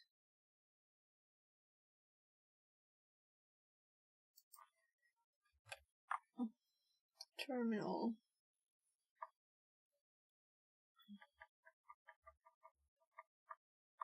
split VX. access it.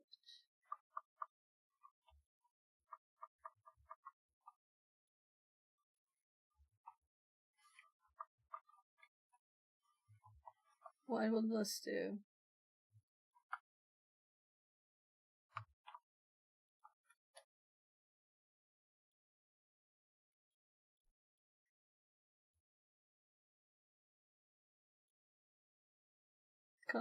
Could not find a terminal binary to use.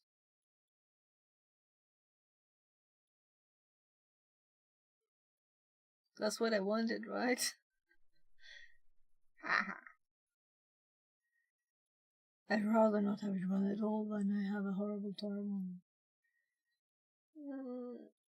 Could not find a terminal binary to use. Set context terminal to your terminal. So what if we use if we do this and nothing else, what will it do?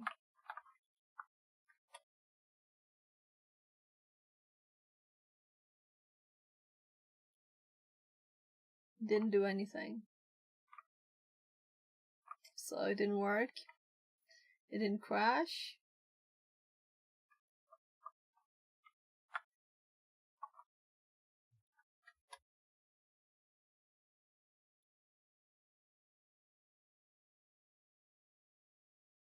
So we don't see the debugger, right?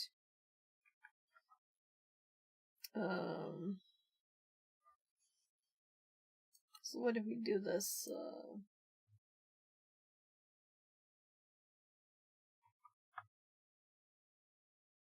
Oh. I think this might be the default. We'll see if it looks the same. No.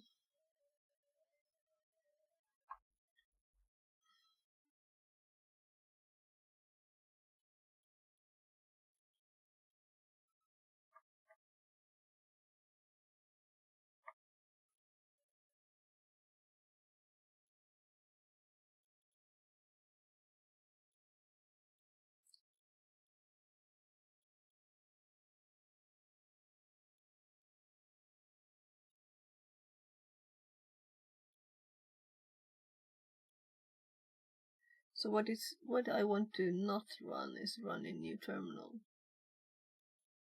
But there must be an option not to do that.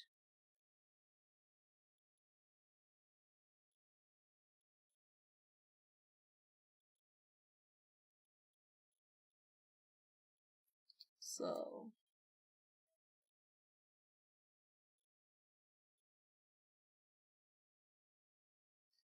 this is what we're setting.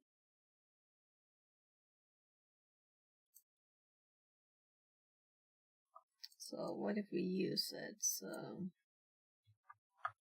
I see stuff here, right? This one says use tmux split v, right? This is its examples, and it doesn't work either. So what if we comment out this line just to make sure it works now? It does. Just closes the window.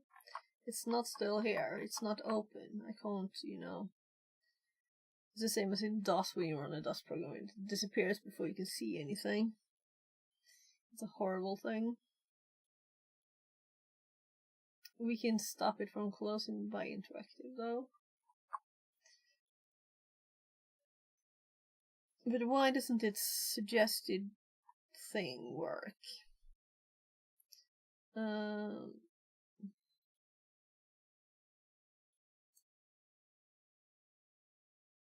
So this is another suggestion it had.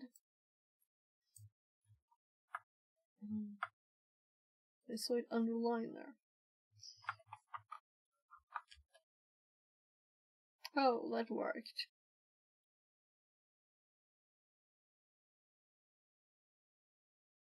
So let's Google this thing that worked and see if we have either options for it. Oh no, that's not the one.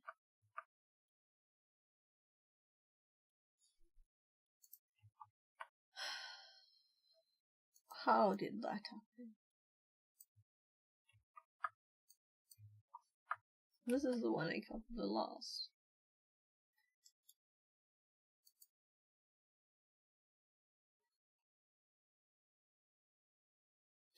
Terminal. Oh, let's use an actual terminal. Right, very, very likely. So why did these words pop up in this? Because it's not here, of course, right?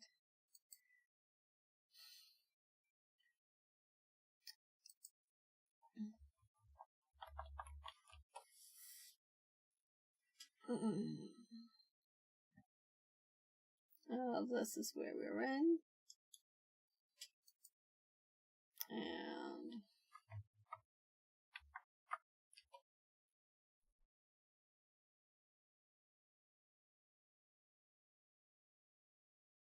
so that's what's in the config file. That's why we have it. The same functionality when we run this. X-terminal emulator. That's not useful. I want to know what -e means. What does this option mean? I can't just test stuff, right? Or can I? Is this a command line thing?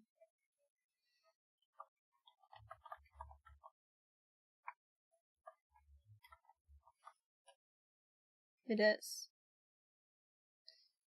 And that explains that. And the command that we run is E.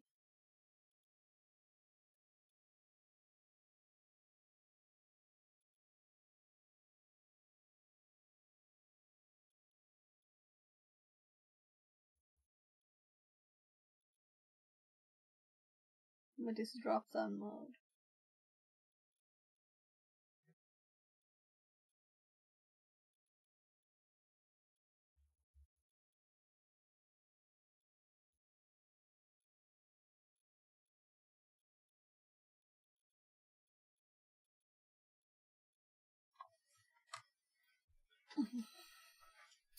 So I'm just telling it to run a program and the program's option.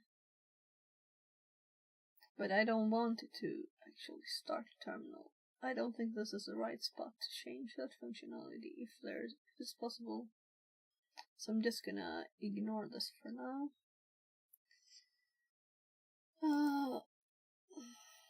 I don't think this is an option. I think there might be a way not to run the program, this function here.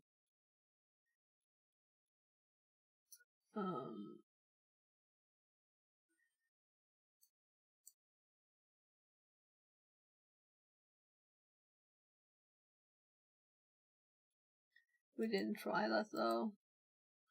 Let's give it a chance. Let's give it a chance. Or all these lines. Will this not open it in another window? If it works, I guess we're happy, right? So instead of using edebug, we're using process. Right. elf your binaries. So it is. This is what it had as code, the full thing.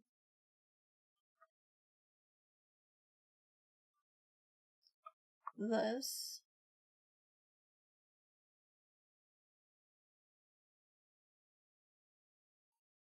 I'm thinking it should be e dot.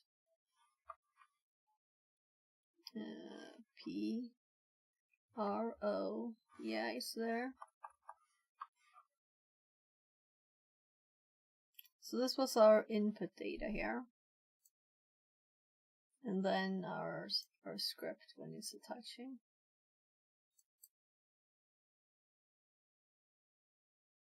So let's see if this works. Everything says GDB dot, so I'm assuming it's a functioning. Oopsie.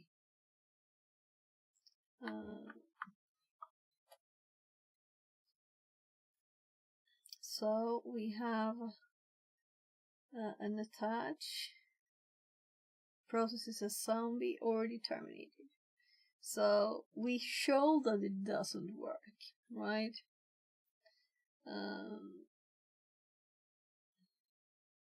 Waiting for debugger. Debugger did not attach because it's already closed.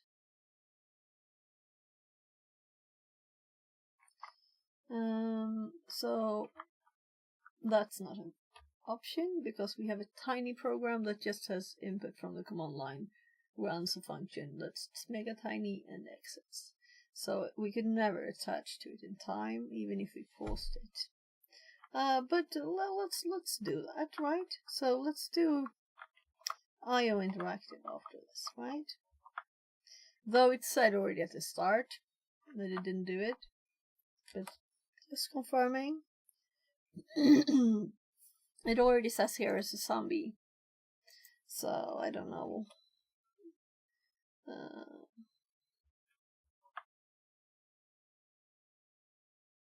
Yeah, it couldn't be interactive because it was already dead. So let's put this one back. And let's put this one back. So now we should have a GDB running. It's only in a different window, which we didn't have it to have if we just run normal GDB. But at least we're connected to it. So my GDB, if this was R2, I might remember some commands, but I haven't used GDB for a long time.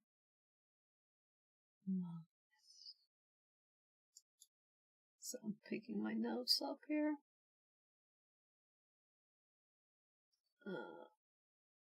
GDB. We can step through things. N for one step, and we can and break functioning. That's what I used there. Let's see if we continue right. So let's see if we can do it next, right? So if we do an N, cannot find bounds of current function. Next, writing it out for it now. Can we do C? No site file or directory. Validate C. Okay. Yeah. So it actually pauses when it's launching. So we do C again. We're at our breakpoint, I think. It just can't find the validate C because it doesn't exist. Continuing. Exited normally. So it's already exited. So let's queue it. So will this one stop in a bit by itself? Let's read on while we gave it a test. We tested it, though it looked very suspicious.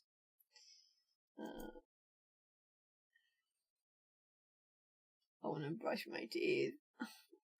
That was so sweet. Just sugar.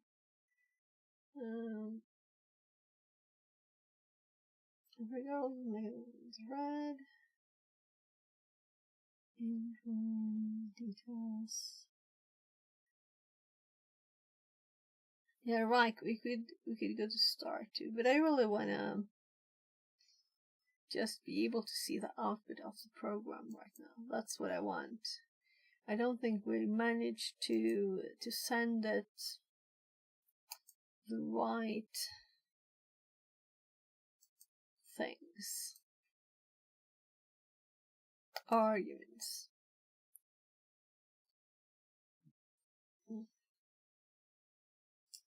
So what if we were to do GDB debug instead? As a test.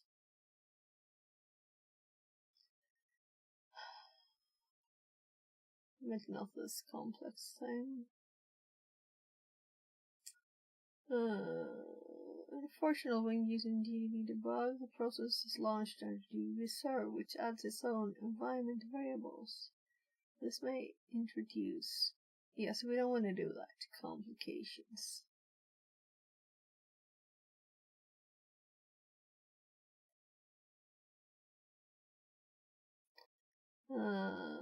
This only occurs when you launch the progress under a debugger with GDB debug. If you're able to start the process and then attach, you can avoid. We can't. But so it's creating them even this way of starting debug, probably then.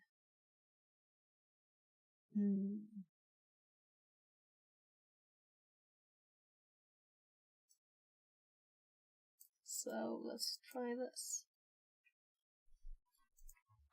We're using GDB debug, really, we're just doing it differently, right? So rec vols.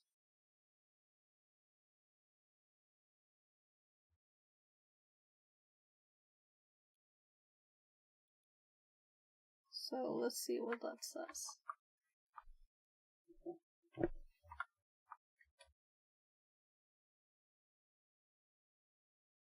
I read as quickly as I can here.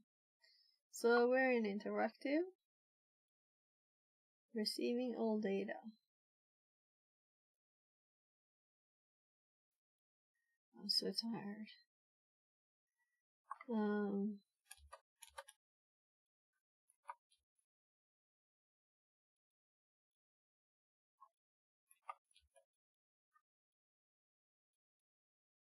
I think we'll hop out. That was me tabbing. We didn't get any of that information either. The print.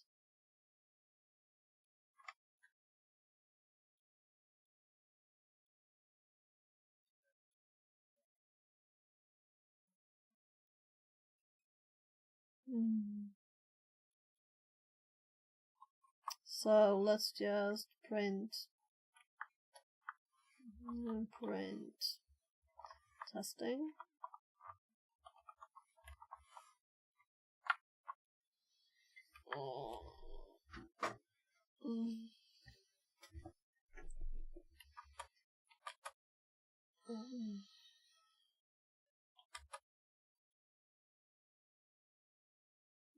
Testing is there. It's there.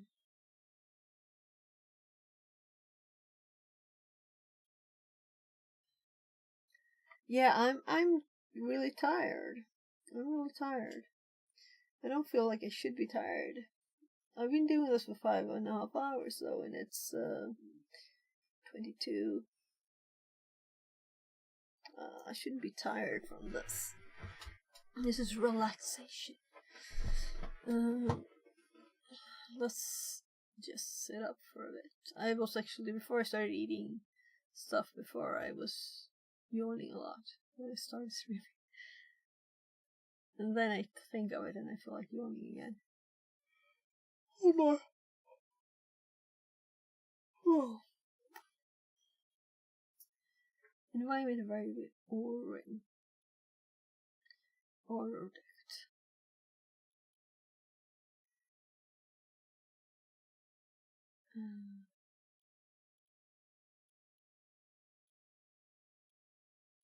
Alright, yeah.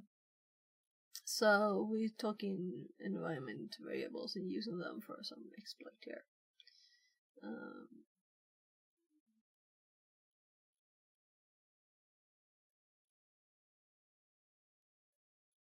And here we have args. Yeah, so this is what we're gonna use soon. Send stuff in there. some children require that we are launched with argv0 set. We're not actually going to use it. Specifically, or even that it's null. Since version 4.13.0, pwntools supports launching binaries in GAV while modifying or omitting argv0. The args can be set to anything as long as it's with a binary to launch the exe parameter.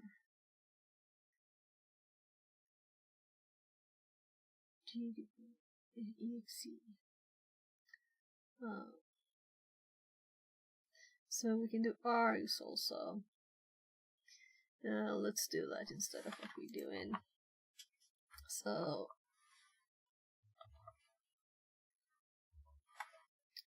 there.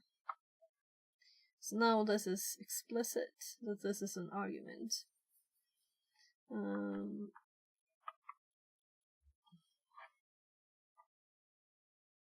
So if I don't do interactive, I won't be able to continue it, right?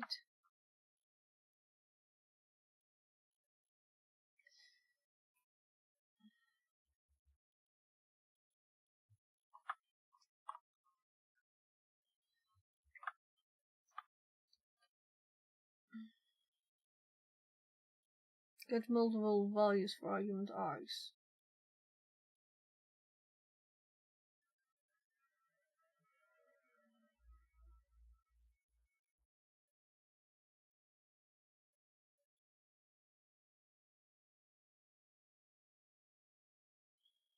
Yeah, so it's different. I get it.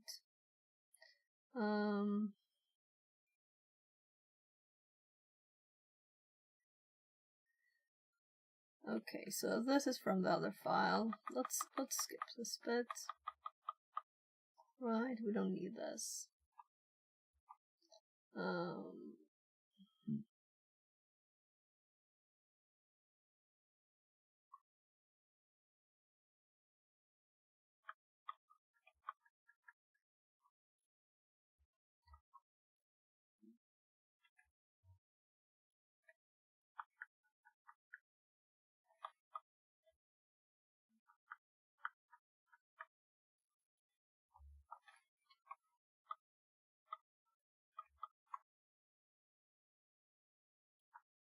Yeah, I think I want that still there.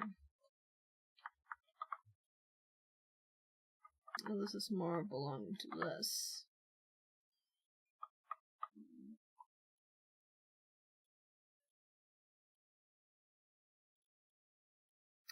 And now we're gonna add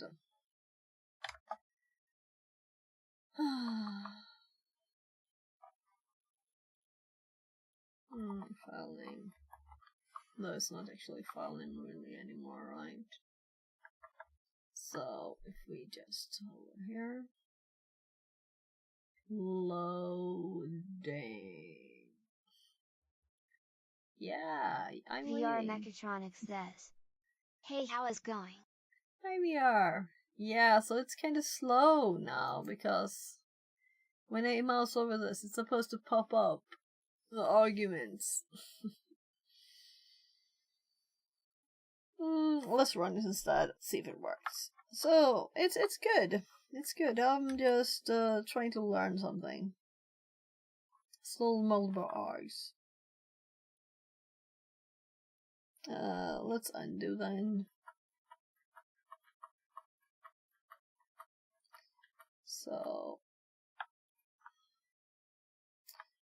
let's move the context terminal up here anyway to the log level. And let's put a little space here. So how are you, VR? Everything good today? It's Friday, right? Always nice with the weekend. Alright, we can skip this breakpoint that I've been adding. As I'm doing it here, we're having 2 breakpoints in the same place. So I was like, why do I continue twice? Okay. Let's see how it acts now. still args. Yeah, oopsie. So I added the args here as it said that I could do this to be explicit. So let's remove it again. Now we run it. And see.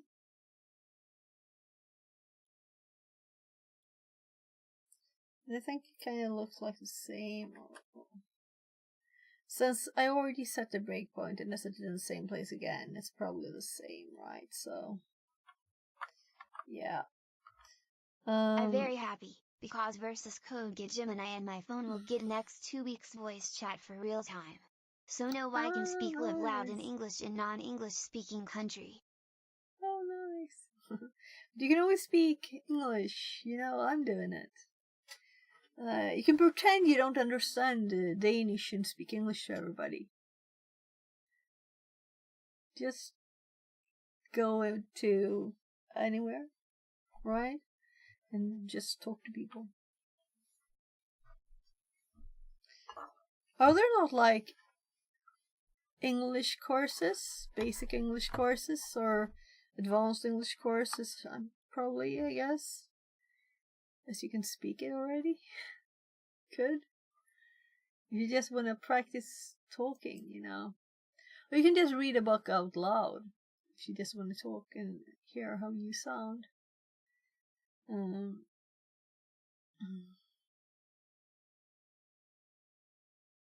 So we have a very extremely simple binary here. So maybe that's a bit of a problem. I can't attach to it because it stops in 2 microseconds or something. Now wait, if you offer me 20 million krona, I will not, because waiting 20 years for admission unsteady, and when I get it, it be time for pension. No, I mean like normal, simple courses. You can just meet some other people. Just go to a shopping center and talk to the people working there. Or other people, you know, whatever. Talk to anyone. And I'm sure there's like free courses, aren't there? No? Yeah, I know you have problems with the education system there. Yeah. So args can also be this. Right? Which is good to know. But args, we couldn't use args. This is where I got it from. It didn't work. So, as long as you have exe. Right.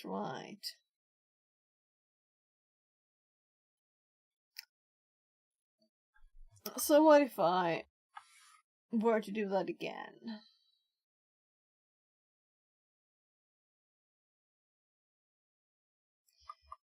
It's not a big edit, and we can copy the line so we don't have to redo again. Let's just comment that one. And let's do gdb.debug. And then we do exe equals file name.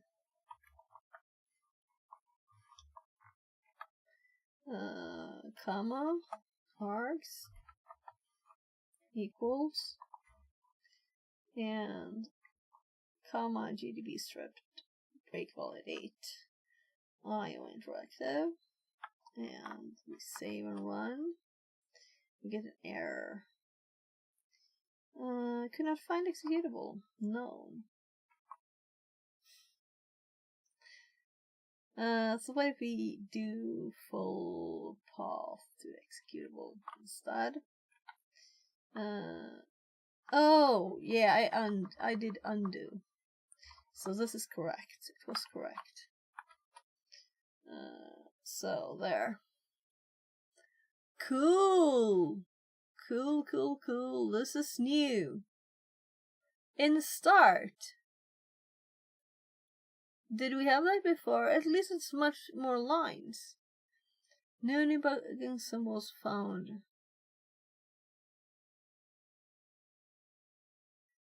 Determine the exe file. Reading symbols from validate. Selected architecture i386 not compatible with reported target architecture. Architecture rejected. Target supplied description. Build ID mismatch between current exec file. Home Cali buff validate. Ah. So it's the same file.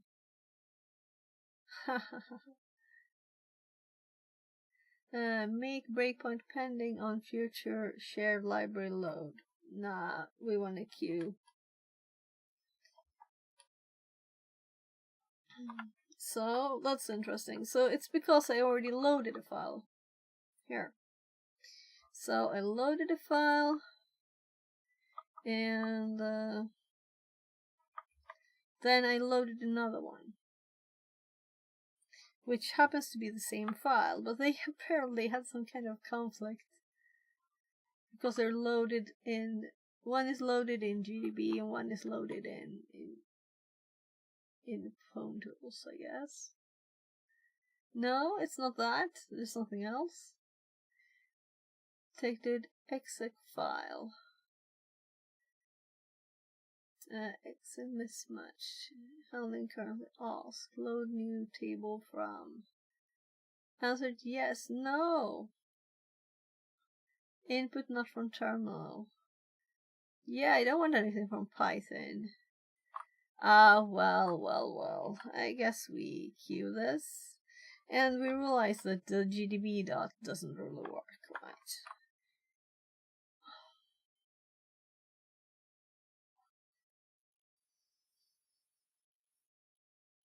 So what if we use a full file name?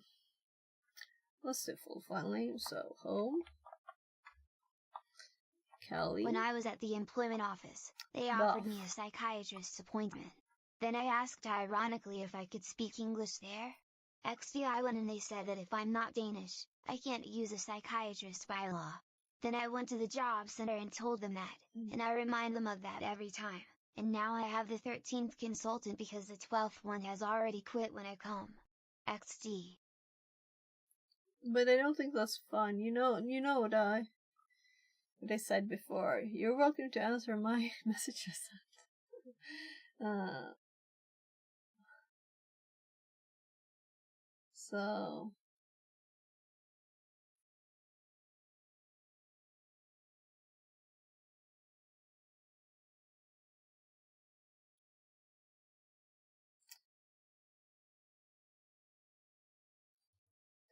So you know Danish, right? Because otherwise you would practice English all the time, right? You must know Danish, right? Then I went to the job center and told them that. Yeah. Officially, I don't want to. Why? If you live in Denmark, you should speak the language. Why not? So I know you've had a lot of problems, but I'm thinking that the only way to get people on your side to help you is to, like, say yes to the help they offer and, follow along with their suggestions a bit. And I know you probably did that long ago, but maybe there's new people now. Maybe you need to show that you're, like, friendly and stuff, you know? That you wanna get help from them. If they have to be the ones that help you, that you're dependent on them, then you really have to try and be very friendly and not make them not want to meet you again. You know? It's a tough situation, I understand, but it's, you have to do something to change it. They're not gonna change that, right? So you have to be the adult one and change it, right?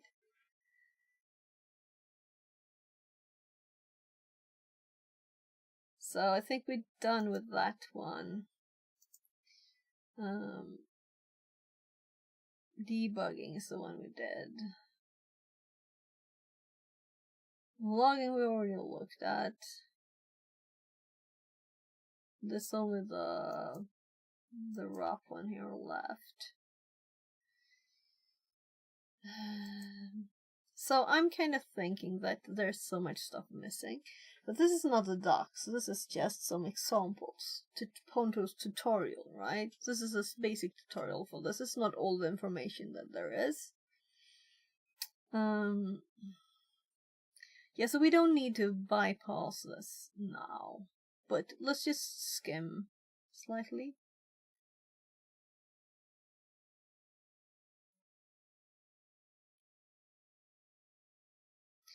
We just remember that there's something called ROP, and when we need it, we're gonna look at it more, right?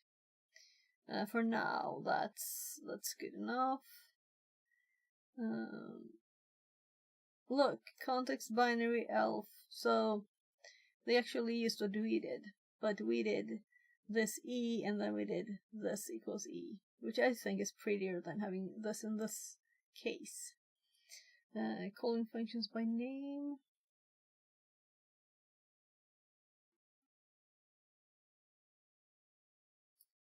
Exactly. Oh. I don't live here, I just came here to study. People who live here got the right to buy a house, a car, a family. I didn't get it. 12 years ago I got the option to go to the US, but I gave up because I wanted to do a master first, and that was the biggest mistake of my life, staying here. Because now I don't have a master and I can't get a visa again. It's a trap. Okay. But you live there. You're not born there, but you live there, right? So you say you don't live there, but I think it was a mistake because you live in Denmark, right? I'll just scan a bit more of the text here.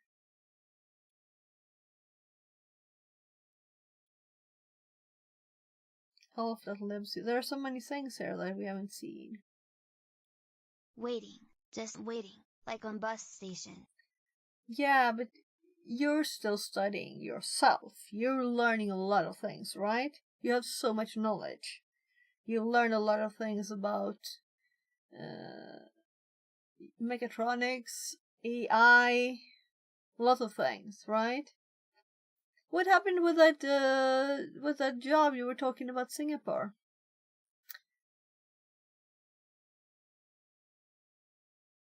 Tell me.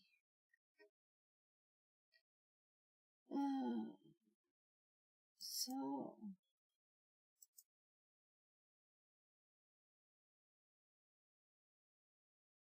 interesting.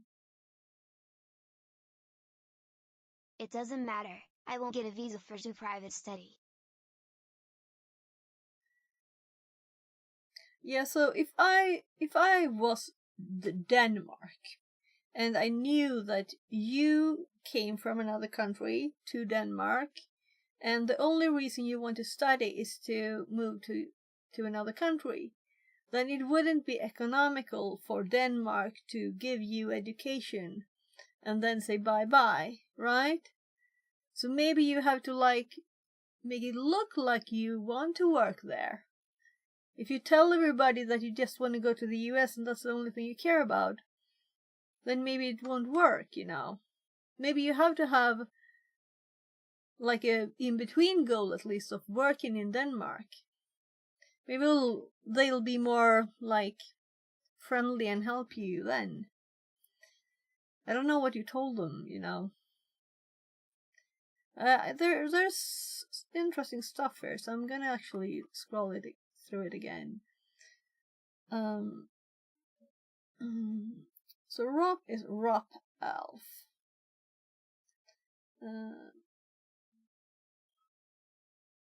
And that's a ROP object.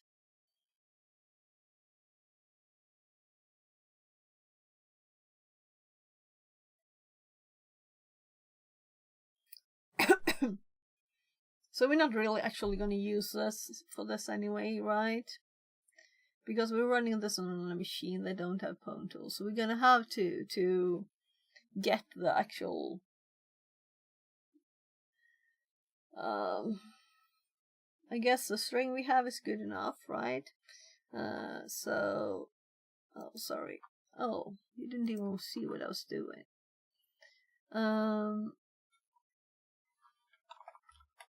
So we have the... Yes, that's right. That's why they accept other students for exchange, and they told me to work 5 years before, and work off 2 years of military service before, and then after that they said me, is no place. Okay, so you worked for 5 years and 2 years military service?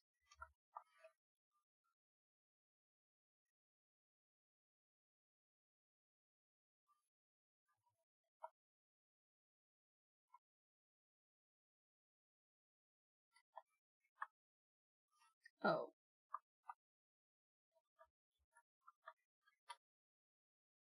So, yeah, this is the one that's good enough. This is really what we need. This is all we need. So we could just copy this, and maybe we should finish the box. And we have read through all this. There's much more to read. But maybe we should finish Brain Pan. I have to think a bit on that first. It's also a bit late now. I'm thinking of... Yeah, I'll continue. I'm not gonna stop streaming or anything.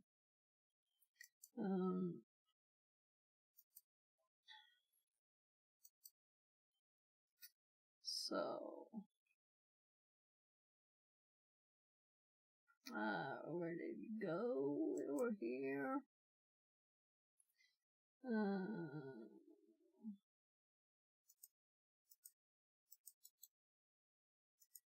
So we have our suite binaries here. And we don't have the document for the box open. So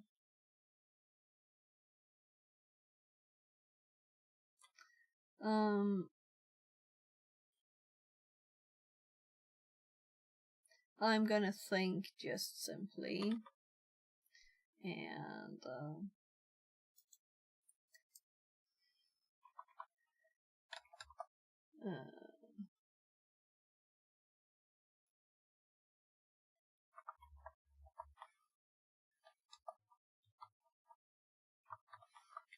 so I'm just pasting this here, and let's also put,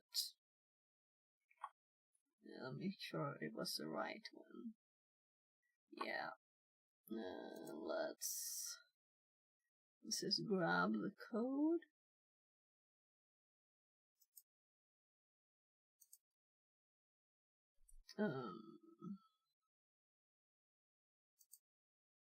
So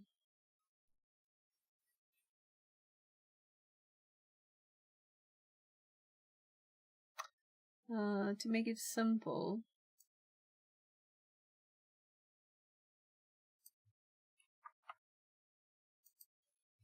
I'm gonna make a simple Python code. All because I was born before '89. They told me this twice when they rejected me at the university. 20 years younger student service girls told me this. I'm not only one who was rejected.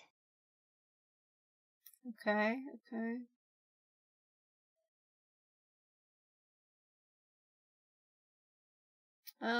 I have such a hard time understanding it, VR. All the things you say, it sounds very, very odd. So I'd love to call them for you, if I'm allowed. I'd love to call them and ask. Okay? So I'm thinking there might be some misunderstanding on something, and you get very emotional, and it's like you can't communicate good with each other, and I'd love to help if I can. You know, I'm serious. I'd love to help you if I can. So it would be great.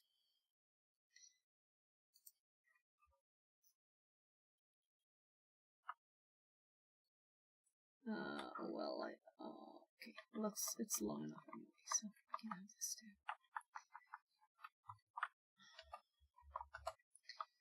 so.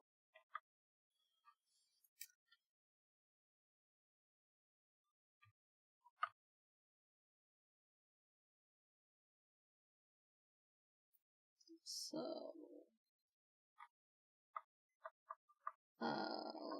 let's keep B as output.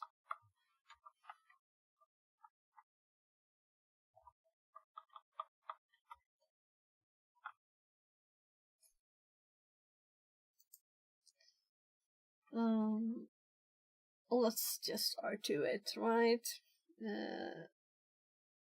We could even, yeah. So I'd like to get a nice, like, easily repeatable way of doing this. And let's type some stuff. So as this is a command line executable that just takes the input parameter argument, I think is better. Input argument and the execution is finished in no time at all.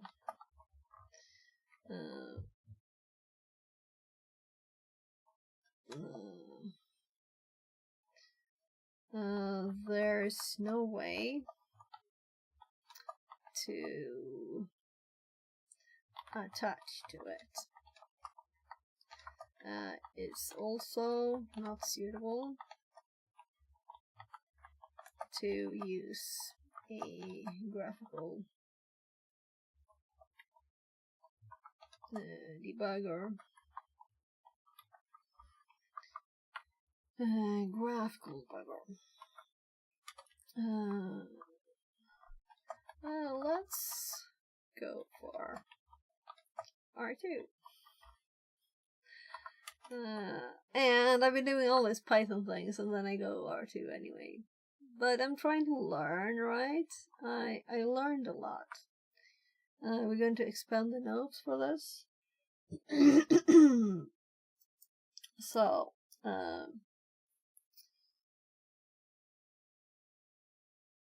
simple checking it out. We can even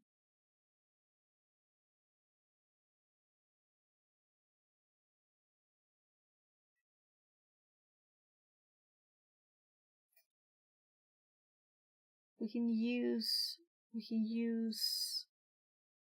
generate a string.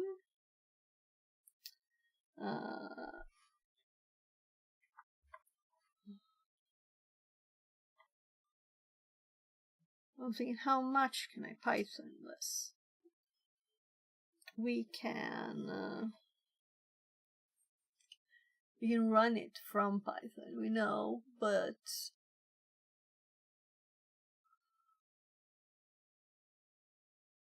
yeah, we can just run it from Python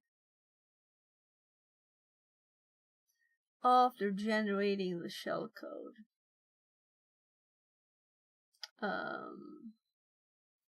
So let's make a new one called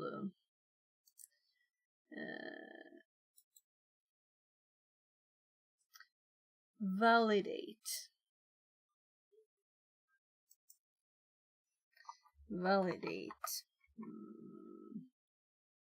fusser. It's not really fussing. Well, I guess.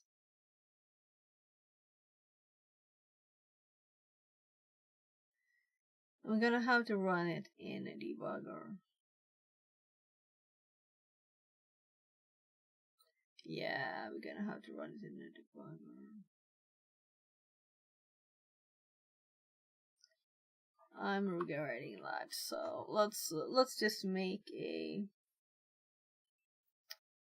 make a simple cyclic thing, make cyclic string, but let's use the pawn of the command line. So could we do cyclic here? No.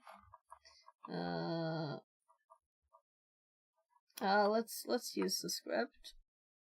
So we have cyclic, Elsley, and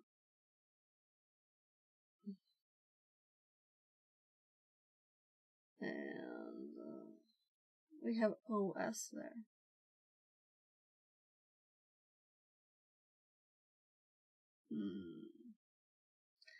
Let's remove it. So we do this bash copy thing.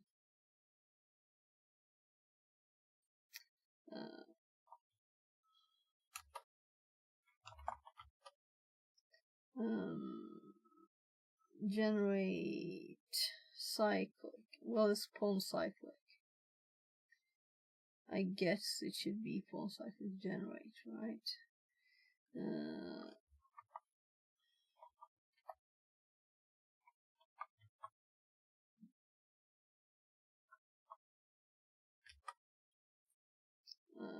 That was not efficient. I don't think it's finished even. Yeah, it's not printing it. So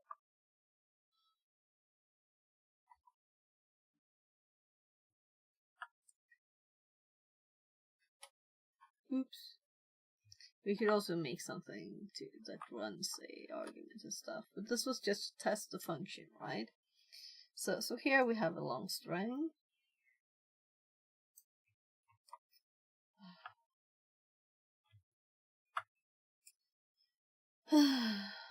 We use so this is really the only reason I wanted to do command line, because we could have done it. We use pwntools, cyclic, to generate a non-repetitive string, and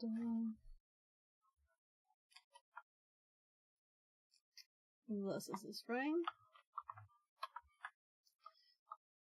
So then we're gonna run R2 with this, and I don't remember all my history. So history, well, grep R2. I'm curious if I grep for history in my history. Oh yeah, so we just put the data in afterwards. So we do R2 DA validate, that I already did there. Then we do the argument, which is this. I'm just copying the string to make sure I have the right thing, and we're sending it in. And let's just continue. No, that's not what we do in this. No, we were in GDB in my head. So not GDB, but R2, and I'm obviously struggling to remember all the commands.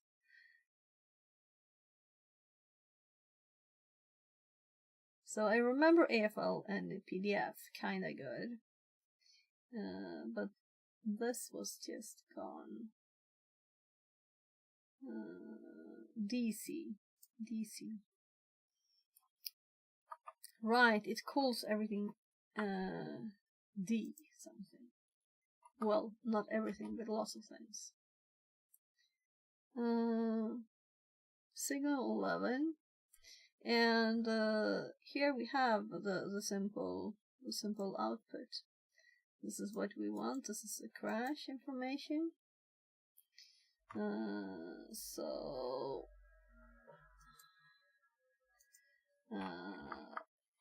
we run R2. And the only reason we run R2 is because if we do this outside of R2, we wouldn't get the numbers that we got now. I'll show you here. This address here. It is part of our cyclic pattern here. And let's remove my misspelling because it's just complicating stuff. I usually skip all of these two.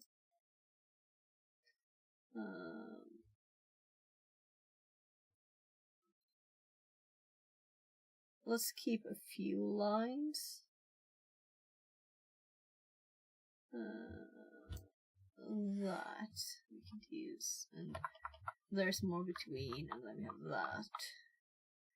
So EIP ends up at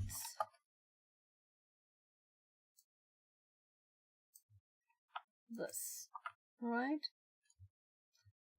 Ends up. I'm thinking, is my keyboard dying? I don't think so. It's like me.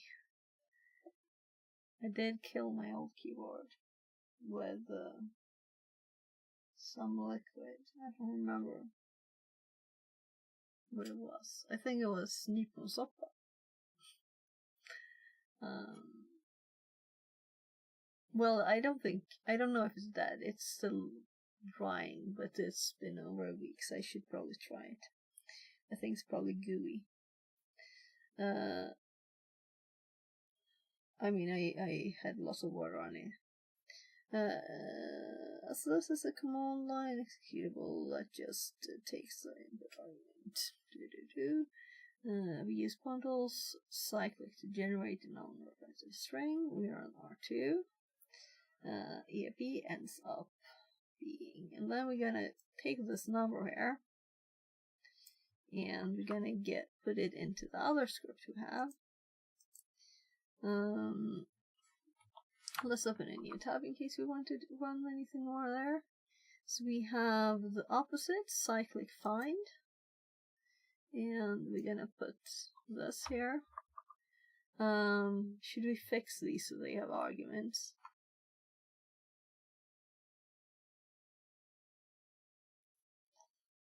So it was long since I did that, but maybe it's nice.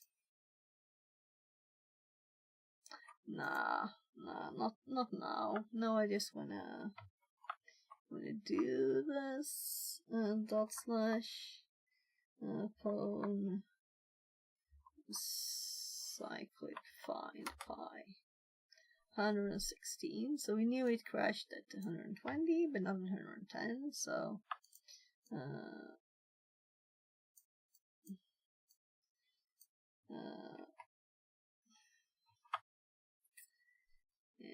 we use cyclic find.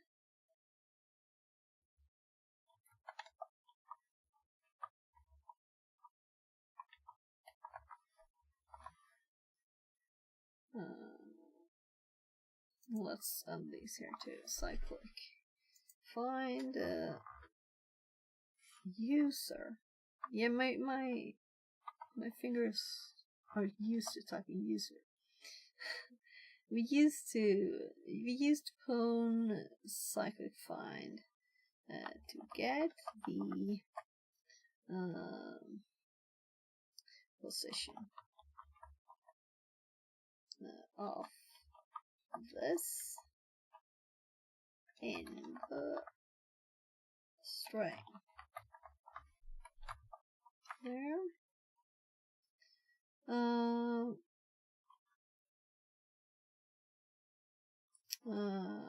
This is the position where we will. Yeah, I'm gonna prepare a script for this.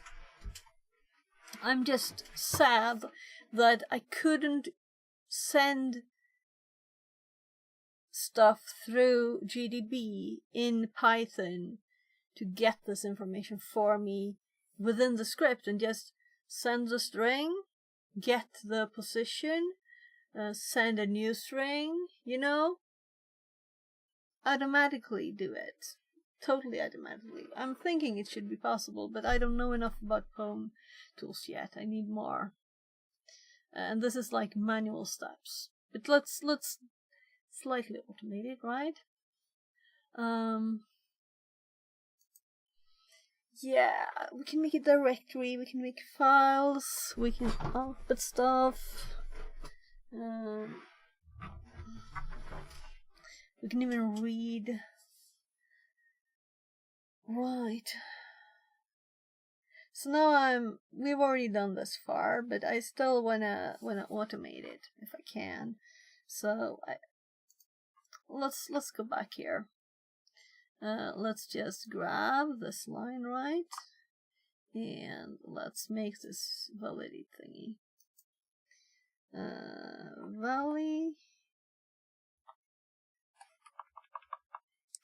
Validate exploit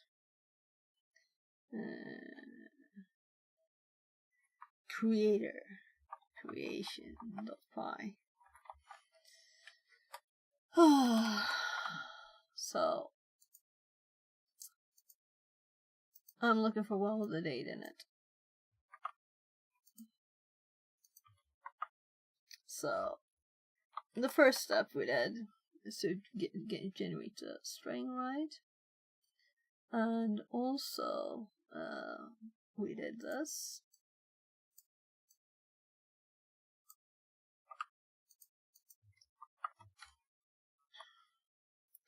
And the actual last line of the output here is the thing we want.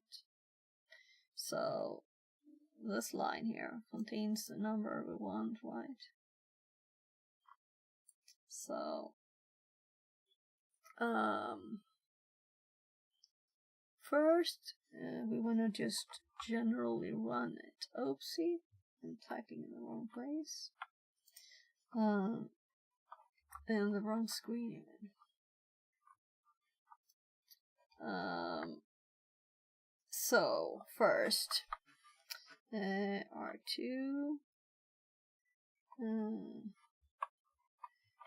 command line equals, and I'm gonna cut this.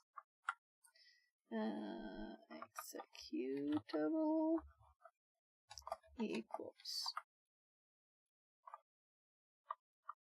and / never hurts. We're gonna run it itself too. So steps. First we do generate. Why not def this? Def generate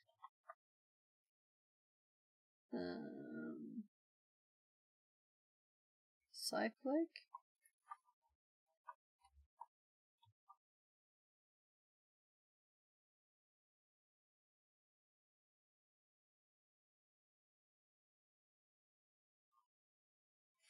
Oh, I did minus.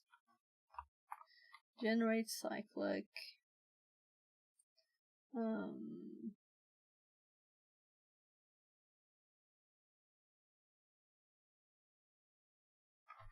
Let's just do the cyclic one in here.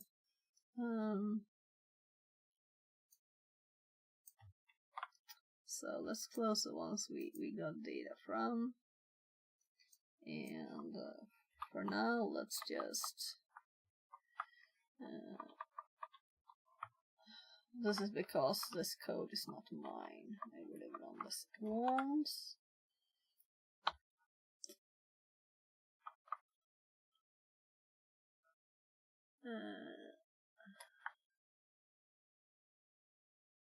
So let's just do like pseudocode here first. Run executable. First run executable with increasing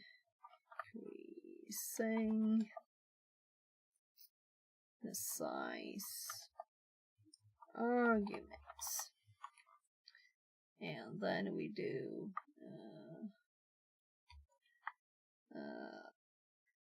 after crash generate non-repeating string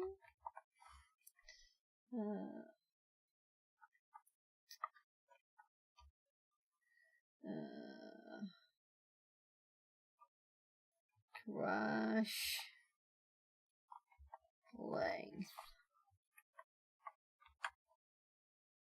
equals 0. Crash length. Well, it's actually will be 120. Let's just put anything here, right? After crash generate non-repeating string, run executable in R2 with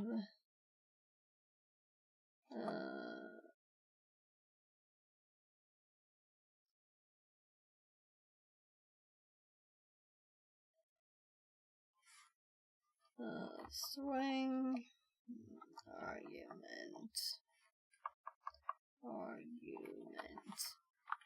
So this will actually have a name here. No.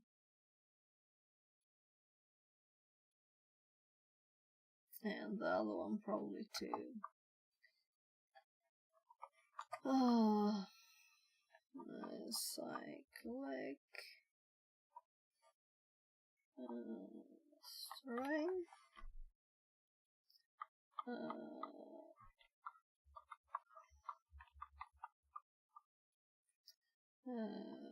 EIP position.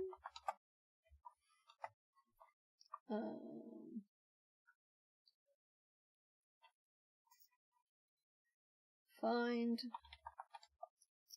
EIP position using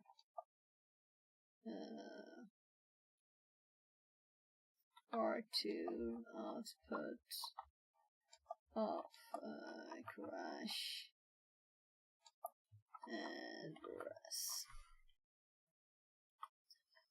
And for now,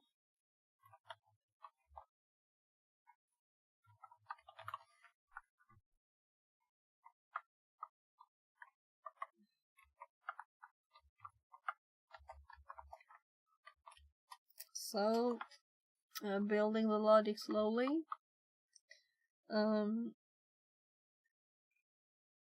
So what I need to know is how to run a normal command. I guess I've done that several times, but I want to capture the output, and I think Pwn can do this, right? We've seen it. So we're actually going to get to use Pwn for this. And it is the basic, most basic tubes here. And I think this is the best actually way to start it too, right? So it's example here. It's actually starting a program. It's sending a line. We will need to start the process with an argument instead. Here, yeah. So this is ours. This is what we'll do. So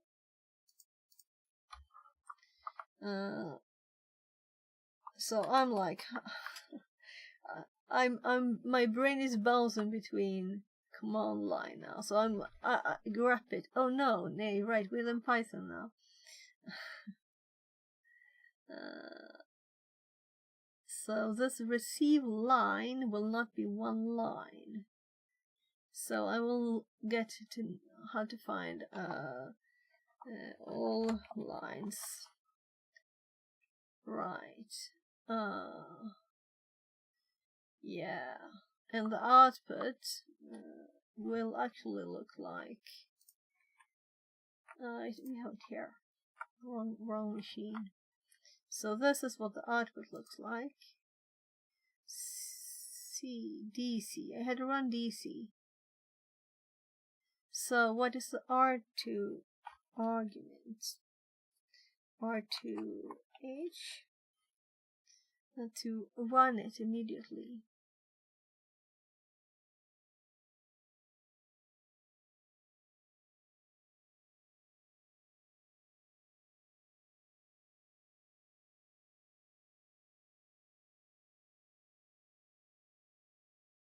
So I don't need to do AA, I just need to do D, right?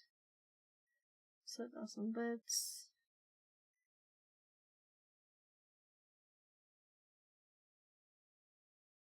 Here's debug. Enable debug mode. Maybe I shouldn't even do debug. I don't know. Now let's test different things before we do it. Quiet mode. Quit after running all C and I. No, we don't want quiet. Quiet mode by prompt. Quit faster. Use project list if no arch.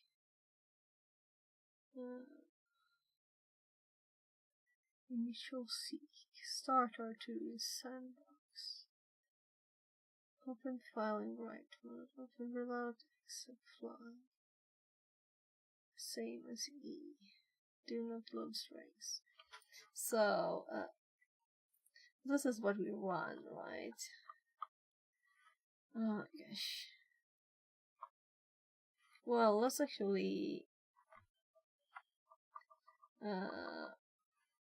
let's skip the A and let's do C. DC. My god. And there we got the error, right? So if we quit and we do this again and we just do DC and we have the data, right? So this is what we want to replicate and we get the data. And let's put the full output here, right? So we run this, we see this information on the command line, and when we get the 0x, the first 0x, we will send DC. We'll actually just do it at once. So I'm gonna add this back. We're gonna remove the end. And we're gonna remove this. And the C. This is going to be executable. And this is going to be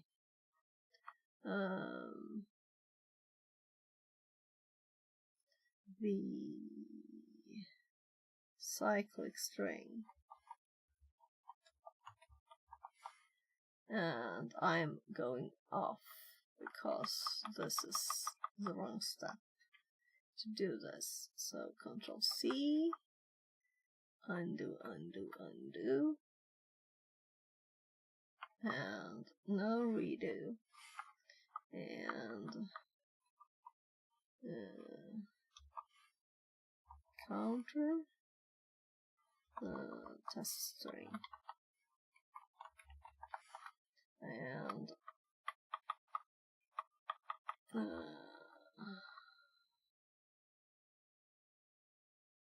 no, we want return code here. And over here here. This is where we want this. And we're gonna extract this from this. So, oopsie.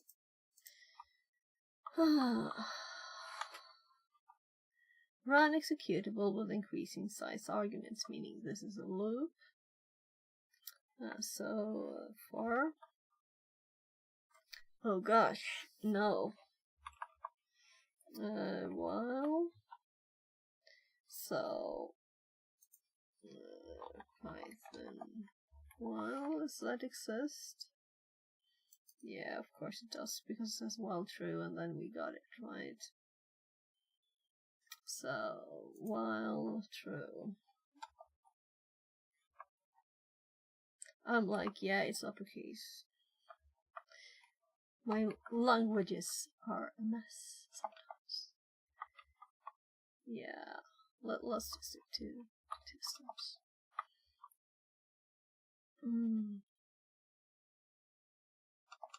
So, depending on the return code, if return code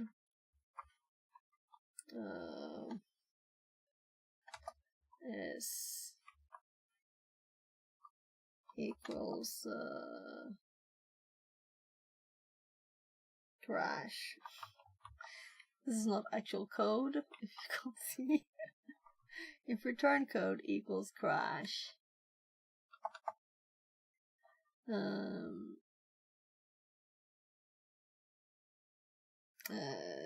save.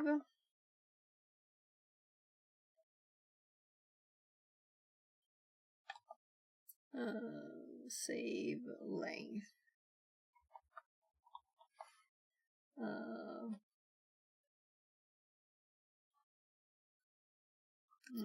Break. I think it's just break. We can test it. Break. But it's bad syntax there, so. Well, true. I operate as a test string, and we need a value saying the increasing string size. So, length.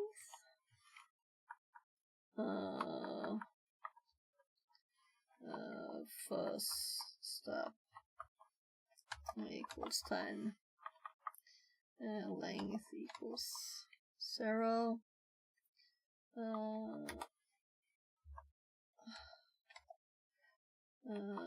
First step plus equals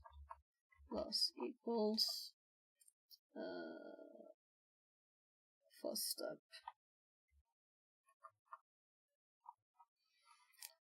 Oh, and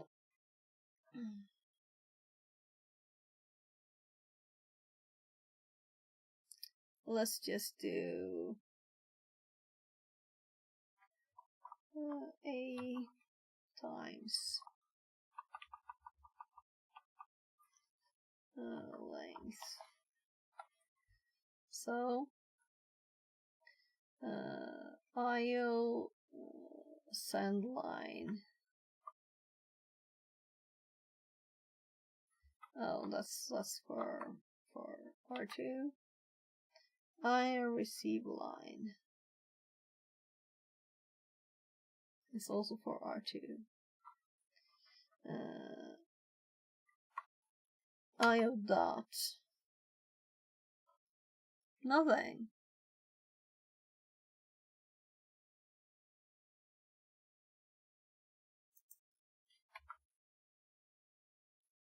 Nothing. So let's see what the process has. I shouldn't search before I think.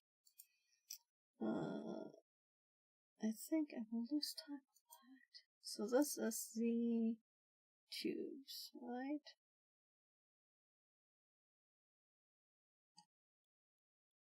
Receive in. IO unpack. IO process. IO interactive.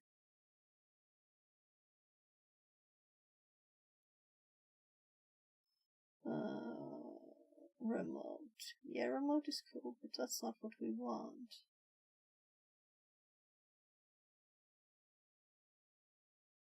So I want to have the return code of exit program.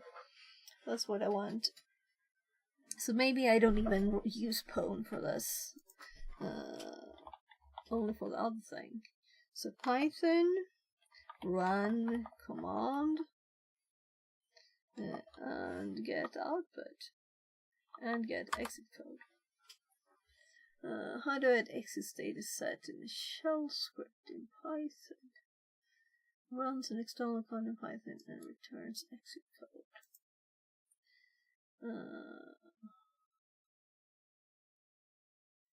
Sub process p open.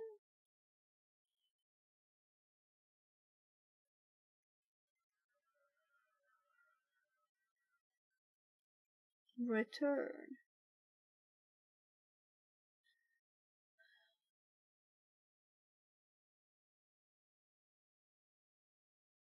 Proc. Subprocess p open.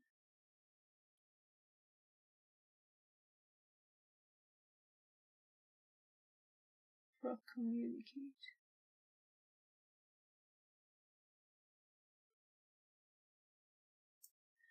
So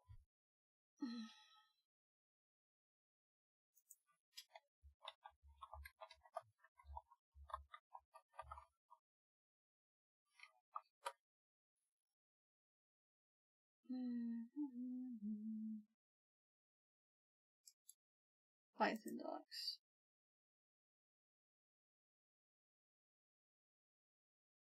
So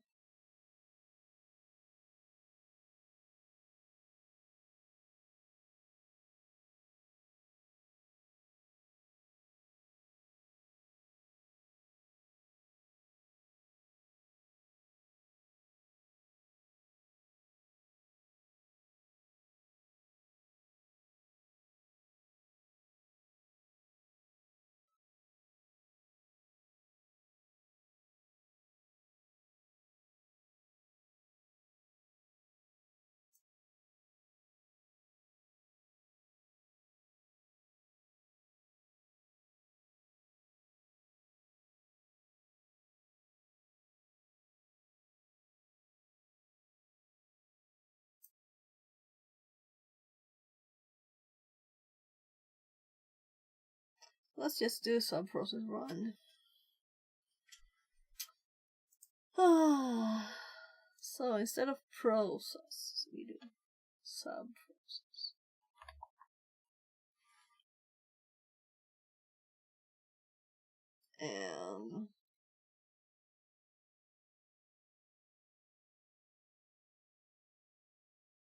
And we have the right way here already, because it uses the same. And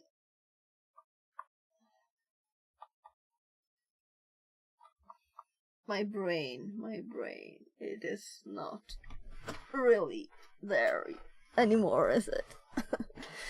So let's do some C comments in Python. That's nice. So we're gonna comment these, but I'm indenting them on stuff so that I see that these were the ones that were not. So this won't do anything. And this won't do anything. It will just work, it won't output anything. So we have executable, we have R2 command line, which is actually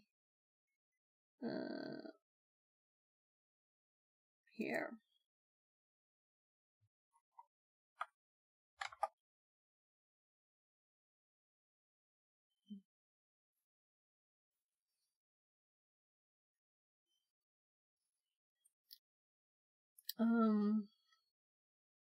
There might be 2 spaces here. I don't think it cares. Echo DC.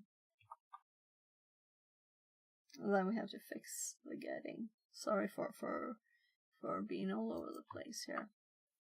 So it is not the 25th yet. It's just 1 hour left though.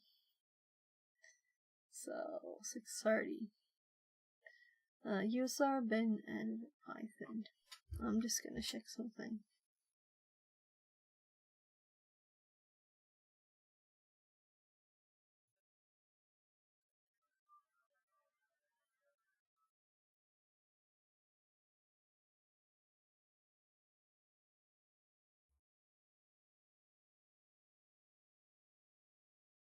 So I'm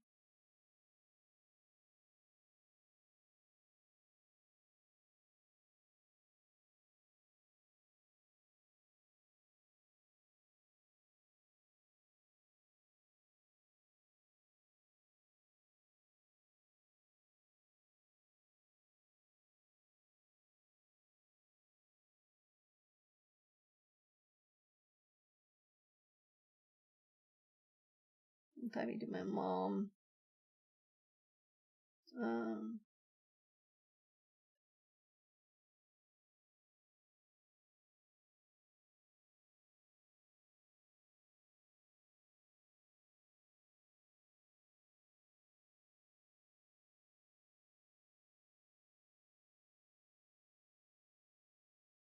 So I tried calling her before. Maybe she was out with the dog or something. Let's see. I'm just seeing I have a last read Discord message. Then I have to like check.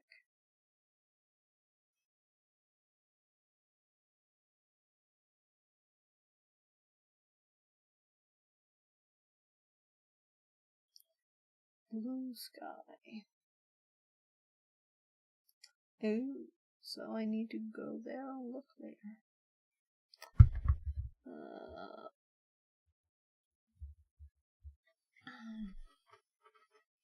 So, right. Let's see if we. To start with, we're gonna skip this. That we're gonna change this to 50, and this is not useful anymore because it's, well, length 50 and length, oh gosh, this should be length. So if I do crazy stuff, correct me please. And this needs to be ups. There.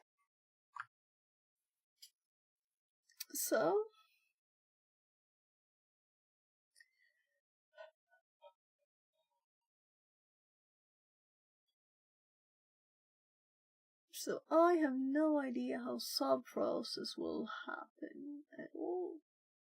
This is the first test. I might run a long go. So I don't think this is even plussed. So chmod, all poor things in this directory become executable all the time.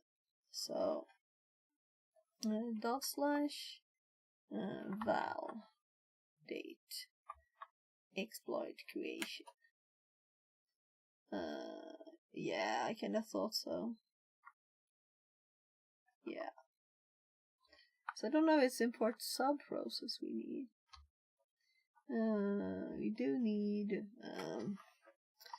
from pwn import star because we're gonna use that. And where's sub process?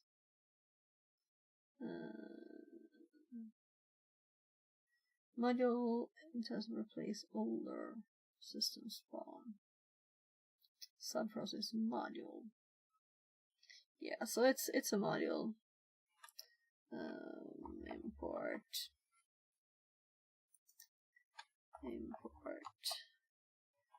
sub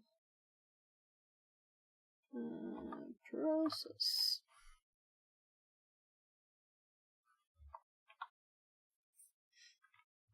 I typed there at the end, so I don't know. Feels like it's more correct. Module of it is not callable.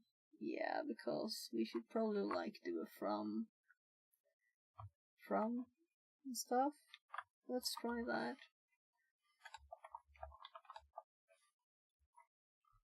So I don't wanna Google too much here. Yeah, it's not callable. So undo and let's actually read. Don't you have a code example? OS?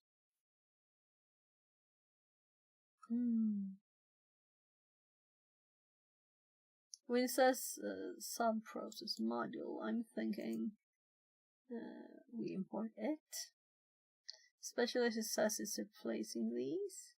So I don't know what I've been using before to start with, but as we got this as a suggestion, you know.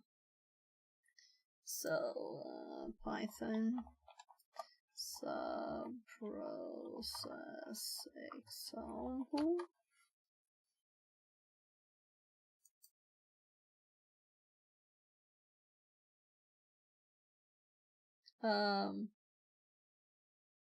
Load page, load.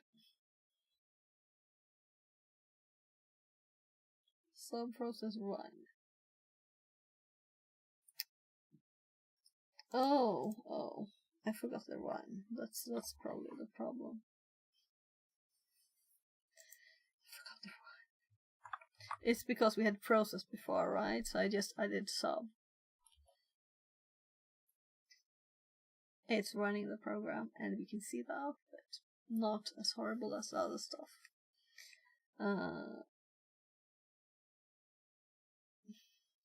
Very nice. Now we just need to get the return value of the process, and I'm kind of thinking we don't need to Google at all. What is I/O?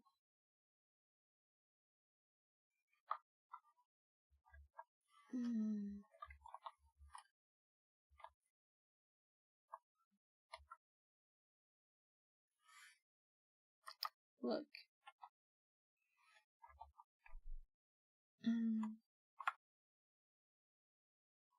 I don't know why it's red for such a long time.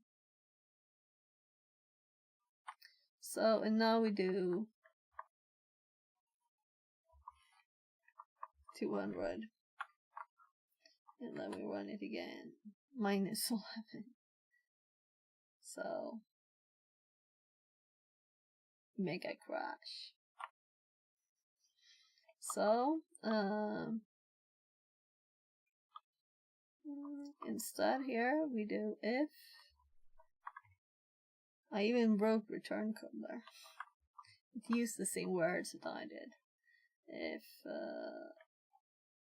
return code. If not, return code equals 0, because that was the okay value.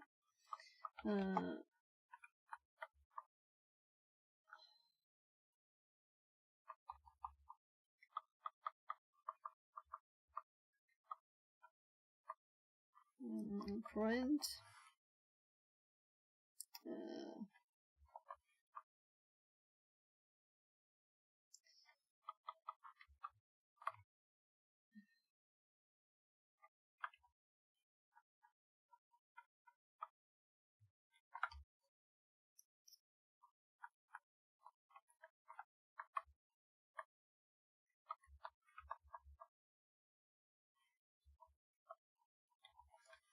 we could just do length later. We don't need a new variable because it's not.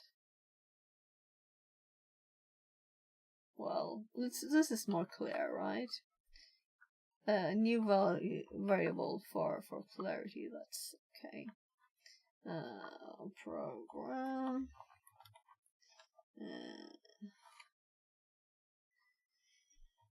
crashed at plus str length.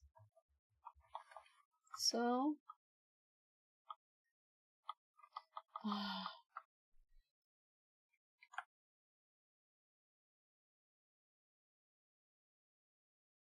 so let's just check through the logic here. So we have length 0, we repeat forever. Length increases from 0 to 10. This is run with 10 a's as an argument. If it didn't crash, if it didn't go okay, it crashed. We write out the length, we save it in the new variable, which we don't really need, but it's prettier. We break the loop, and we're gonna do a print. No, let's print the cyclic string, because that's the next step, right? So I was gonna print we're out of there, right?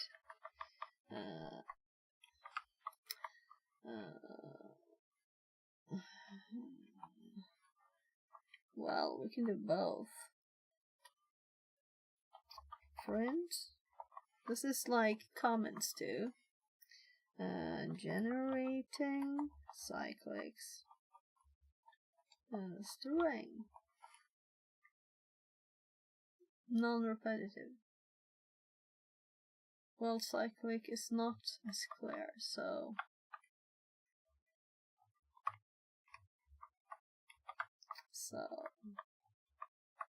that's why I wasn't clear when I only got ace, that it was a problem really.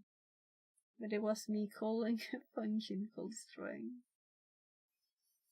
and it got messed up. Use the same name as other stuff. You shouldn't have a Python file called string. Don't ever do that. You'll get pod problems. So generate non-repeating string, and then we don't need the comment anymore because we have a print saying that. Then we print the string. We don't even need anything else in the string here. But we're gonna plus. This will be a byte, so it won't be able to do this. We'll have to do this, and then do. What was I gonna say?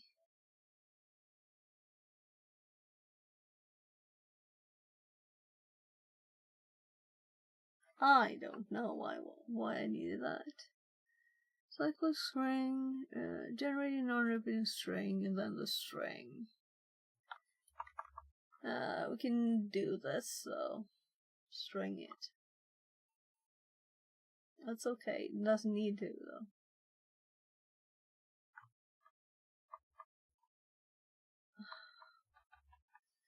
So, not a lot of unnecessary characters. When we see the cyclic string and generating non-repeating string, well, let's also make this a print statement, and let's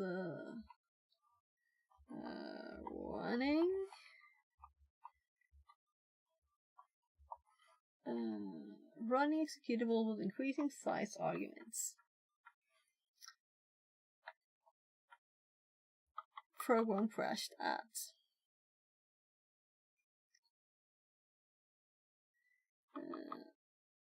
So we could like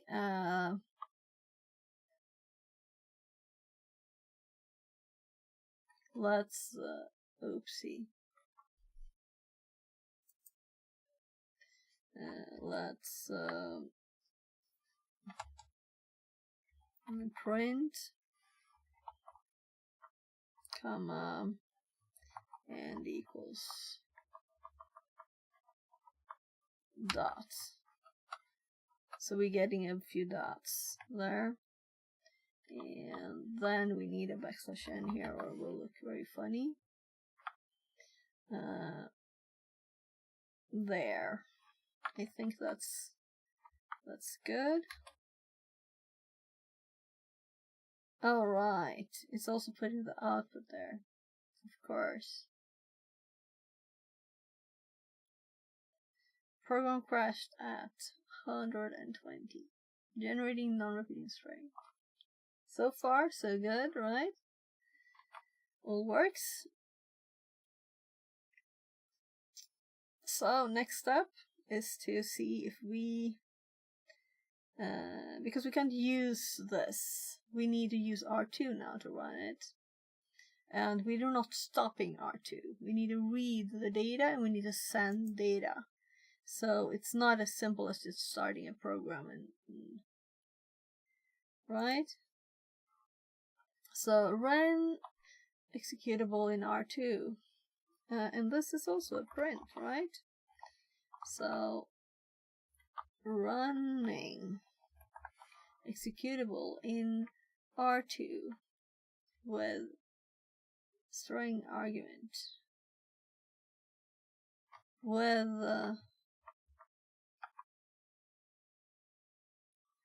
the generated string. There. And now we're going to do cyclic string.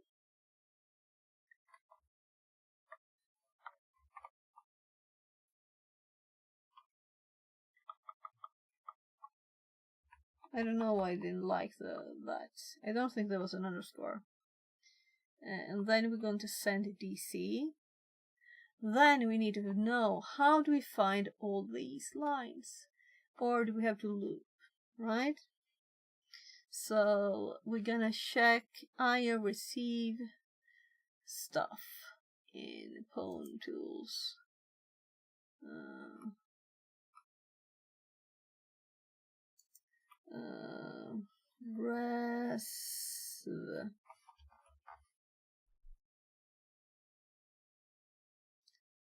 Resive size, resive all. But I kinda want the lines. Lines, can I get lines? But there's a resive all, that's nice to know. Let's open that one, by the way. And then we have resive line. Resive line contains. So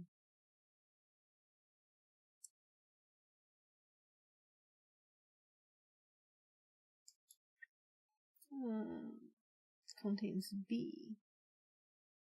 Talking to the world.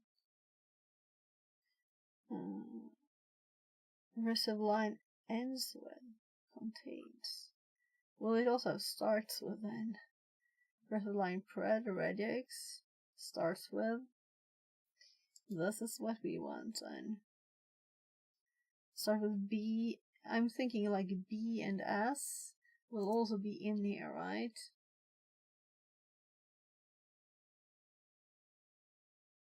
Resive line starts with, and then we'll start with S here, right? So returns a string,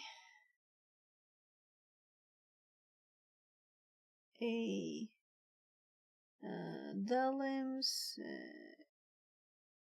keeps. Now let's go the most basic first here, right? So let's just start. That's contains. Yeah, so I really want starts with, so contains we can close. Time to switch ear thingy.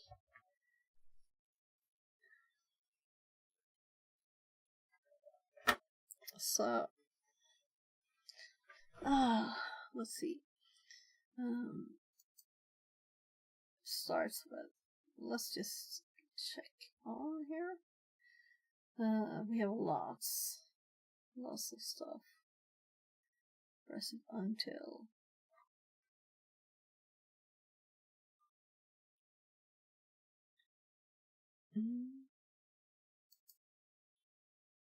so it's called tubes for some reason.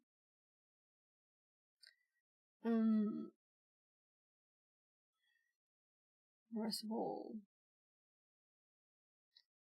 receives data until it is reached and closes the tube. Yeah.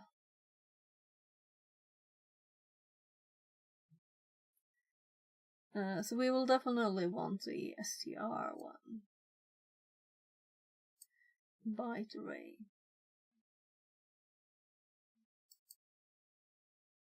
Maybe string isn't the best. Keep receiving lines until one is found that starts with one of the limbs. Returns the last line received.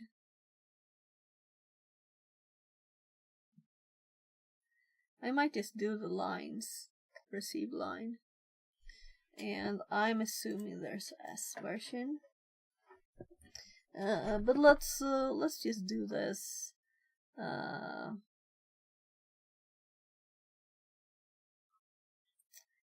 Let's do a new search. What did this one?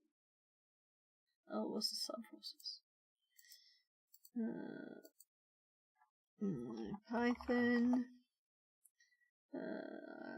res line. Yeah, pwn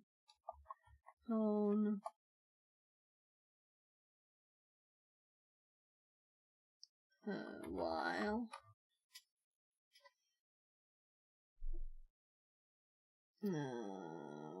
isn't this what we just were at? Yeah, this is just all the functions. Oh, there's also examples. Yeah. So process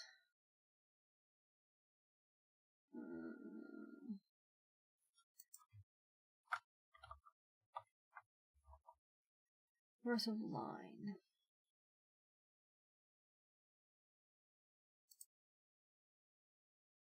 Read line. So rest of the line. There's also read line. Receive a single line from the tube. Line is a sequence. Yes, I wanted an example with a while, and I didn't get that.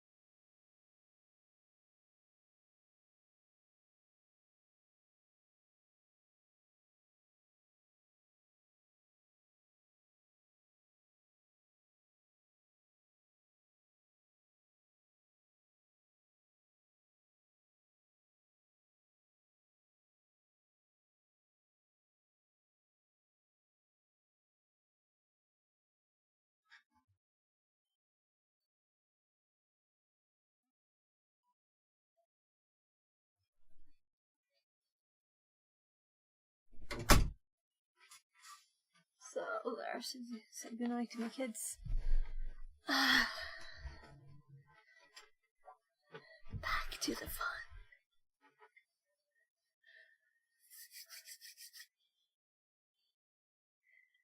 Who'd wanna watch Netflix when you can do this?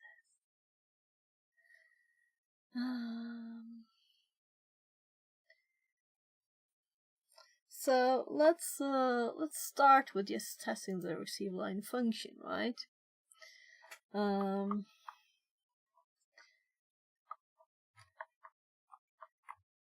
let's move this up here so we don't copy it a million times. So if we look at the output, we had 1, 2, 3, 4, 5. 1, 2, 3, 4, 5. And this might be different, right? Actually,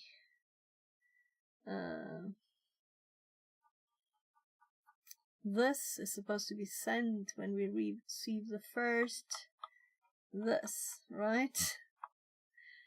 So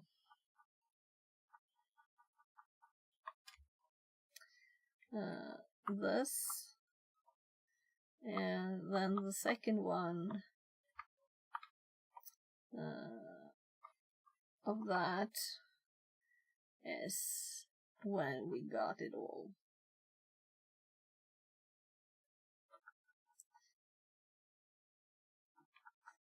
So imagine we have the same situation, right? So let's say we send this already at the start, right? But we can make it more intelligent than that. But I'm assuming it will be queued, right? So let's run this and see what happens. And we're gonna have to actually get the crash address here. So we get an error. Oh, /r2 does not exist. Where did / come from?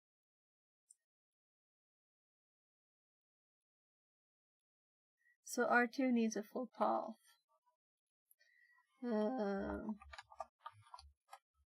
So let's do usr bin R2.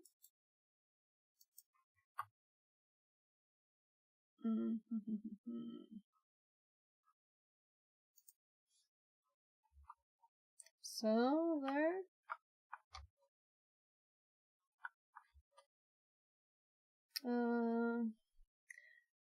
Running executable in R2 with generated string does not exist. Oh, I get it. So probably we don't need this. But this needs to be arguments. R2 arguments.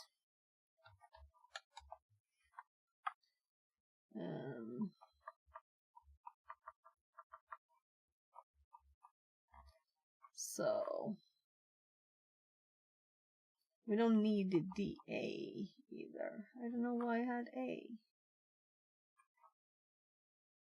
Copied. Oh, it was old. R2 command line, R2 arguments. That means R2. What did I copy this? So what if I do this instead? No. We're in Linux and I tried the Windows button.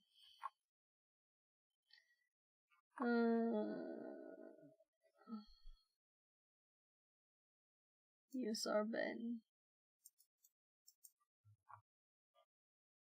And let's R2 path. R2 arguments.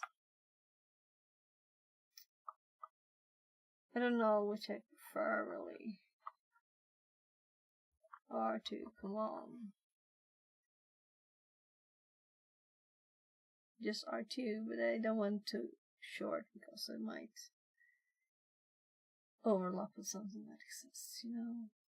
Whatever, I don't care. No, this is just for testing.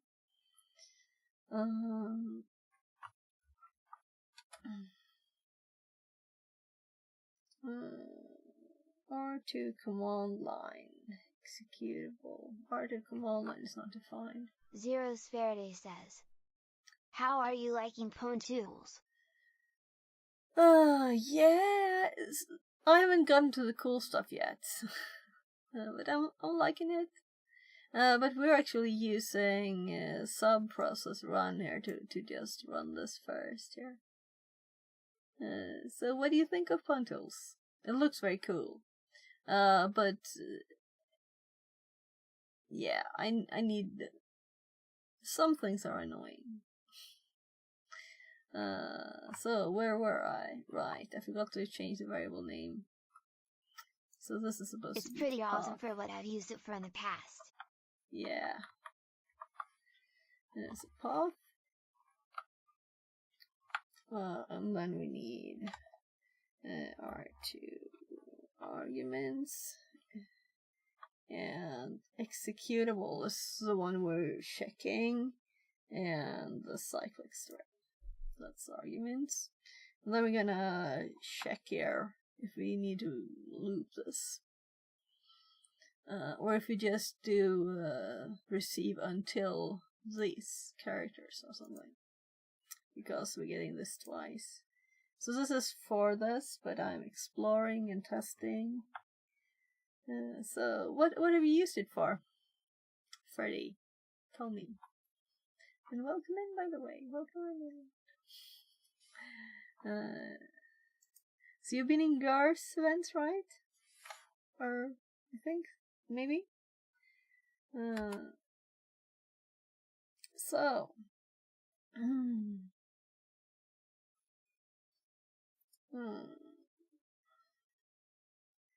So I noticed something that I need to fix. All of these. Let's backslash n them, right? Because this was not readable.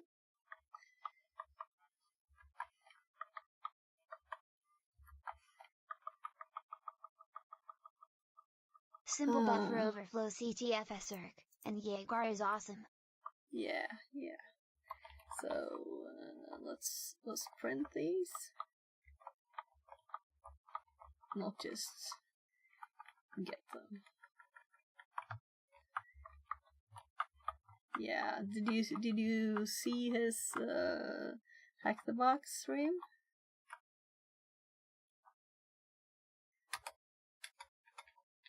Let's abort that one. And let's run it again. Now we can see a bit the steps there. So we're generating a string after what we found there. We can really part of it, yay! These. Really cool stuff. Yeah. So, running executable in R2 with a generated string. Starting local process. Text did not byte, assuming asking no guarantees.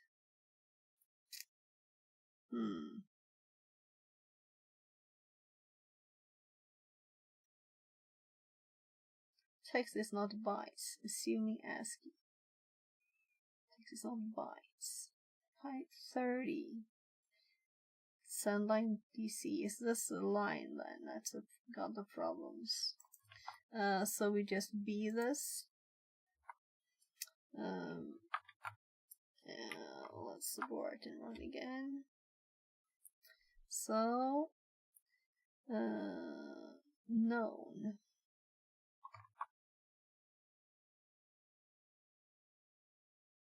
Oh, I'm printing the send line.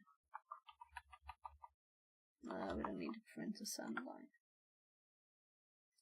It's so slow on removing the red stuff, so I believe I did something wrong.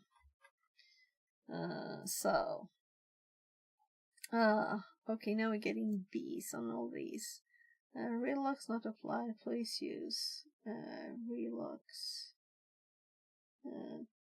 bin cache true next time.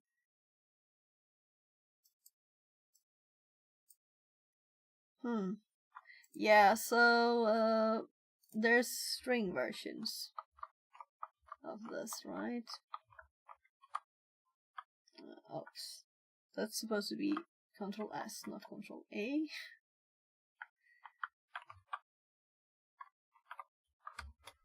So let's see now. Now we're getting somewhere. Oopsie. Running, execute, starting local process. Yeah. So this is from yeah. This is from pwntools. War. Rolex has not been applied. Please use E. Next time. Info. So let's compare this to our test output here. This is what we got. Warn, Rolex not been applied, meaning this is also from there. Info. Then we got this and we sent DC. So you can see DC here. And there's also some other stuff. So what do you think about putting a \n after the DC? I never did that before. So we're still getting some funny characters, but now we got our buffer overflow. So either we find a line that contains signal 11 and get whatever is after address, or we get this one, and this might be more. We might grab this one instead, right? So maybe we do this one. And the script ended correctly. And this stopped the process though. I don't know why. Maybe because I was reading too much. So I don't want to have lines like this, of course. There should be a reason why we read the lines and the reason why we stop reading. And we should send this when we get the first one, probably, right? So I checked for functions. There's receive untils until so maybe we should check this thing out instead. And I already have receive. Read line. Oh gosh, there's so many reads and receives here.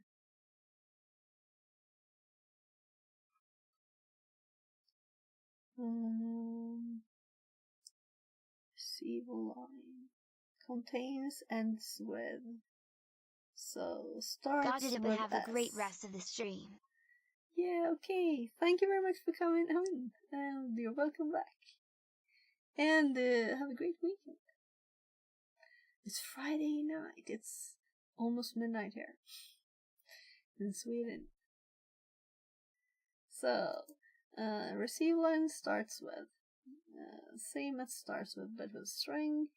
Returns a string. Yeah, Friday. Decode the result using. Oh, it says 4 hours? It's 7 hours 15. This, I should change my stream duration thingy. It's bad, apparently. Decoding the result using context encoding. Note that the binary versions are way faster. Yeah, but I don't need fast. Keep receiving lines until one is found that starts with one of the limbs. So give me an example here. Drop equals true, timeout default. So let's just grab more lines here. More lines. Actually, we can do this.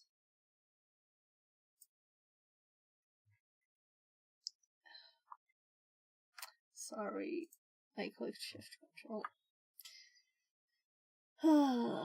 Sometimes it happens. So instead of this, let's comment one of the lines. Let's edit this one.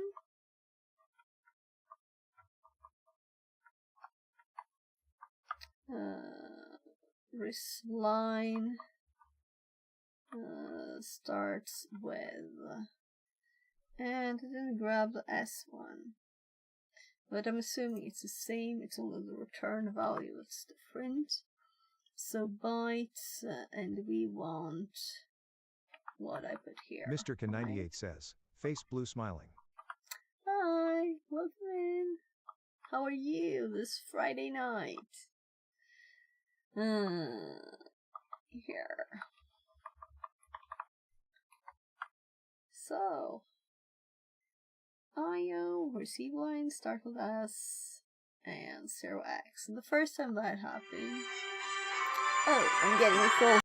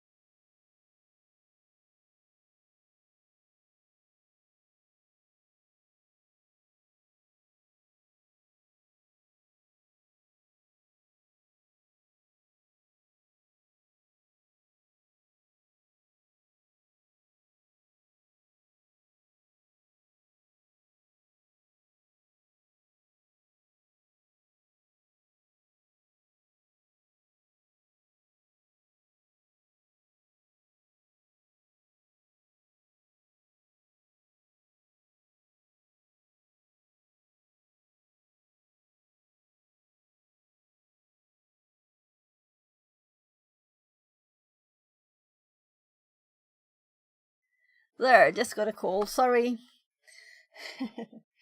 At the midnight hour.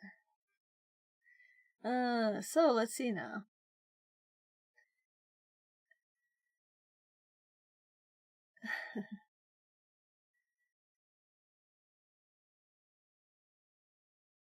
You're heartbroken. So why is the TTS not reading? I don't know. Okay. I don't know why. So hello there.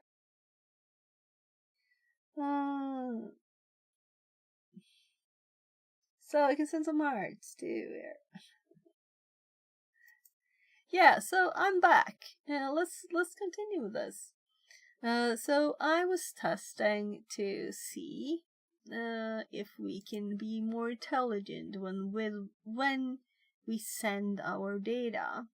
So our send is over here. So this is the starting the process, and then we use this. But let's delete that. So we're actually going to do this twice. I didn't mean to cut it. Well.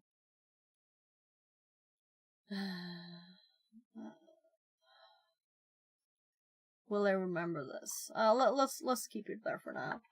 So this one is here. So when we receive the first prompt, so this is a prompt, then this is what's happened. And the next time we receive the prompt, we actually gonna send a quit. Rootbin Then says we're gonna you do awake something late. in between there. Awake late? Yeah, I don't know. It's just, it's not even midnight yet. It's 2 minutes left. So we're gonna send a quit here.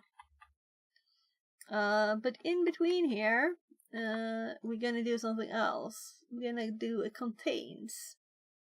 And that data we're going to save.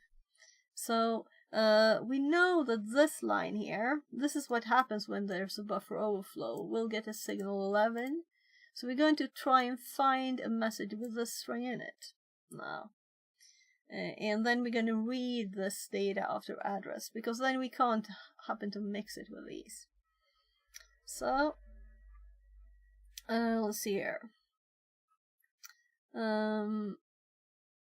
If we go back to here we have them starts with, ends with, contains. So the contains, and we want the contains as one, and the contains as is as it contains, but with it returning a string. So we're going to go with this one, and I'm gonna put it, just pasting it straight there, and we're gonna get an example. Contains. Okay, so just what characters? And here's, oh yeah, so they can even be two things. It contains car and train, and I'm assuming or her. And there could be more complicated sims too.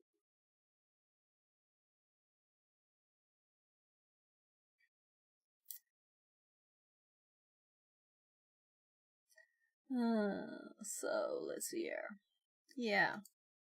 So the same syntax as we have for the others, meaning we have parentheses, and we have a B, and then I usually use these. It doesn't seem to matter in this case. Well, all examples use these, so well, why not do it? It's just my brain that thinks this is for one character, not for a string. So let's go for signal 11. So if we get a signal 11, then we go into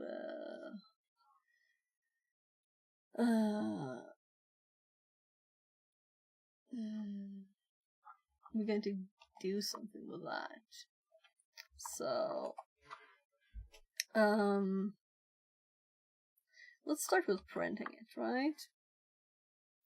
So I want to put in a variable and then we're gonna print it. What we're gonna call it though? And we can say buffer overflow colon, and then we do, of course we need this around there, plus, and what's a string? I guess we say let's do buff string, short for buffer overflow. And then we run this and we see what happens. And we're not using any data yet because we haven't got anything. But this will be, next step is to find this string within here. So the next thing is to set that here actually instead of over here like a static value. So let's run it and hope I saved it. And it seems to be waiting forever, which is not a good thing, right? So there will be stuff happening that we're not seeing anything. So it totally didn't work. And I crashed it now with this. I aborted. Ooh. Let's start with removing the bees and see if it will work.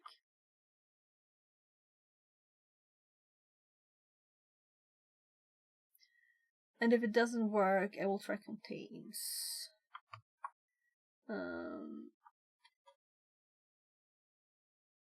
Oh.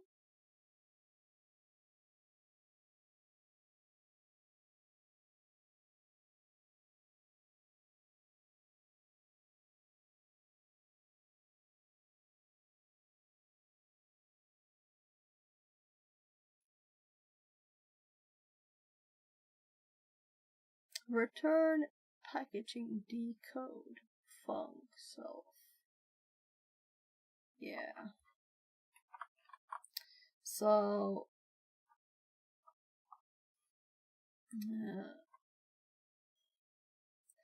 let's do a contains.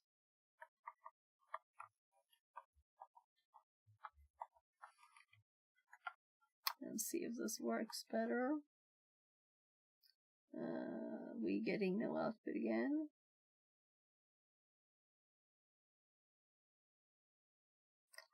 So there's only one thing to do.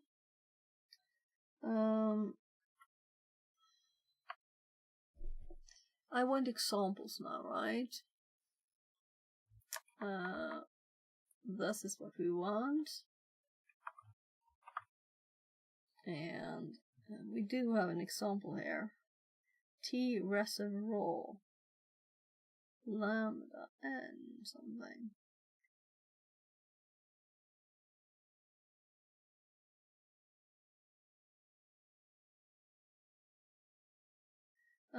We didn't put the timeout to. Maybe we should, just to make it not crash. Let's do that. So read the docs. Exploit scripts using pwntools. Pwntools cheat sheet. Documentation.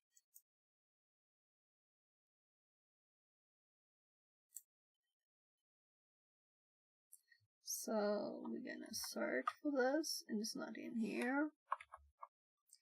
Not even this is in here.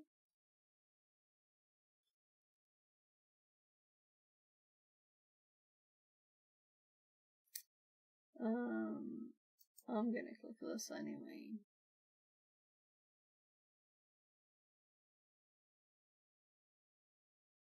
Okay.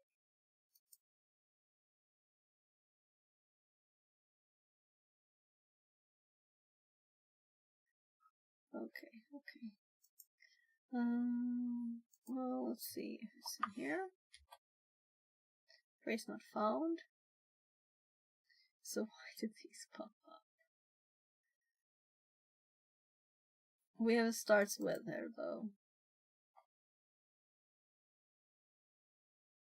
Your password is. Yeah, so they're using B. They're not using any data that will be received with this. Rest of all. Con send line. They're using con for their connection.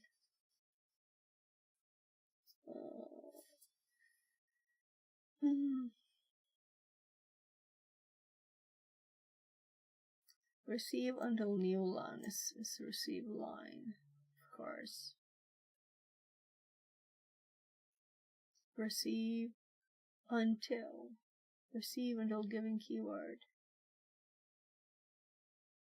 Yeah. More and more I'm thinking I will loop through this. The lines and just get every line and handle it manually instead of doing this, because we can just use normal search through the strings, you know. So let's make a loop instead and use the receive line. I can just save this for a reason. So we still need the send, and we still need this information. So this will instead be some kind of if here with this string, right? And exactly what it'll be, we don't know yet. This will also be an if with this string, and then we'll have the same again to later place there. So let's make another loop and start it. We didn't make a comment. Yeah, we did here. There's a comment there. So while true,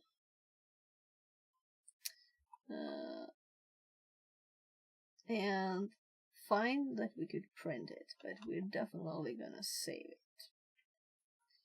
And I think it's a good thing to print it. At least for now, but maybe we don't always want to print it, so let's put it in a variable primarily. So I should change my tabs to 2 steps.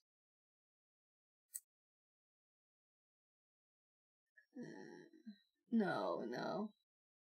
I haven't been doing this that long. Then I wouldn't be learning this. So, well, true. I've worked in IT for a long time though, in programming. But I'm like 1.5 years. It's almost 2 years, so I guess. Cybersecurity stuff and hacking.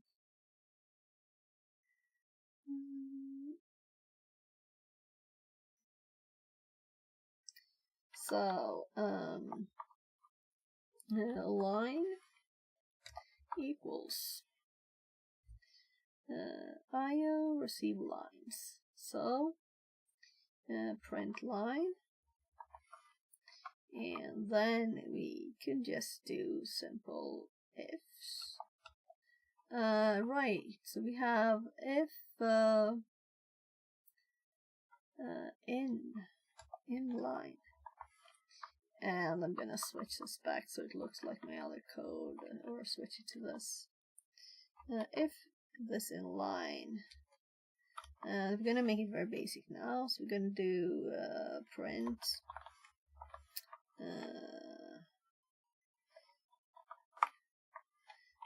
found, and I don't have it, so I have to type it 0x, right? And then we're gonna do we're not gonna do this within the loop. For now, we're actually going to send it for. That's not how it's going to be. Then if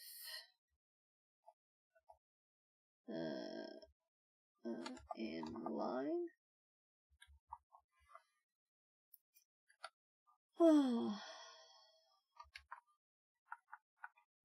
let's do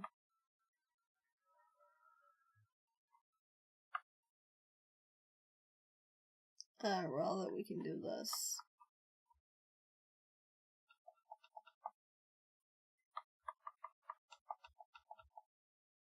So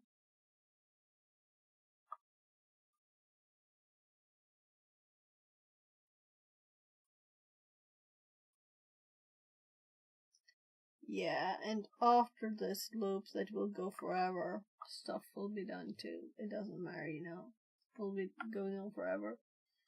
There's no exit. Well, actually, we can do that here. Right, let's do that here. So, let's just break. And then this will be done.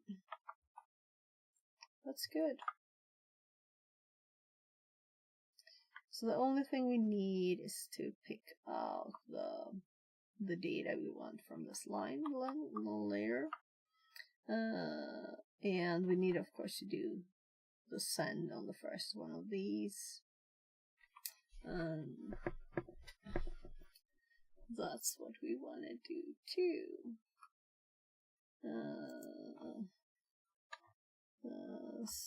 Started equals false. Why not, you know? Why not build the whole thing before you test it? So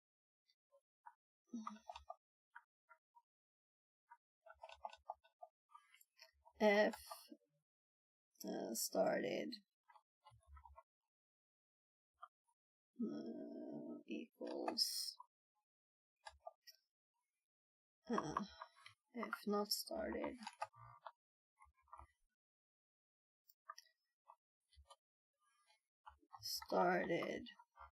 equals true. Learn. So should I do this too? Nah. Let's run it now. So it doesn't work. It doesn't work. So first thing to do is to print the whole lines. We're printing the lines already. So why is the line not printed? Then I'm getting used to writing bad things. Might line actually be something, you know?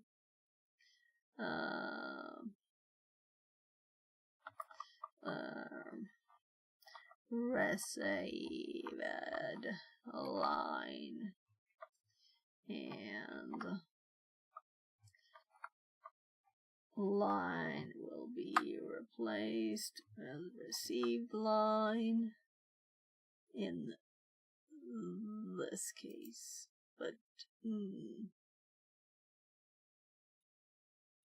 yeah, in this case, and not in this case, in this case, and not in this case, because we're finished, right? So so received line is I receive. Then we print the received line. Then we check stuff for the received line. But if this works, we should get more output, at least one line. And if it breaks, let's put some output here too.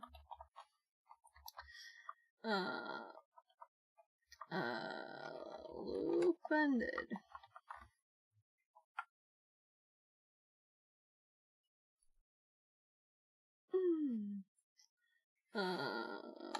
Sending, quit.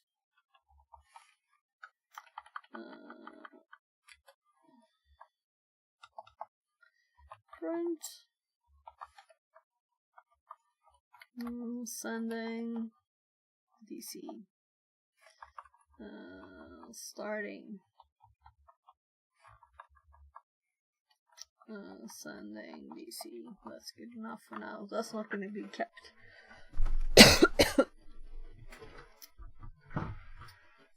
So.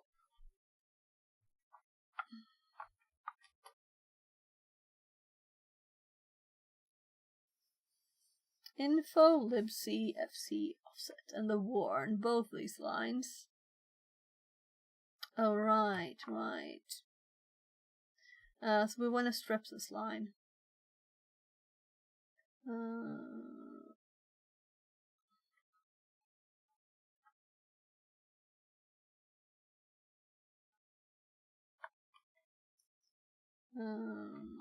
Dot strip. Is that it? We'll see. Yeah, so now we're getting no extra lines. We're getting the two first ones, and then we're not getting anything. Which is odd.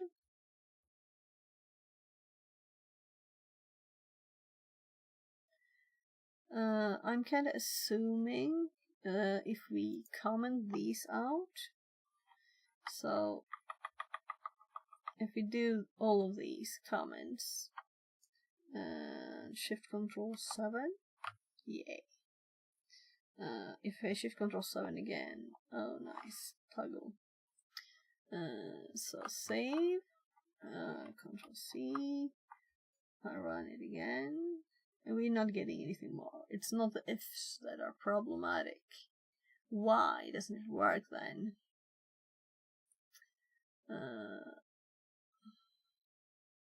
So it will only loop received and print.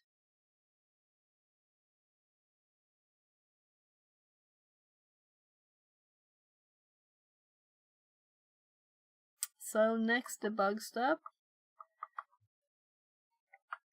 Let's comment the whole thing here too. And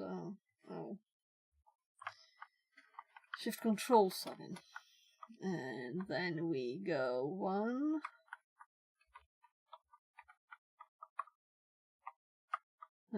2, 3, 4, right? This is exactly the same as a loop. If there's 4 lines, 4 turns of the loop. And let's abort and run it again, and we're getting the same result. So why isn't it running further? Let's go up. So libc fc offset. This is where we've stopped quite a few times now as I've been testing it. This is before I did the strip. Same result. Here is what? I didn't get any outputs. We had some other problems. Here we got the full thing. And this. So here we got all of it.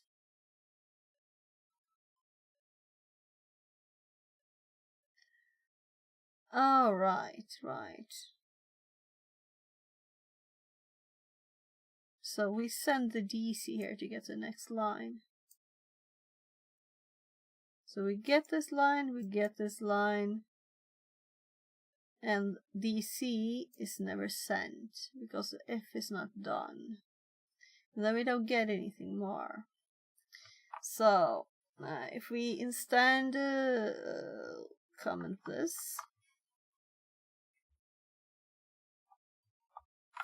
and we uncomment the whole darn thing again, and this line,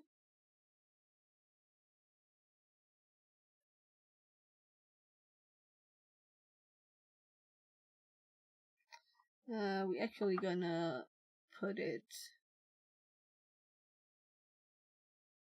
up here. It doesn't matter if it's doubled. Okay, so you know, it doesn't matter if it's doubled, because it's just a command that starts a program, and if it's already ended, it doesn't do anything. And then we're doing Q after, so it shouldn't matter.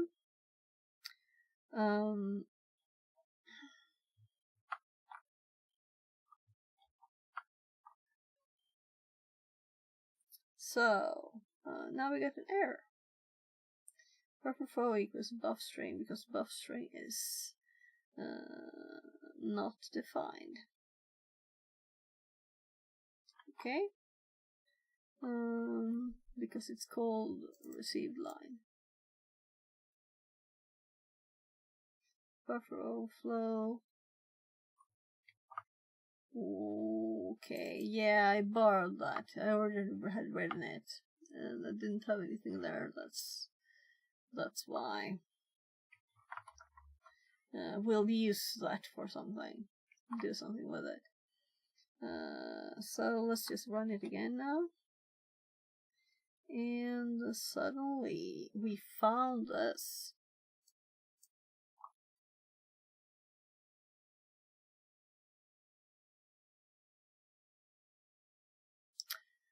So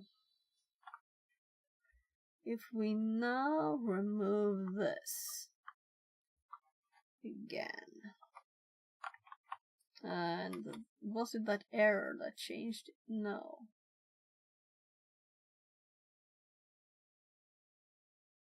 So it's not printing it. Why?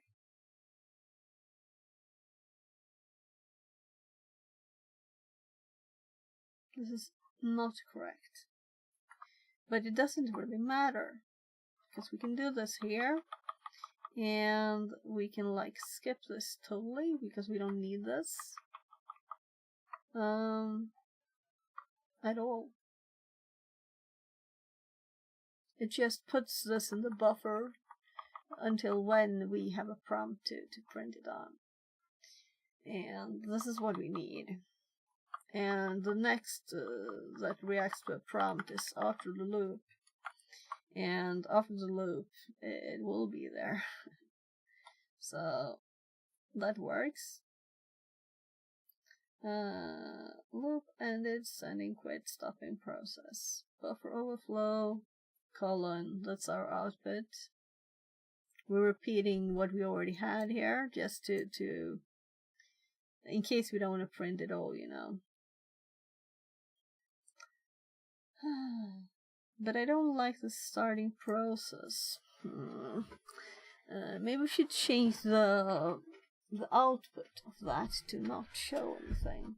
I don't want to have run executable in R2 with generated string is mine, but this line I didn't do. It is, and also stop process, starting local process and stop process. Let's look at the logging in this. Logging. Error warn info debugging. Yes, I just want errors. So let's see if we can set error level debugging or error level logging. So we have logging at the very top, but it should be commented out.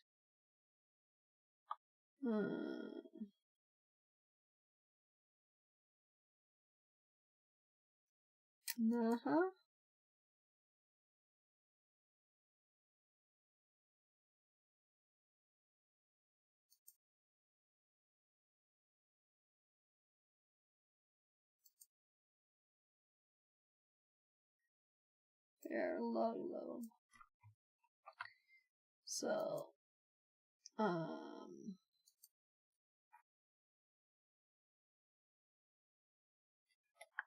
let's put it like here. And error. I don't know if this works. This is test, okay? I don't want any output, so I'm trying to turn it off. And it worked. Good. Knock on the door. Hi.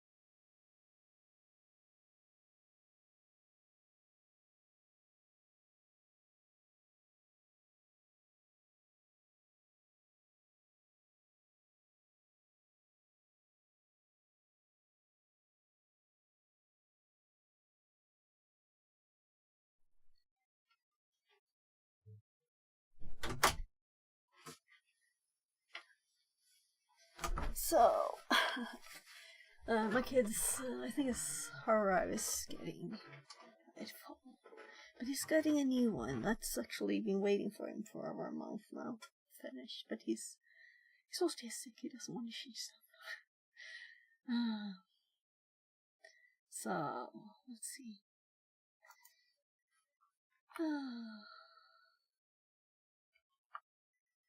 Right, so we're gonna first of all, these we'll say bye-bye. And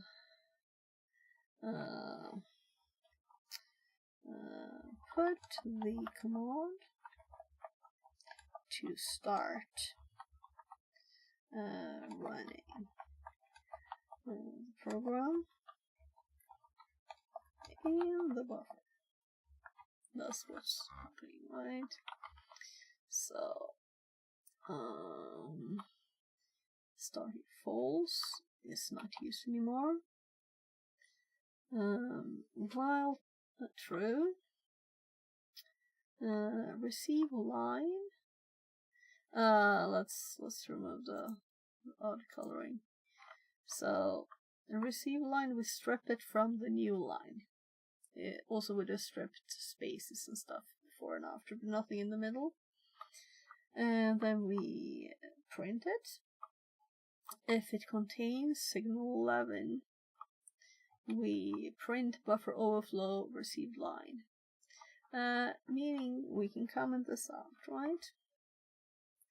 And the loop ending is just for debugging earlier. And this is what the outlook looks like. The output looks like this. So this was my example. Then we have this as the next step. Yeah, actually we don't need to paste it because it's already there, right? Though actually I need to paste it because it's not anywhere else.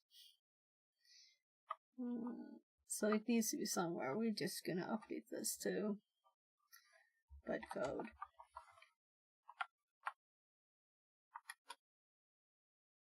So now we're just generating a repeating string, running executable in R2 with the generated string, and then we can see in clear text now the address. So let's just make the computer understand it too. So I know that Python is kind of good at grabbing stuff, right? So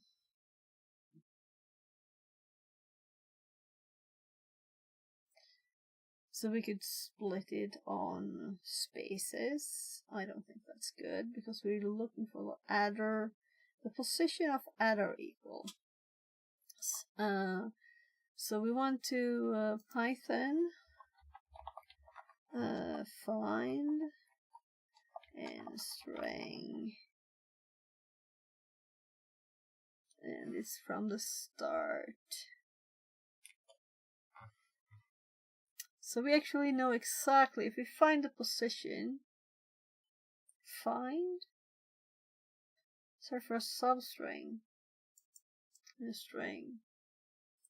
Oh, this is probably too complicated. I mean, I just want substring, start index, and stop string. Yeah. So we only need this, and that's all we need. Let's go back and grab the basic example. Yeah, so this is just find. So, I'm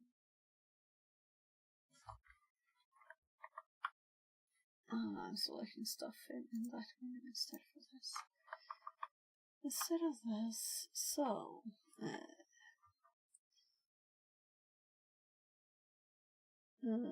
received line.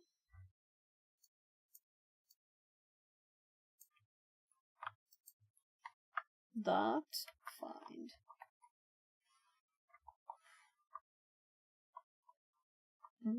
Add equals.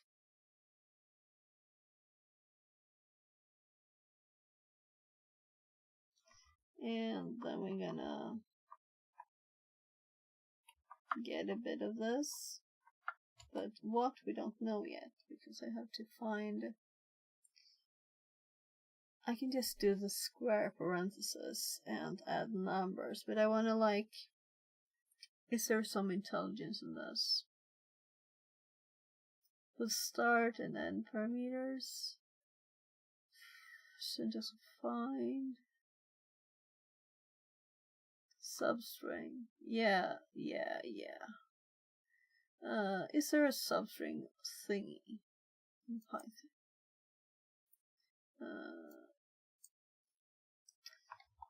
Because there should be something better, right? So I guess this is what I didn't click before. Yeah, but I want like smarter thingy. I guess I'll have to calculate myself. So first of all, we're gonna. Oh gosh, I'm clicking on the wrong screen again. So we're gonna print the received line find address, and we're gonna print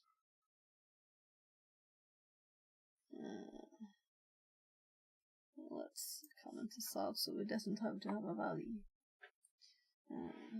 Well, I guess it can have this. It's okay. It doesn't have to be the correct one. Print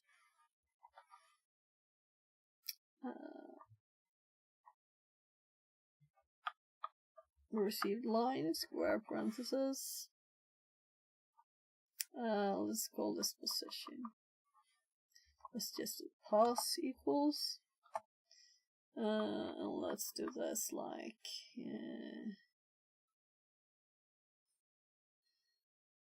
I don't remember. I think you do 2 colons and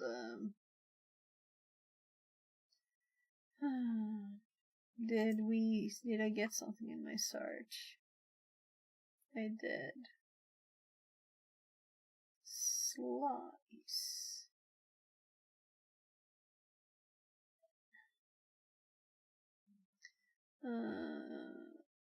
Built-in slice.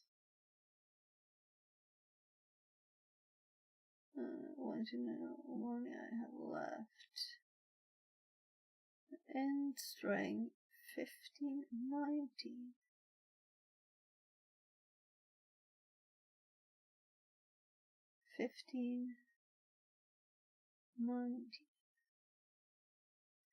Oh, this is ugly.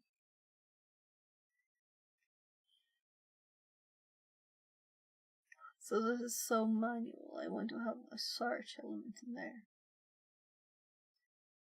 So 2 explicit positions. Oh.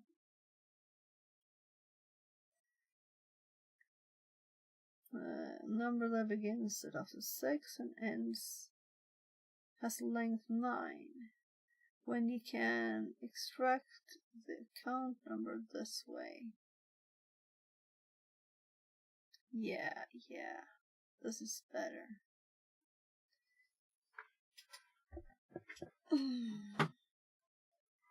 So, we know the length, right?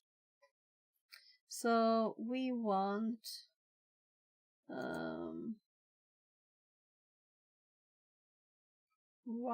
right.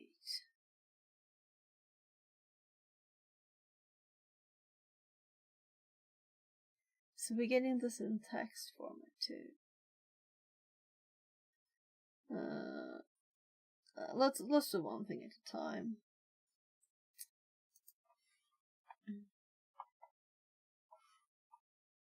So let's say that our first one is then pos, right? And the length is but it's not pos, it's pos plus the length of the word is 1, 2, 3, 4, 5. This is what I think it's like. Not pretty. It's not pretty. I would like to have the end of adverb equals. Right? And then 1, 2, 3, 4, 5, 6, 7, 8, 9, 10. And let's put this as this, and it will be the wrong type. And let's do that.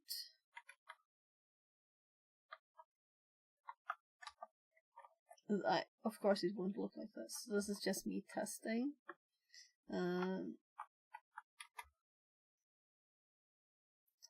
So process involved keyword argument. Yeah, so it can't even do this. So pass. I had to try.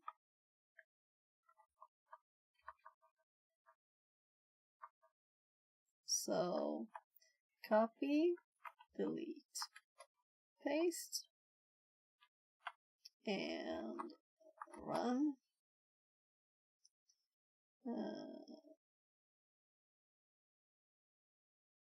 So we got the right thing, and I'm almost sad because it's not pretty code. We don't need a print pass. We could put it in here, right? I can have this short ugly pass variable name in there. It's okay. So now we need to convert this to an int, I guess.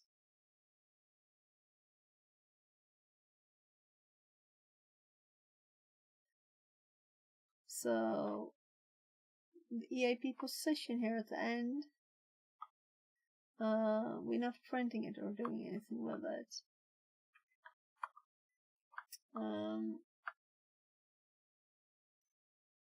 So I'm a bit worried that this doesn't complain. No, it wants a string. It wants a string. Let's look at cyclic finds. It wants a string? No, it doesn't want a string. So let's make this a string, right? And let's run it.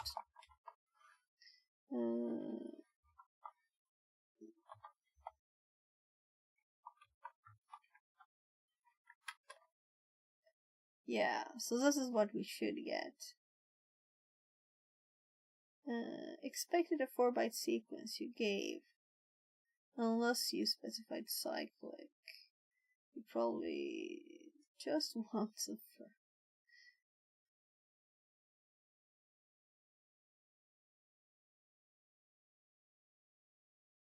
Yeah. So it definitely is supposed to be the data. And if we do... Well, this is also 0x, right?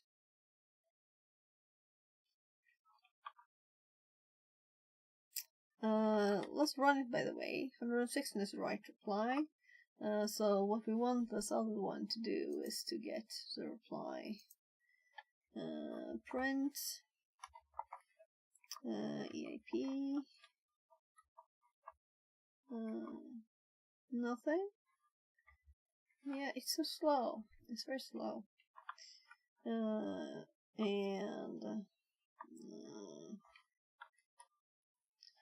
print should be 116. So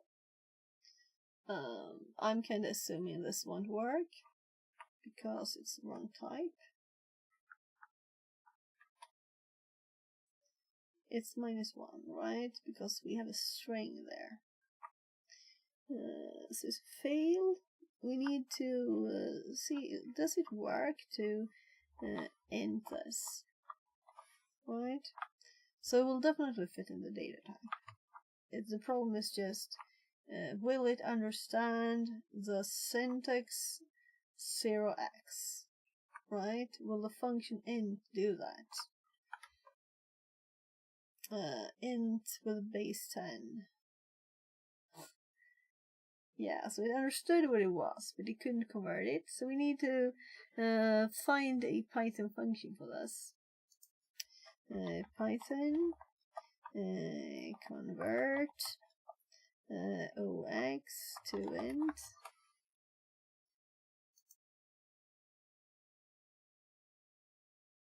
Yeah, so we want this to this. Int 16. Oh, we just say the base?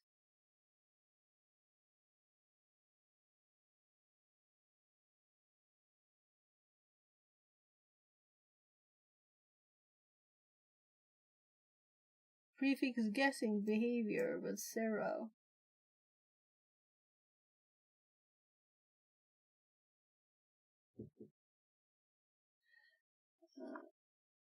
You're coming again. So my kid's knocking again. Let's just do -0. So it did understand it. It was just a bit off. So I'm gonna go check what my kid wants.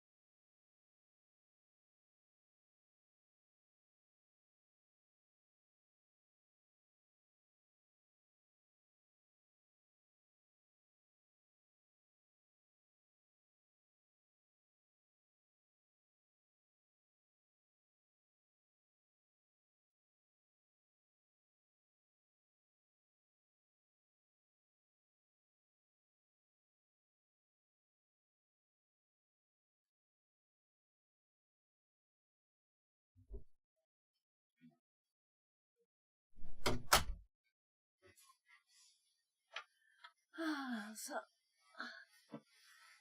just a bit of Wi-Fi debugging. So we got the right one, and it works. So now we have this automated. If we use another executable, this will still work, probably, right? Because we're sending the start program. We're waiting for a dead. And we can activate to see what on earth is happening if we want to. This line is bad, and this is not necessary. So, we need to do this. Print.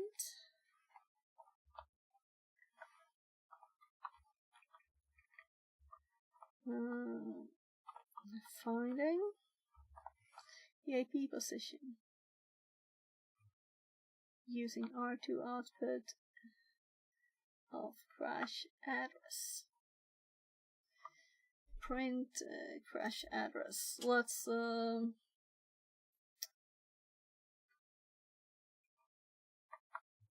make this prettier. And it's text, so we don't have to mess about.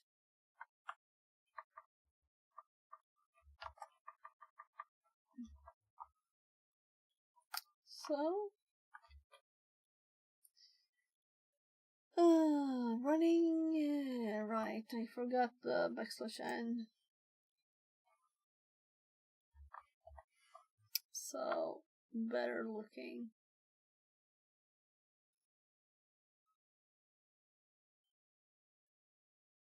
Yeah, I think I like this. Running executable R2 will generate a string, buffer overflow, crash address. Oh, let's put a column there. And then we do in finding AP position using R2 output of crash address. I guess we should say AP position here, right?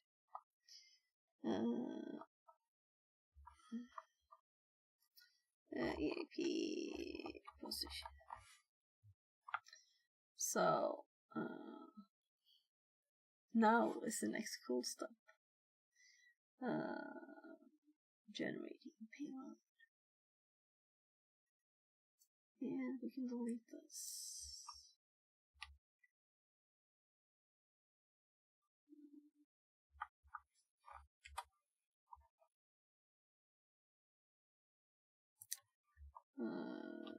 Quitting R2. So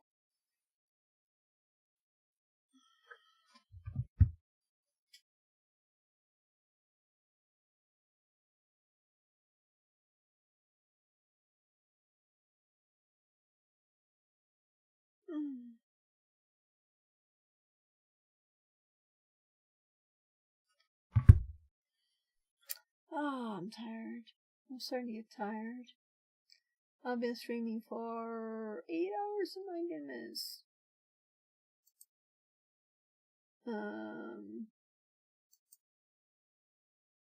Yeah. I know when I do this kind of thing on stream, there's not a lot of people. It's sad. Not that there's millions of people ever, but still. This is not the most popular thing. It's so fun. How can people not like it? I don't get it.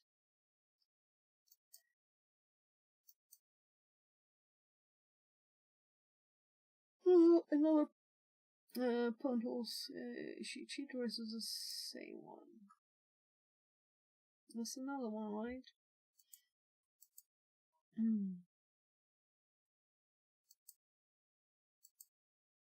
Oopsie. Yeah, we have that up already. We did that. Now this looks cool, but we not checking it already. Did that. Did that. Fix that. With a basic one left. Next up, we already did. We just didn't put it in this file. So, it's kind of easy just to copy this and cut away what we don't want. So,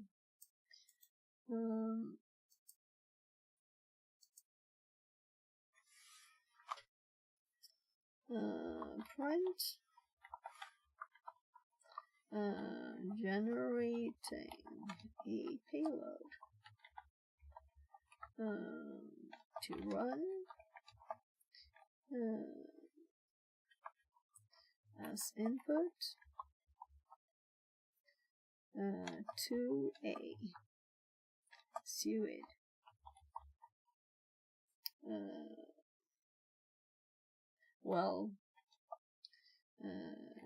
binary. It will work on others too, of course, right? So it's not that it has to. Well, yeah, it won't.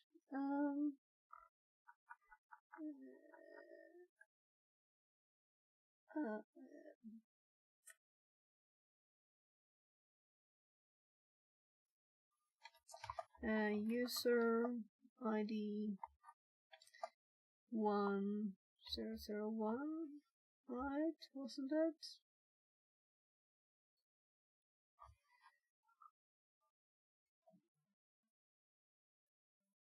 Ooh. We didn't set the ID.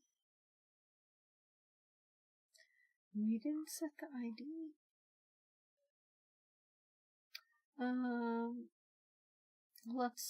Let's check this out because there's an error in here. I'm assuming we might send it here or something. There needs to be an argument for this. User. And it became used. User.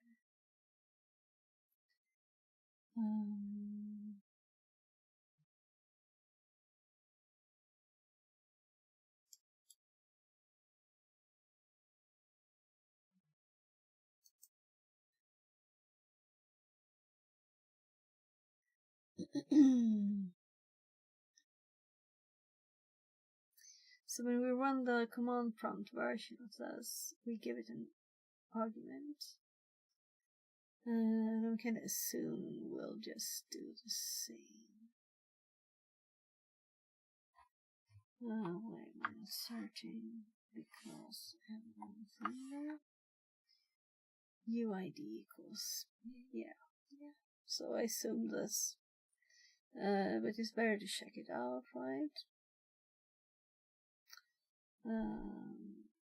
Args UID.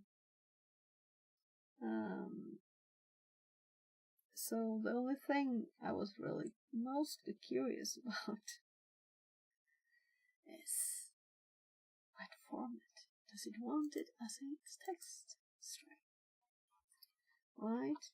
Well, let's assume text string, and I think it was 2001. There are 3 users, and we are 1002, and we want to become 1001. Now let's confirm this in our notes. So, I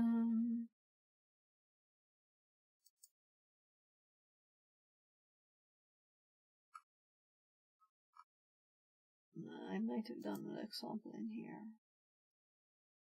Yeah, 1001, because I did the wrong one first.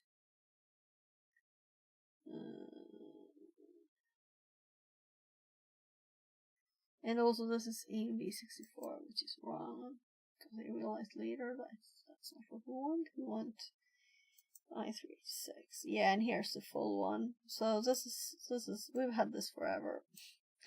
But now I want to make it automatic, right? The point of this is to learn pwntools.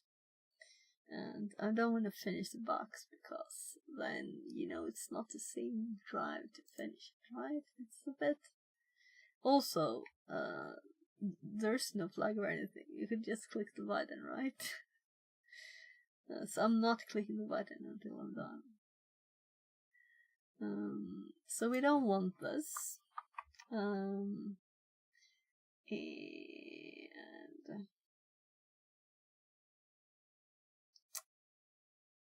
we don't want to print this under code now, but we can leave it in here.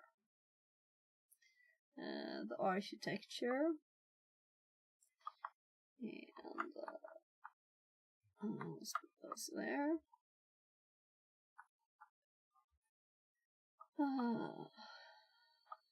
Print as,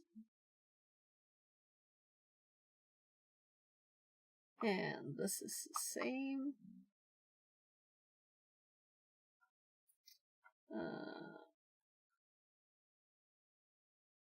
So this is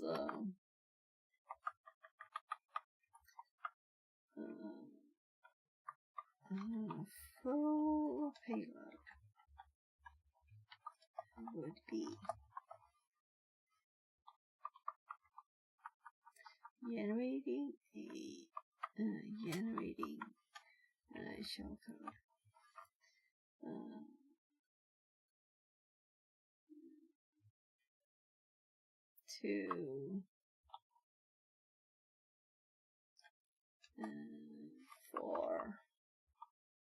For a series binary user ID.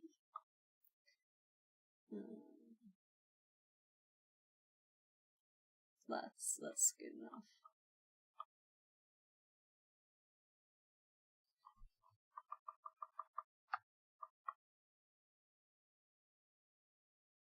It could be there. So full payload would be, and then we start with our primary multiplication here, right? 8 times, I'm looking for the name, EAP position. So EAP position, payload equals, and also here we need shellcode equals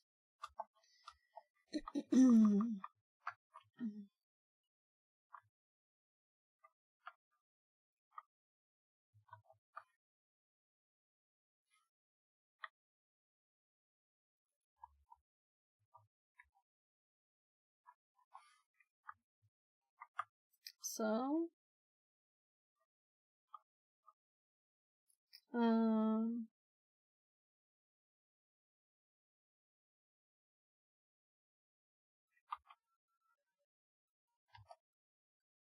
EAP position, and let's be this, so we can plus everything, because this will be bytes format.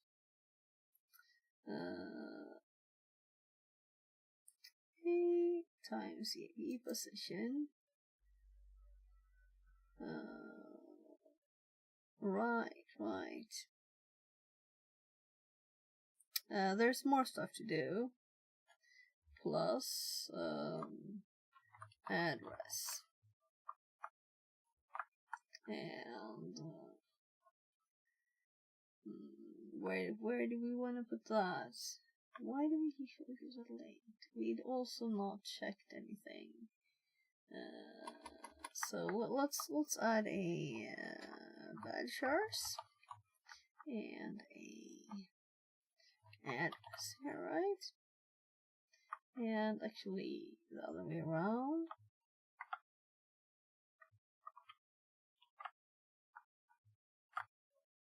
I'm so tired. This will be tough to automate. But let's do it, right? We can do everything. Oh my god, how could you do this? I have no idea at all.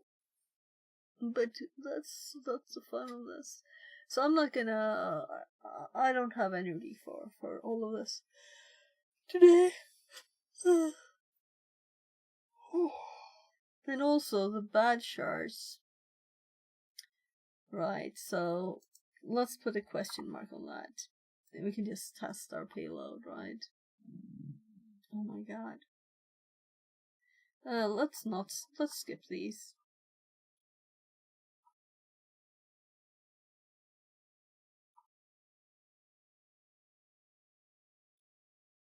We have the address of the code from the start.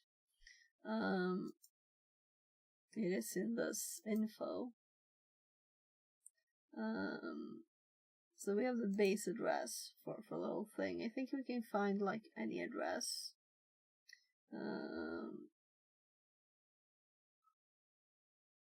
We have like function addresses. We have all those things. So if you do this tiny thing, will it fit? I don't think it will fit, will it? 116. And just point it back, I'm thinking. But also, I mean, jump ESP. I think there was something for finding instructions.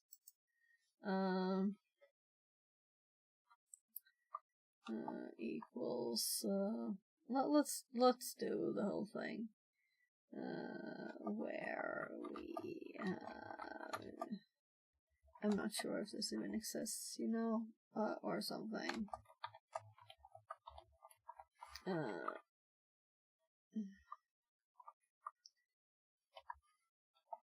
Oh, wrong key. Yeah, I'm getting tired. I'm thinking, should I do nothing and play a bit of games before I stop?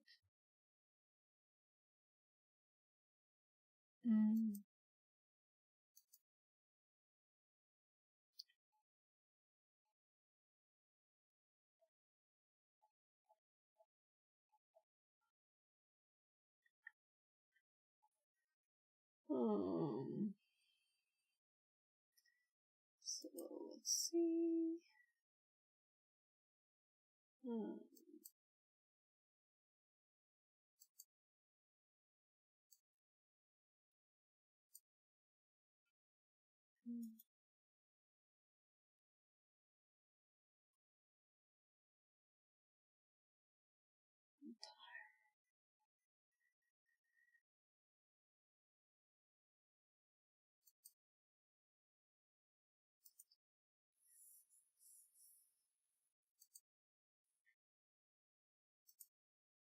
I know all these guys appreciate it. I know. Oops.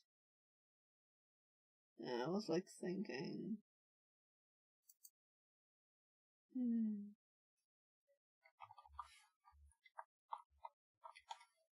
So we could do soldering too, but maybe I'm too tired for that, you know.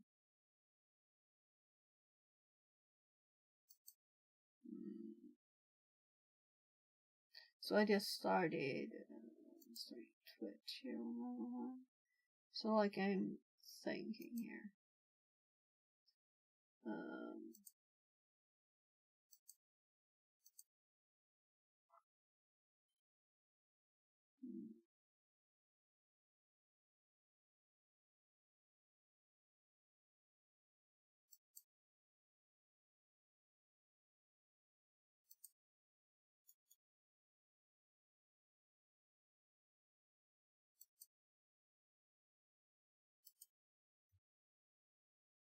So what should we just continue maybe? Communication I is think something that's my god, why did I click that again? So I'm thinking why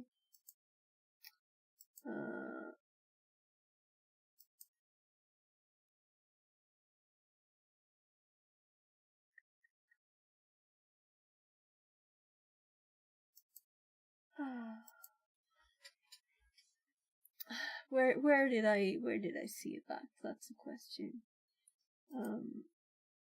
So, oh, you're on the wrong screen.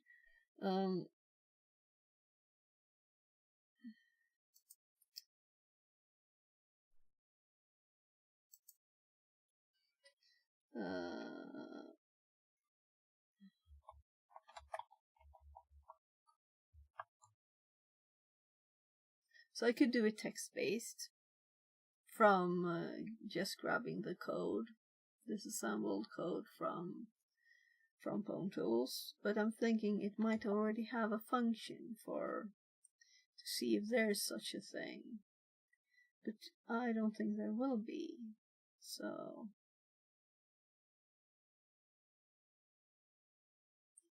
how many bytes of code do we have really?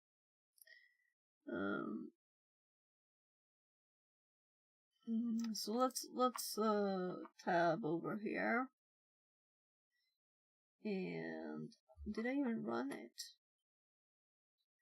Because I have not finished stuff. This is not runnable, and also yeah, let's comment that, make a new copy, paste that, and think we're just gonna add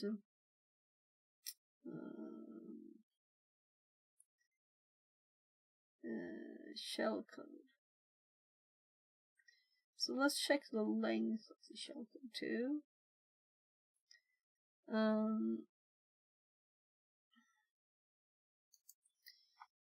So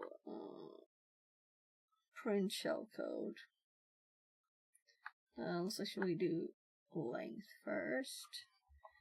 Print. I could just copy that, whatever. And then we do length on this. And then we do str on this. So we can put it in with a string explaining what it does. And shell code length plus bytes, and I'm gonna run it 50.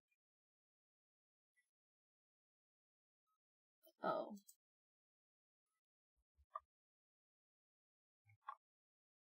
Yeah, I didn't think here. There needs to be colon space and str. So how many changes did I do between running it? Shellcode is 57, so that's not long. Length. Let's actually make a little bit of a space there. Shellcode length.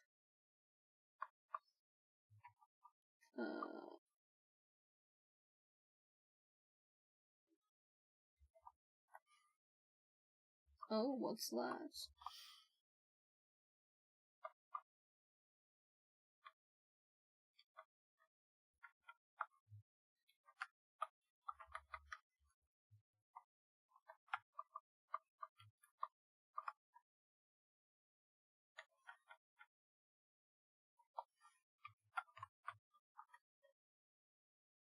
So, shellcode length. Well, right. Why did I do that? We don't want the backslash on there, but we want one here, and we want a the, because it sounds very odd otherwise. So, shellcode length. Oh right, actually one line before that. Sorry. This is the one I want to. Of course. should know that. It's just a few lines, because the shellcode is several lines. Shellcode length, should we put a length afterwards, maybe? I think it will look better. So generating shellcode, and then we get the shellcode, and then we get the length of it. And the full payload would be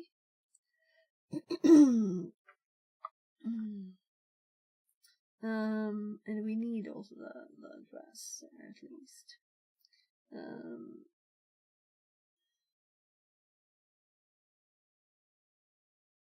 And the address should be a string, I guess. We should output this as a string.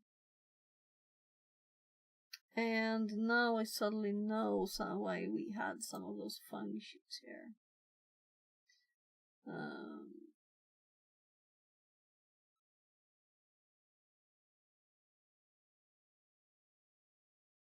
A utility, I guess. So we had like pack here with this kind of thing, right? But it's still just a number. Yeah, we don't need that.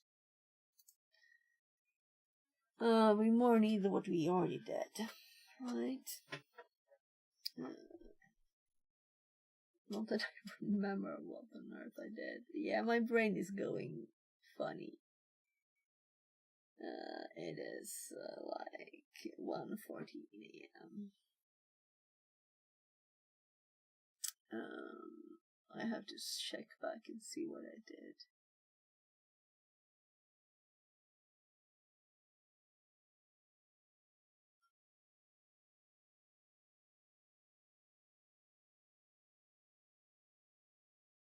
Yeah, int crash address 0.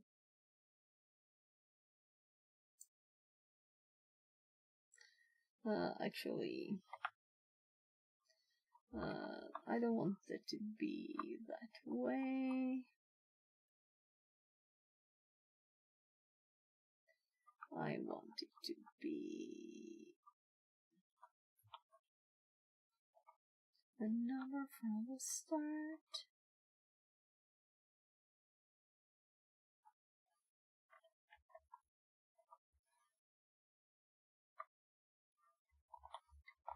So there, now it will be. So it's so slow though, the squiggly stay so long, so I think I wrote something wrong. But my eyes are starting to hurt a bit. And I think it's a little bright light, you know, I have kind of bright light in here. So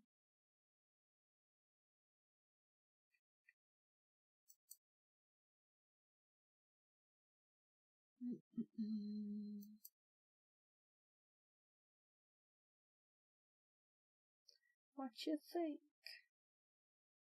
Should we do one thing more, or should I like go gaming? It's Friday night after all. I need to like relax. This is fun, but I'm starting to get a slight headache too. I think it's light.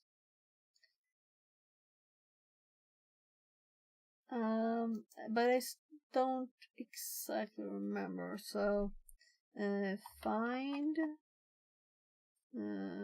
instruction.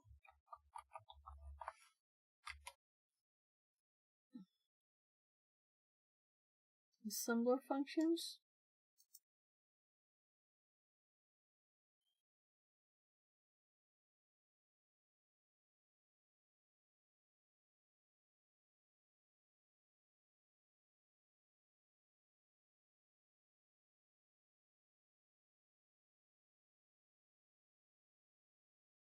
CPP.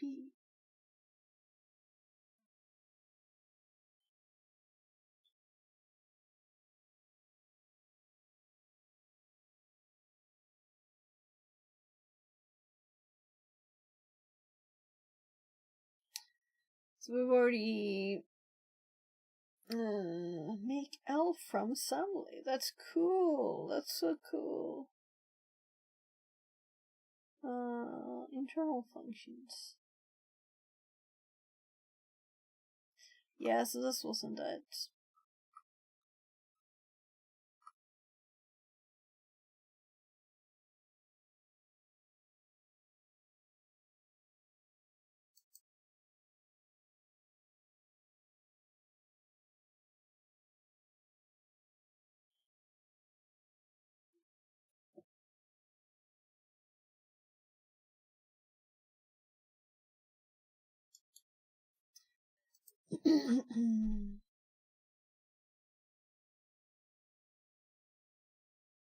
So we already knew this.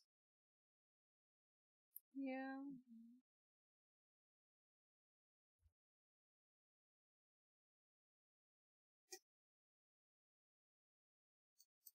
My script also automatically disassembles all the ones. Elf info. This one. Only the functions not starting with underscore automatically.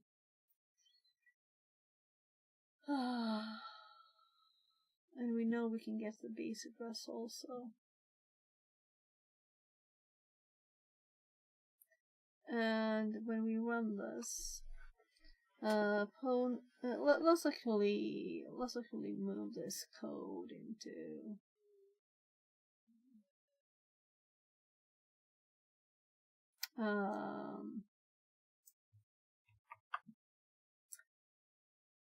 here, and I'm gonna put it here, and we're gonna remove the F bit because all these things are in there, right?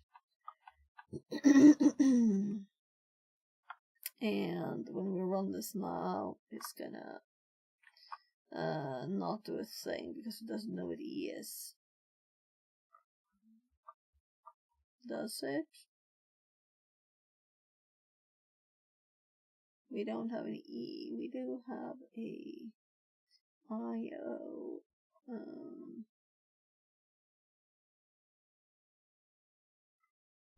Why is it called IO?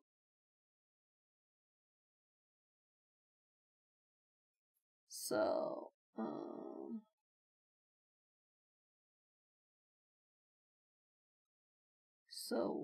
IO process.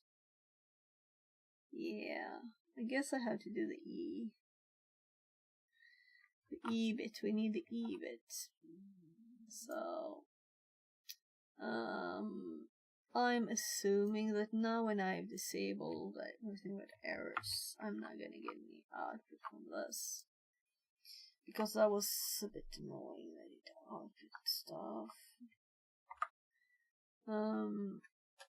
So we have a file name. It's called executable in this one, right? So executable in there, and then we just reference E, and this is an automatic finding thing.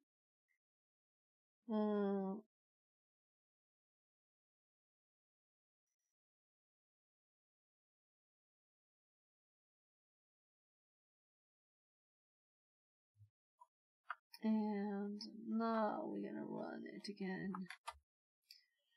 We're gonna get all the instructions out with the addresses. So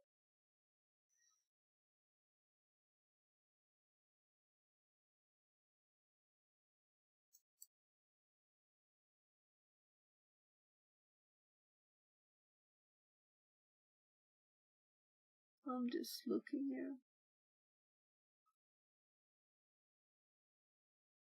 So I'm thinking that if there were any interesting instructions that we could use for jumping here.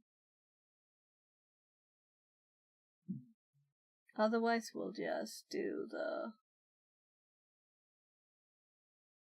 check in the memory, what memory address stuff house.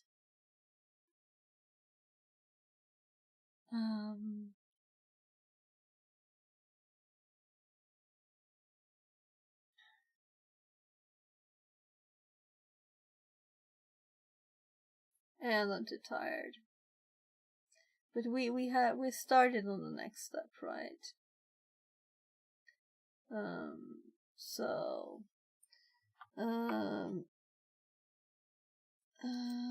Address for yeah, I can't find words for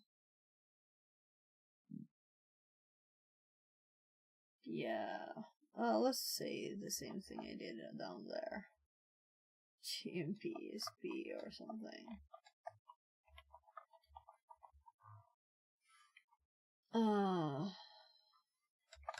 Or just the address we're on when writing. Yes, I'm gonna switch theme. But I'm also gonna switch something else. So let's hop over and start my second OBS and hope that it doesn't crash. And let's see if I can do a bit of this. I'm a bit tired though. But it's almost 9 hours streaming, and it's all been this kind of thing. And I've learned a lot. So OBS wants to update. Yeah, so if you're on YouTube, I have a second channel, and I might we're gonna look a bit more on this, I'm thinking. Let's copy this over to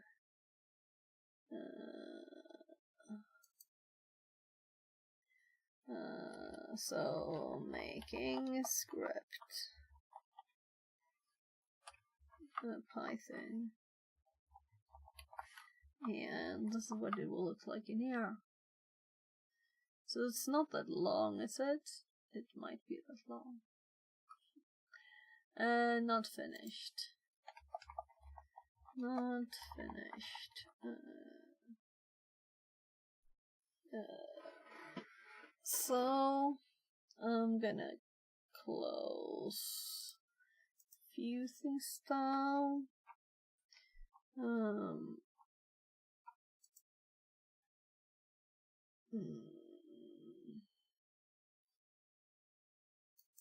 So we gonna, let's see here.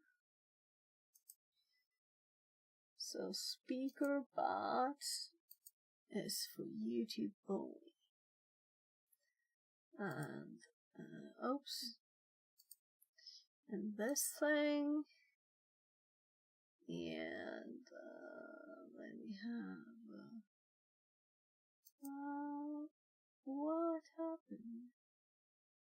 Oh, I'm like, where is the window? And I have it right in front of me. So, let's see here.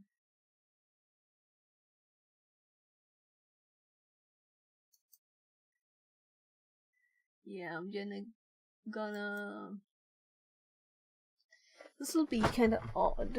I could test this thing out.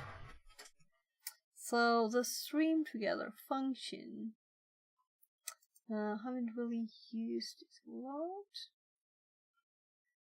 but maybe I will.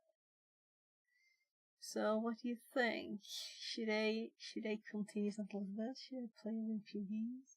So my brain isn't really that on anymore, right? I'm just gonna close a few windows down. So this will be finished when I have learned enough, or when our script is finished, right? Then it will be finished. Because it could be easily done by not planned, not automatic, not reusable ways. But now I'm making it very thought through. And yeah. The first one was a Windows executable, and then we got to the box and, oh, this is odd. Oh, it's wine. Let's try a Linux exploit on the same thing. Oh, it worked fine. We had a nice Linux prompt. Checking stuff.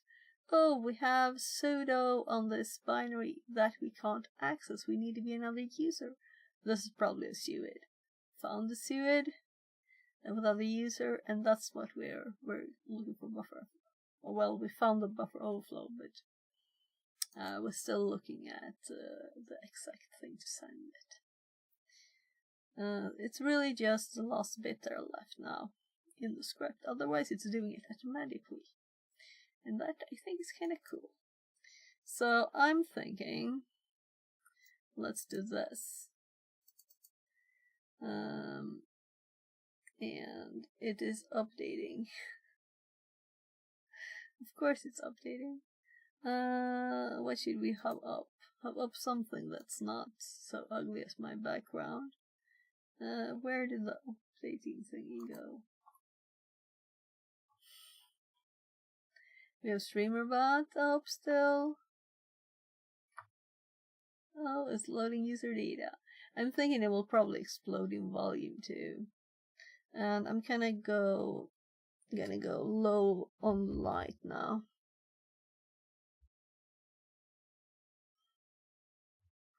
So let's see, lights.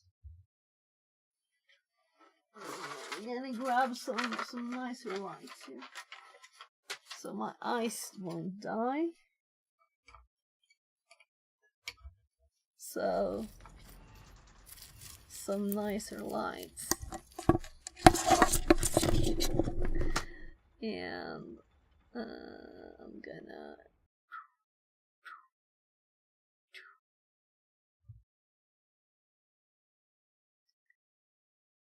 alright, I have another one, I think. No? Let's modify this one.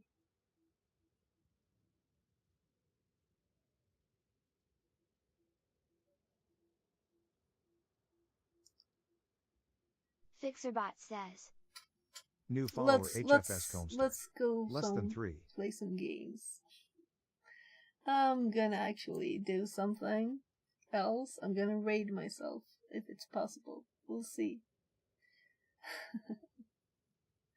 Yeah, so I'm currently streaming on the second channel too. That's called Fix It for 2 and Wine, and we're gonna raid that account because I don't want to mix cybersecurity and games and stuff on the same one. So we have 2 OBS up here now, 2 OBSs. This can continue doing stuff while we raid.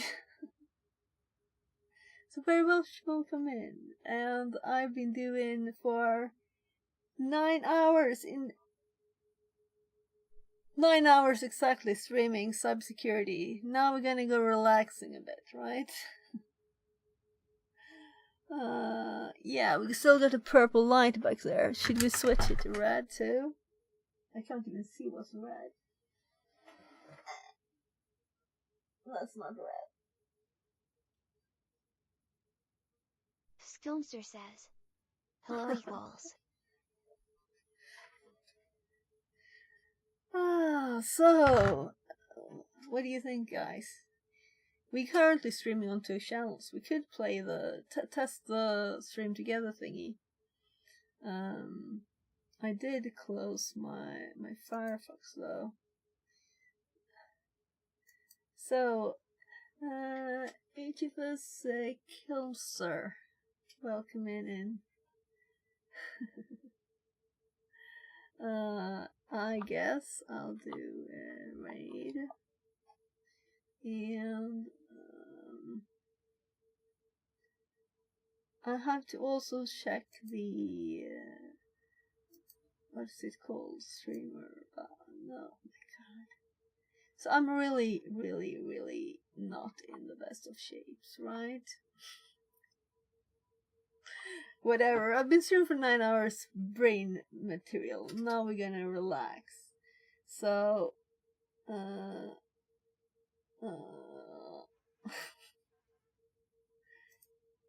just 1 second. I'll be done. I'll just type a raid somewhere here. Raid.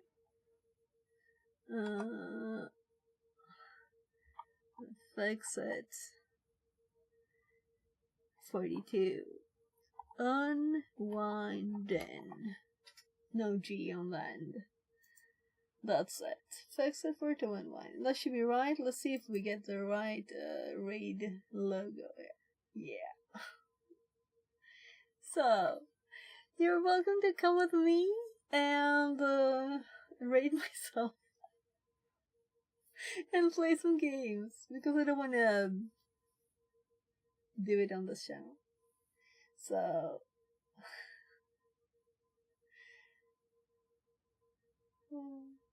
let's see here.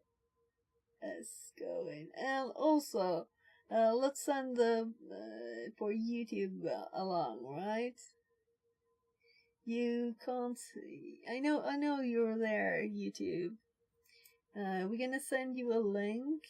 I'm gonna send you a link to the channel. So let's see here. There, and then I have YouTube chat. And I'm gonna manage to type the URL there. Unwinding. There you go.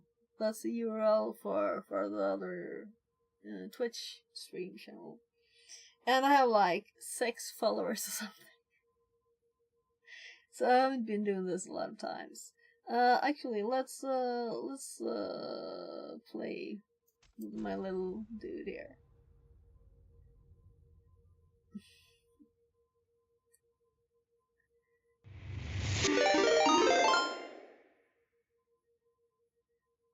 So, welcome in. The camera will pop over soon. I'm gonna stop streaming on the main channel